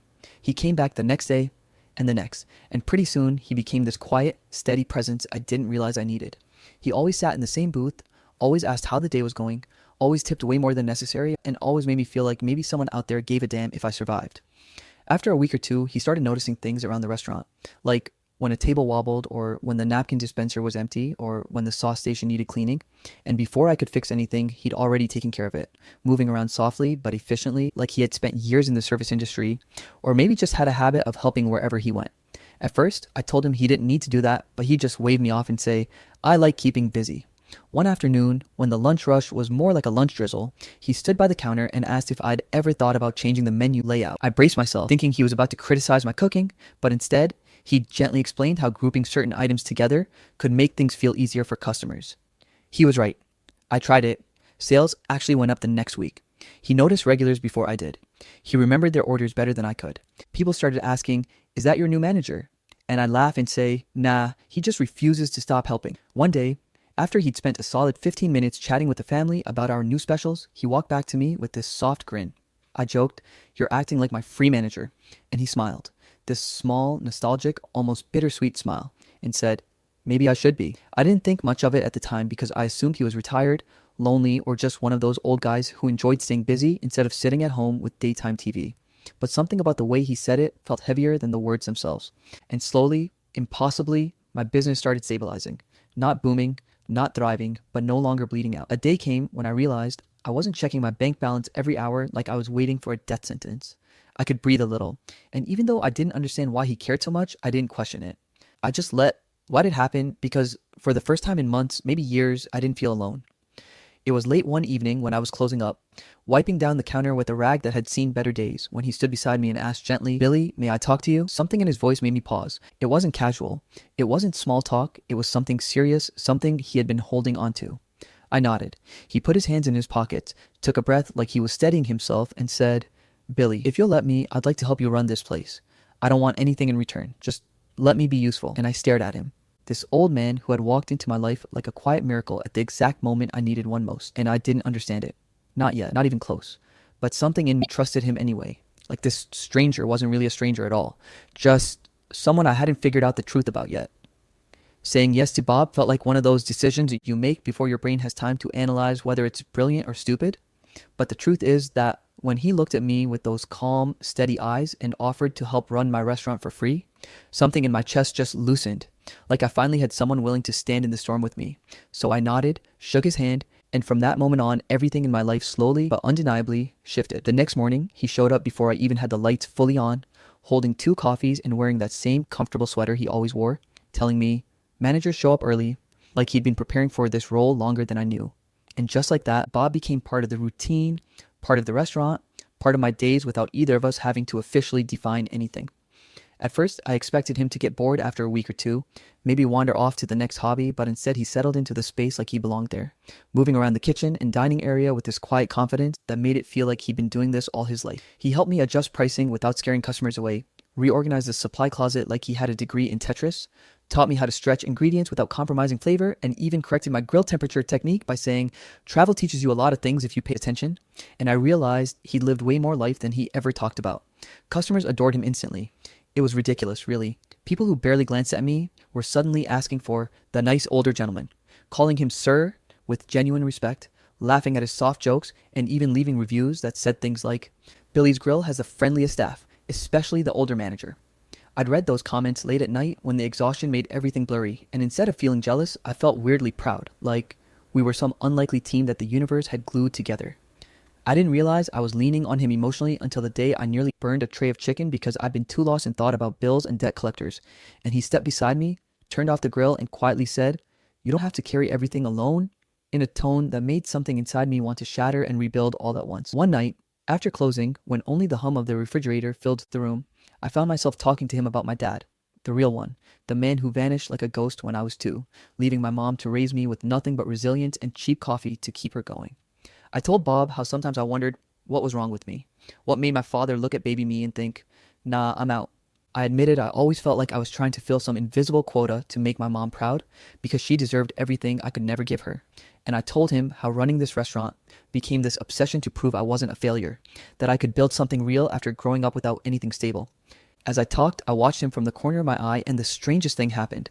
The more I spoke, the more his expression tightened. Not in annoyance or pity, but in this quiet grief that didn't make sense. For a second, it looked like he'd been hit with a memory so heavy he had to swallow it down. But every time I tried to ask if he was okay, he pushed it away with some gentle smile and a joke about how I needed sleep more than I needed therapy. Even though he hid it, I could feel something unspoken in him, something that made him care more than any stranger should. But I didn't push because the truth was that having someone who listened at all felt like a luxury. Our bond formed slowly but deeply, like roots growing under concrete, strong enough to crack through the hardest parts of me. He started buying equipment without telling me. Nothing crazy, but things that made my life easier. A new mixer because mine rattled like it was possessed. Better knives because he said dull blades were dangerous and disrespectful to an onion. A sturdier prep table because the old one wobbled when I leaned on it. He'd shrug and say it was on sale, even though I knew damn well it wasn't about the sale. And whenever he drove me home after long nights, because yes, somehow this man who was almost 60 now insisted on making sure I didn't fall asleep at the wheel, I'd find myself feeling safer in his passenger seat than I'd felt in years. He'd talk about random things, old road trips, mistakes he made when he was younger, foods he learned to cook from strangers in different states, and even though he never talked about his family or past, I felt like I was getting pieces of him, little glimpses of a life I couldn't see the full picture of yet. I'll never forget the night a rude customer started yelling at me because their soup wasn't hot enough, slamming their spoon like they owned the place, and before I could apologize, Bob stepped between us with this calm authority I'd never seen before and said, "There's no need to talk to Billy that way." In a tone so firm, the guy instantly backed down, and I know it sounds dumb, but that moment made me feel protected in a way I hadn't felt since, well, forever. Later that evening, when the place finally quieted, he looked at me and said, "You handled that well. I'm proud of you." And those words, God, those stupid, simple words, hit harder than he could have known, because I couldn't remember the last time a father figure said anything like that to me. Day after day, week after week, he kept showing up, kept helping, kept caring in ways that didn't make sense. He remembered my birthday without me telling him. He brought me soup when I got sick. He grabbed my shoulder when I doubted myself and said, "You're a good man, Billy." And the thing is, I believed him. I didn't know why he cared so much, why he looked at me, sometimes like he was studying a face he recognized from somewhere, why his eyes softened every time I laughed or told a story from childhood. But I didn't question it because I was afraid if I did, I might break the spell. And the truth is that Bob didn't just become my unpaid manager, he became the closest thing I'd ever had to a father. The kind of man I could rely on without fear of disappearing. The kind of presence I didn't know how badly I needed until he became part of my everyday life. I had no idea who he really was. No idea what was coming. No idea that the stranger who saved my restaurant was connected to me in ways I couldn't even imagine. And if I had known, maybe I would have braced myself. But instead, I just kept letting him in, kept trusting him, kept growing closer, completely unaware that the truth hovering behind his kindness would change everything about who I thought I was and who I thought he was forever. I always thought the day my past caught up with me would feel like a slow build, some gradual unraveling of hints and suspicions, but the truth is that it hit me like a freight train in the middle of an ordinary Tuesday morning when life felt routine, predictable, steady, and for the first time in years, even hopeful, because I was opening up the restaurant with Bob humming quietly near the register while restocking napkins like he always did. And I was wiping down the counter thinking about how I might finally be able to get ahead on rent this month, and I remember feeling almost proud. That feeling lasted maybe 10 seconds before the bell over the door rang, and in walked the last person I expected, my mom. She had told me she was busy with work, that she wouldn't be able to visit for a couple of months, but apparently hearing my voice crack one too many times during our weekly calls was enough to make her pack a bag and drive 3 hours from Indiana to Chicago just to check on me. And normally I would have been grateful, but something about the way she stepped inside, stiff and hesitant, eyes scanning the room, already made my stomach twist. "Mom?" I called out, drying my hands on a towel, smiling because I hadn't seen her in months, but she didn't smile back. Instead, her gaze locked onto someone behind me, and her face drained of color so fast I thought she was about to faint. I turned around, confused, and that's when I saw Bob standing perfectly still, a stack of napkins in his hands, his eyes wide and full of something I had never seen in them before. Fear? Shock? Pain? My mom whispered, barely audible, "Billy, that is your father." And those words didn't just hit me. They detonated inside me like a bomb that tore through every memory, every story, every wound I thought I had buried so deep. They couldn't hurt me anymore. I don't remember breathing. I don't even remember moving. All I remember is staring at the man who had become my mentor, my friend, the closest thing to a father I ever knew, and suddenly seeing a stranger with the power to destroy me, my father. The man who left me when I was 2. The man I'd spent my whole life learning how to live without. The man who was standing in my restaurant every day like he had never abandoned me. My voice came out broken. What are you talking about?" My mom didn't answer right away. Tears filled her eyes as she stared at Bob, and Bob looked like he'd aged 10 years in 5 seconds, like every wall he had built to protect himself had just collapsed. And then the truth began spilling out. Not from Bob, but from my mom, who grabbed my shaking hand and said, "Billy, he recognized you." That was enough to make me snap. I turned to Bob, my father, my stranger, and all I could say was, "You knew? You knew who I was?" He opened his mouth to speak, but his voice cracked, so nothing came out. My mom stepped closer and said, "Billy, sit down. You need to hear everything." And even though my legs felt like jelly, Somehow, I let her guide me to a booth, and Bob sat across from me like he was afraid his presence alone might cause me to implode.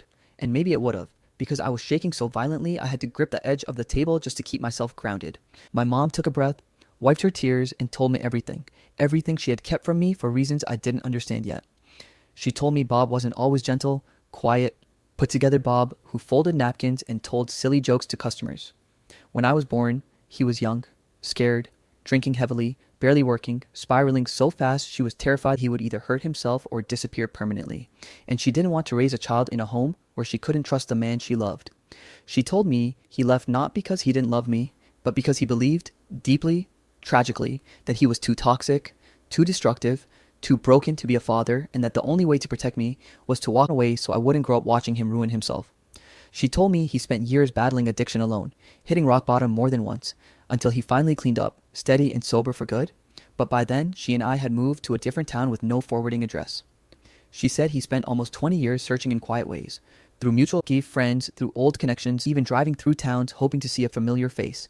But he never found us. He never stopped looking, Billy, she whispered, wiping her tears. Not once. I felt like the air had been sucked out of the room. But he recognized you the very first day he walked in here, she said, voice breaking. He told me that on the phone last month. My head snapped up. You knew? I shouted at her, but she shook her head quickly, frantic. No, Billy, he only admitted it a few days ago. I didn't know how to tell you. I wanted to come in person. My heart pounded so hard it hurt. I turned to Bob, the man who'd been in my life for months, who'd helped me rebuild, who'd become the anchor I didn't know I needed, and I finally forced myself to ask, why didn't you tell me? He swallowed, his hands trembling so badly he had to grip them together, and when he finally spoke, his voice sounded nothing like the confident, patient man I knew. It sounded like a man carrying decades of guilt. Because I didn't come back to be forgiven, he whispered. I didn't come back because I thought I deserved a place in your life. I came because you looked like a man drowning, and I couldn't walk away again. Hearing those words felt like someone reached inside me and tore something raw out of my chest. I wanted to scream at him, to curse him, to punch him, to ask why he got to show up now when I had spent years learning to live with the emptiness he left behind. But at the same time, I couldn't ignore the fact that the man sitting across from me, the man who abandoned me, was also the man who saved my business, held me up, protected me, and cared for me without asking for anything in return. My emotions twisted in every direction. Anger, betrayal, heartbreak, confusion, and somewhere deep beneath all that, a whisper of something else I wasn't ready to admit. I pushed away from the booth so fast the table rattled. Both of them called my name, but I didn't stop. I couldn't. I stumbled out of the restaurant, out onto the street where the cold Chicago wind slapped my face like it was trying to keep me from falling apart, but it didn't work. I started running, didn't even know where, didn't care, just ran because my life had gone from stable to shattered in 5 minutes, because the man I had been growing closer to, the man I had secretly started to think of as a father, was my father. And suddenly everything made sense and made no sense at all.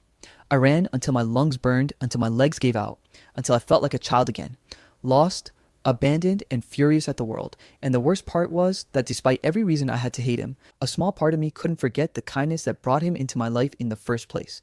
The truth was no longer avoidable. The stranger who saved me was father who left me, and I had no idea what to do with that. I spent the next few days hiding from Bob like some coward who couldn't face his own truth.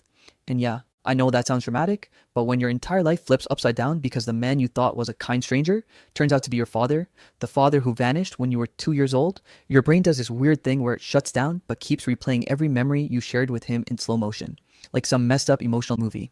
I couldn't sleep, couldn't think properly, couldn't focus on the restaurant, and every time the bell above the door chimed, I'd flinch, half expecting him to walk in with that soft, apologetic smile he always wore, the one that now felt like a lie, even though I knew deep down it wasn't, because if it were, none of the things he'd done over the past months would make any sense.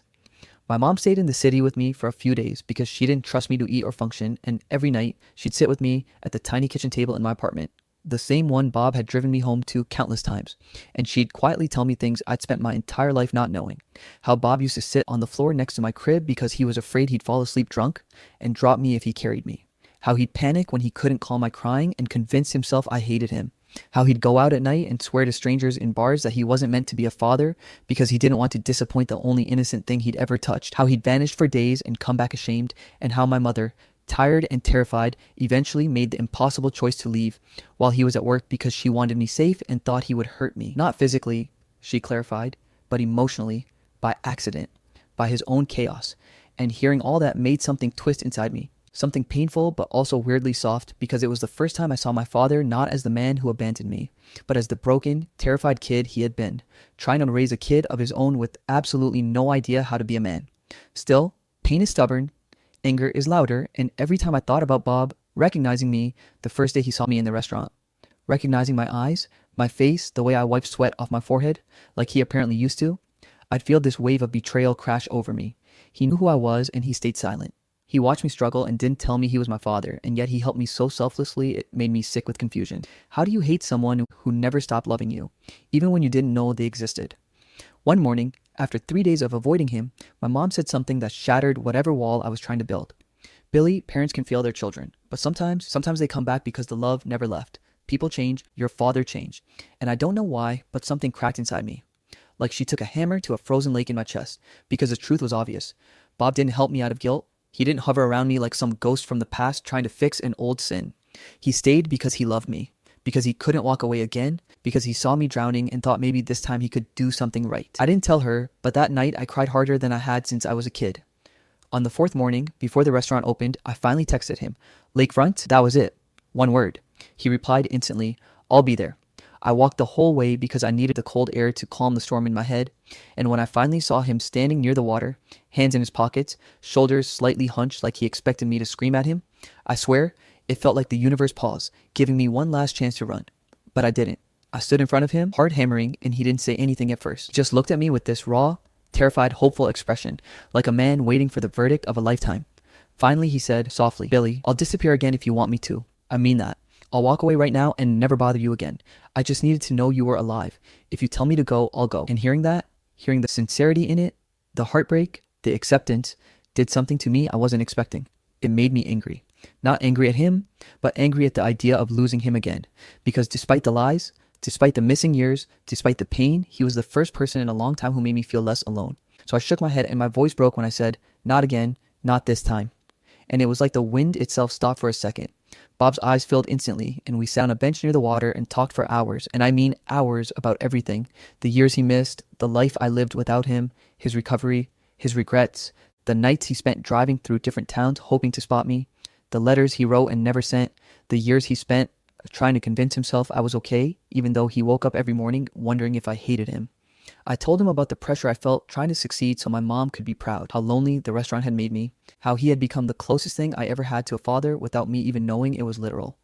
We cried, we laughed awkwardly, we apologized too many times, and by the end of it, I felt something I hadn't felt since childhood, a quietness in my chest, like something finally settled.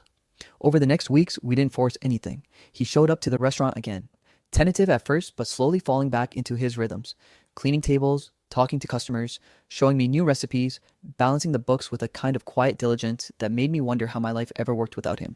And slowly, almost painfully, I forgave him. Not because he earned it, not because he asked for it, but because I wanted to. Because holding on to the past was killing both of us, and letting it go felt like putting down a weight I'd been carrying since childhood. The restaurant started to feel different too, warmer somehow. Customers joked that we looked like a father-son team, and eventually we stopped correcting them. He'd clap my shoulder when I nailed a new dish, beam proudly when a customer complimented me, and every time he said, I'm proud of you, son, it hit different. It healed something. My mom visited once more, and the three of us sat together like a family that had been broken for years, but somehow found its way back. Imperfect, but real. And as I look back on it all now, telling you this, I realize the truth I never expected to learn. He wasn't a stranger after all. He wasn't some random old man who wandered into my life when I needed help. He was the piece of my story I didn't know I was still missing.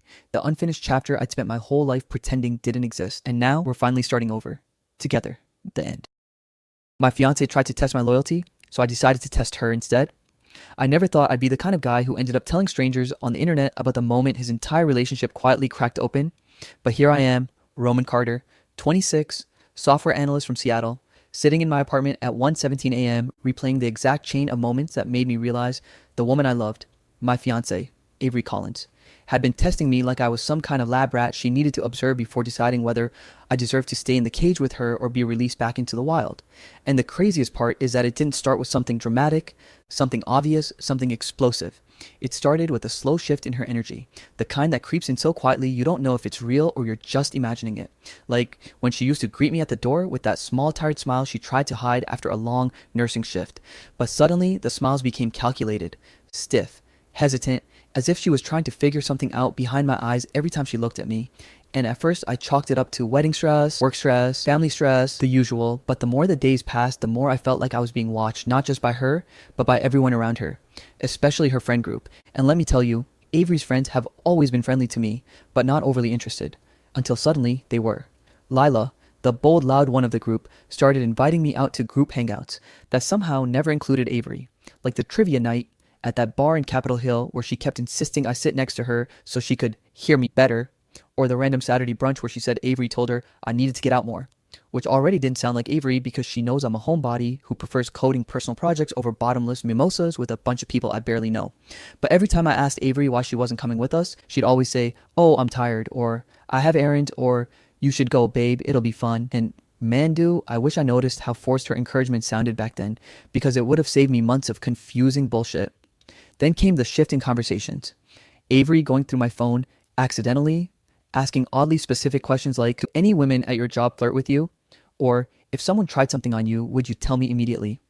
And I thought maybe someone she knew got cheated on, or maybe she was insecure about the upcoming wedding, but I swear the moment that everything clicked was the day Tessa joined our office. Tessa was a new UX designer, and she introduced herself to me like she'd been waiting her whole life to meet a guy named Roman. Hair twirling, leaning close, the whole "I drop my pen next to you for attention" routine. And at first I thought I was misreading. Maybe she was just friendly, but then she started showing up at my desk for things she absolutely did not need to ask me about, like how to reset her company email password, or whether the cafeteria food was as good as people said. And every time she leaned in with that overly playful smile, I got this feeling in my gut that something wasn't right because it wasn't natural, it wasn't organic. It was like watching someone act out a poorly rehearsed script they didn't even like. The real tipping point was when I got a call from Avery during lunch break.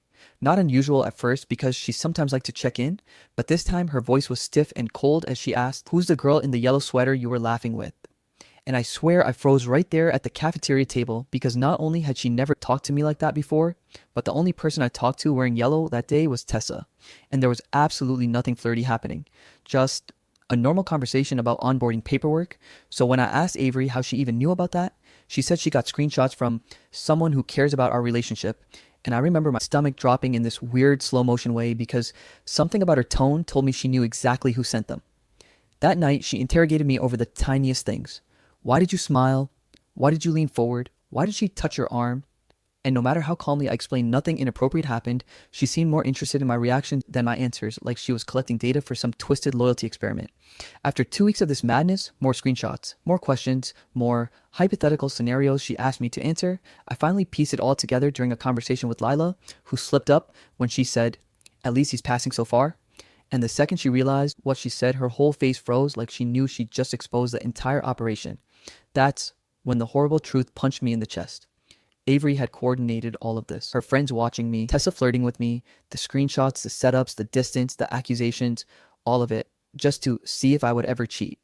As if love was some kind of obstacle course where I had to dodge traps to earn her trust. And I swear, when this realization settled into my bones, something inside me cracked in a way I knew could never fully heal. I went home that night, sat on the edge of our shared bed, and studied her face as she slept next to me, peacefully, completely unaware that I finally understood what she'd been doing. And in that moment, I felt something I didn't expect.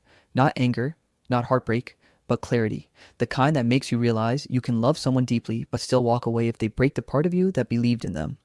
But instead of confronting her, instead of fighting, instead of begging her to stop, I made a decision in the quiet of that midnight room. If Avery wanted a test so badly, then I'd give her one. Not by cheating or playing games, but by giving her the one thing she wasn't prepared for. Distance, patience, truth, and silence. I would mirror her insecurity with calmness, her suspicion with stability, her chaos with composure, and I would let her reveal her own loyalty without me lifting a finger. So I slid under the blanket next to her, placed my hand on her back just like I always did, and pretended everything was normal. All while something new and sharp and unspoken settled into my chest, because she had tested me without my consent. But now it was my turn to test her with complete awareness, and she wouldn't even see it coming. I knew the moment I decided to test Avery back that the only way this would work was if I became the version of myself she wasn't prepared to deal with. The version of me who didn't explain every breath I took, who didn't rush to reassure her whenever insecurity crept into her voice, who didn't bend over backward to make her feel safe while she quietly set traps around my life like landmines I was supposed to step on. So the next morning, when she asked in that fake casual tone, "Who were you texting last night?" Even though I'd been on my phone reading a Reddit thread about coffee grinders, I just said, "Just reading," with a calmness that made her blink like she expected a whole essay. And when she probed, "Anyone message you?" I shrugged and said, "Nope," then kissed her forehead lightly and went to make coffee like nothing in the world was wrong. Because if she was going to turn our relationship into an experiment, then I was going to give her pure neutrality, the kind that makes insecure people reveal their real selves. And holy hell, it worked faster than I expected, because within 3 days, she was spiraling harder than I'd ever seen, pacing around the living room, pretending she wasn't peeking at my phone screen every chance she got, sending me accidental screenshots of her coworkers gossiping about men who cheat, and asking questions that would have made me laugh if the situation wasn't so sad, like, "If you were tempted, would you tell me or break up with me first?" As if temptation was something she expected me to encounter on a daily basis. And while I was calmly going about my life, focusing on work, hitting the gym, hanging out with my friend Mark Moore, losing myself in personal coding projects, Avery was slowly unraveling, and the unraveling got worse the moment Mason entered the picture again. For context, Mason has always been a friend of Avery's, the guy who hung around the edges of her life like a shadow that refused to leave, claiming to be harmless while radiating the type of energy that screamed he'd date her in a heartbeat if she ever gave him the chance. And over the past year, she'd been good about keeping boundaries with him. At least I thought she was. But now, suddenly, she was spending more time texting him for advice, or telling him about our smallest disagreement, or calling him when she was stressed. And every time I walked into the room while she was on the phone with him, her voice would drop into that soft, emotional tone people use when they want to feel rescued by someone who isn't their partner. But I didn't react. Not once. Not even when I overheard Mason saying, "You deserve someone who puts you first."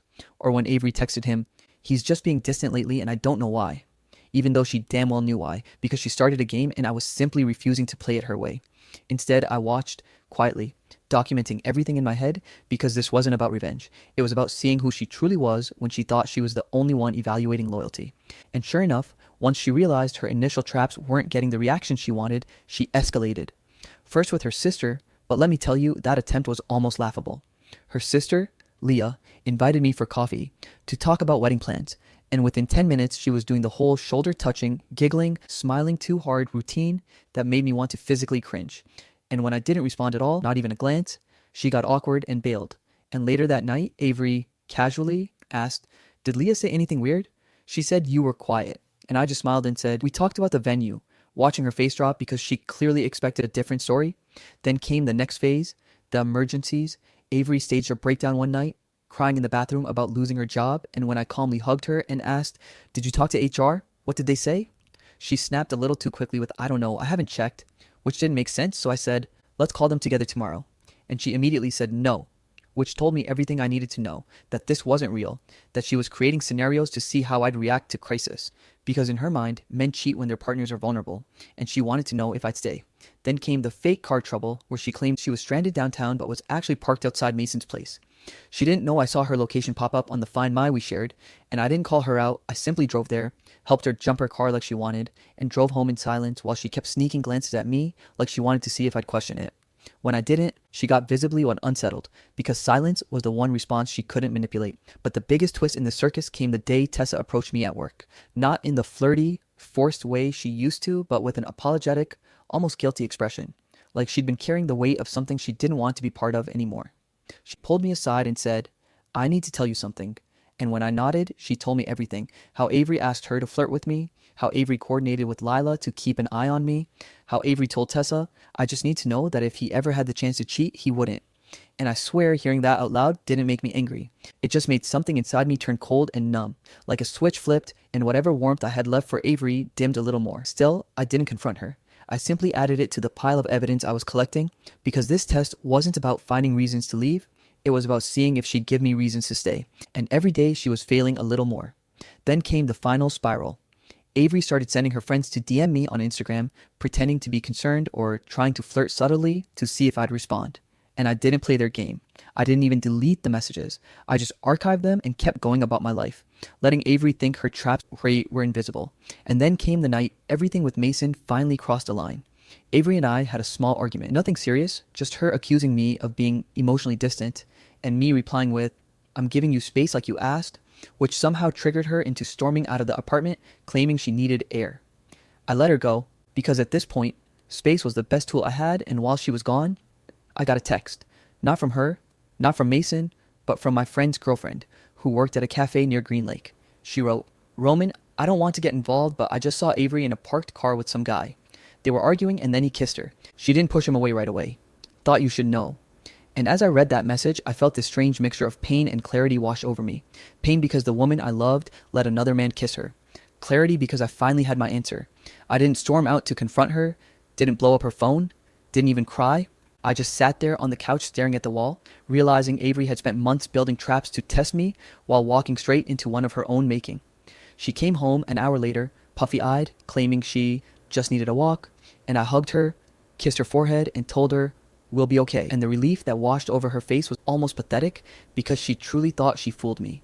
But while she curled into my side that night and fell asleep like nothing happened, I stared at the ceiling, thinking about how this story would end, because she was already planning one final extreme test for me, one she thought would break me or expose me. But little did she know I already had every piece of the truth I needed, and her final test would be the moment I revealed everything and walked away from a woman who never understood the difference between loyalty and control.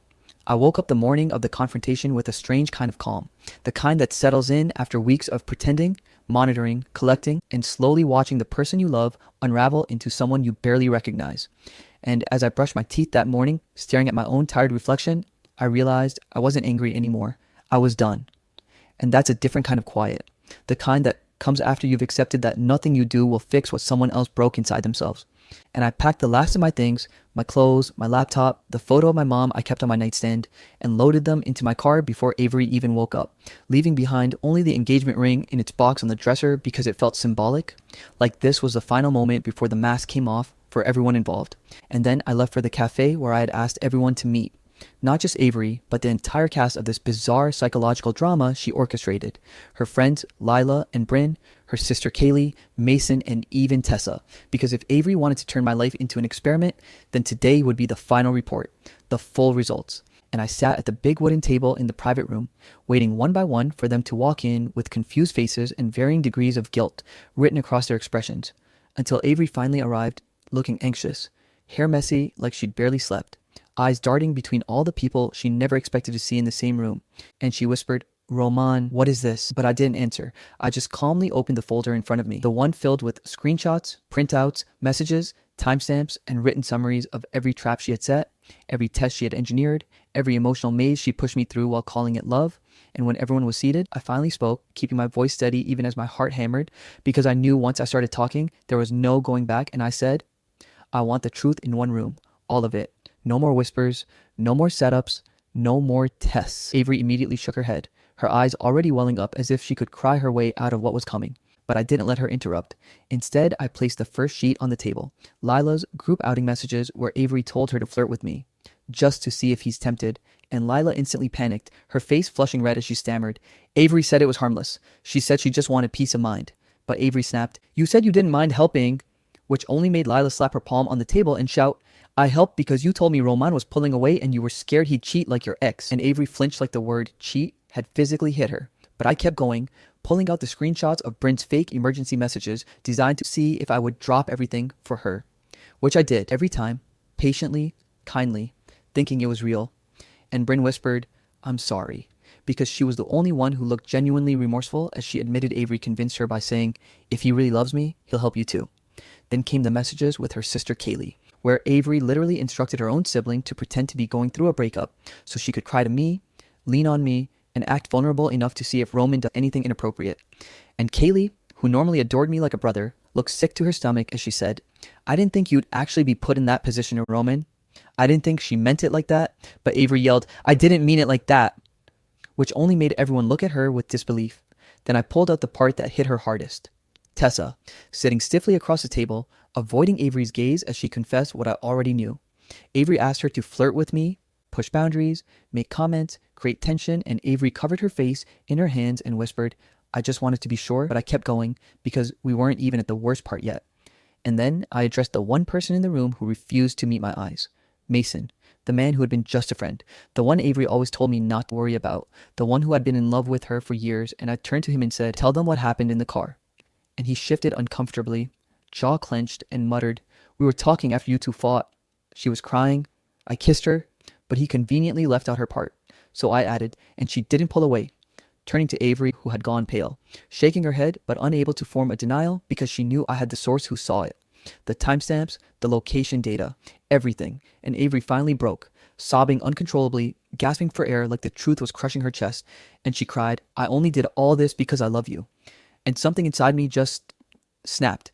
Not in anger, but in clarity, and I said in the softest voice I've ever used with her, "Love isn't proven through traps, it's proven through trust." And the room fell silent in a way that felt heavy, suffocating, final, and Avery slid off her chair onto her knees, grabbing my hands, begging, "Please, please don't leave me. I'm sorry. I just get scared. I thought you'd wake up one day and realize you deserve someone better." And while her friends started turning on her, Lila saying, "You dragged all of us into this." Bryn muttering, "This wasn't love, Avery." Kaylee quietly crying in the corner, Mason standing up to leave because he couldn't face any of it. I gently removed her hands from mine and said, "I already moved out this morning." And the way she froze in place, like the world had tilted beneath her, was almost heartbreaking. But I had to protect myself. And when she whispered, You moved out?" I nodded and said, "And I signed a new lease." And Avery let out a sound I'll never forget. A mix of guilt, loss, regret, and the realization that this was the consequence of her own actions. Not a punishment from me, but a natural ending she created herself. And when she whispered, "I can fix this," I shook my head and quietly replied, "I'm done being tested." Then stood up, thanked the others for coming, and walked out while Avery sobbed into her sister's Ahabe arms, calling my name, begging me to stay. But I didn't look back because this wasn't about revenge or punishment or pride. It was about self-respect, about finally choosing myself.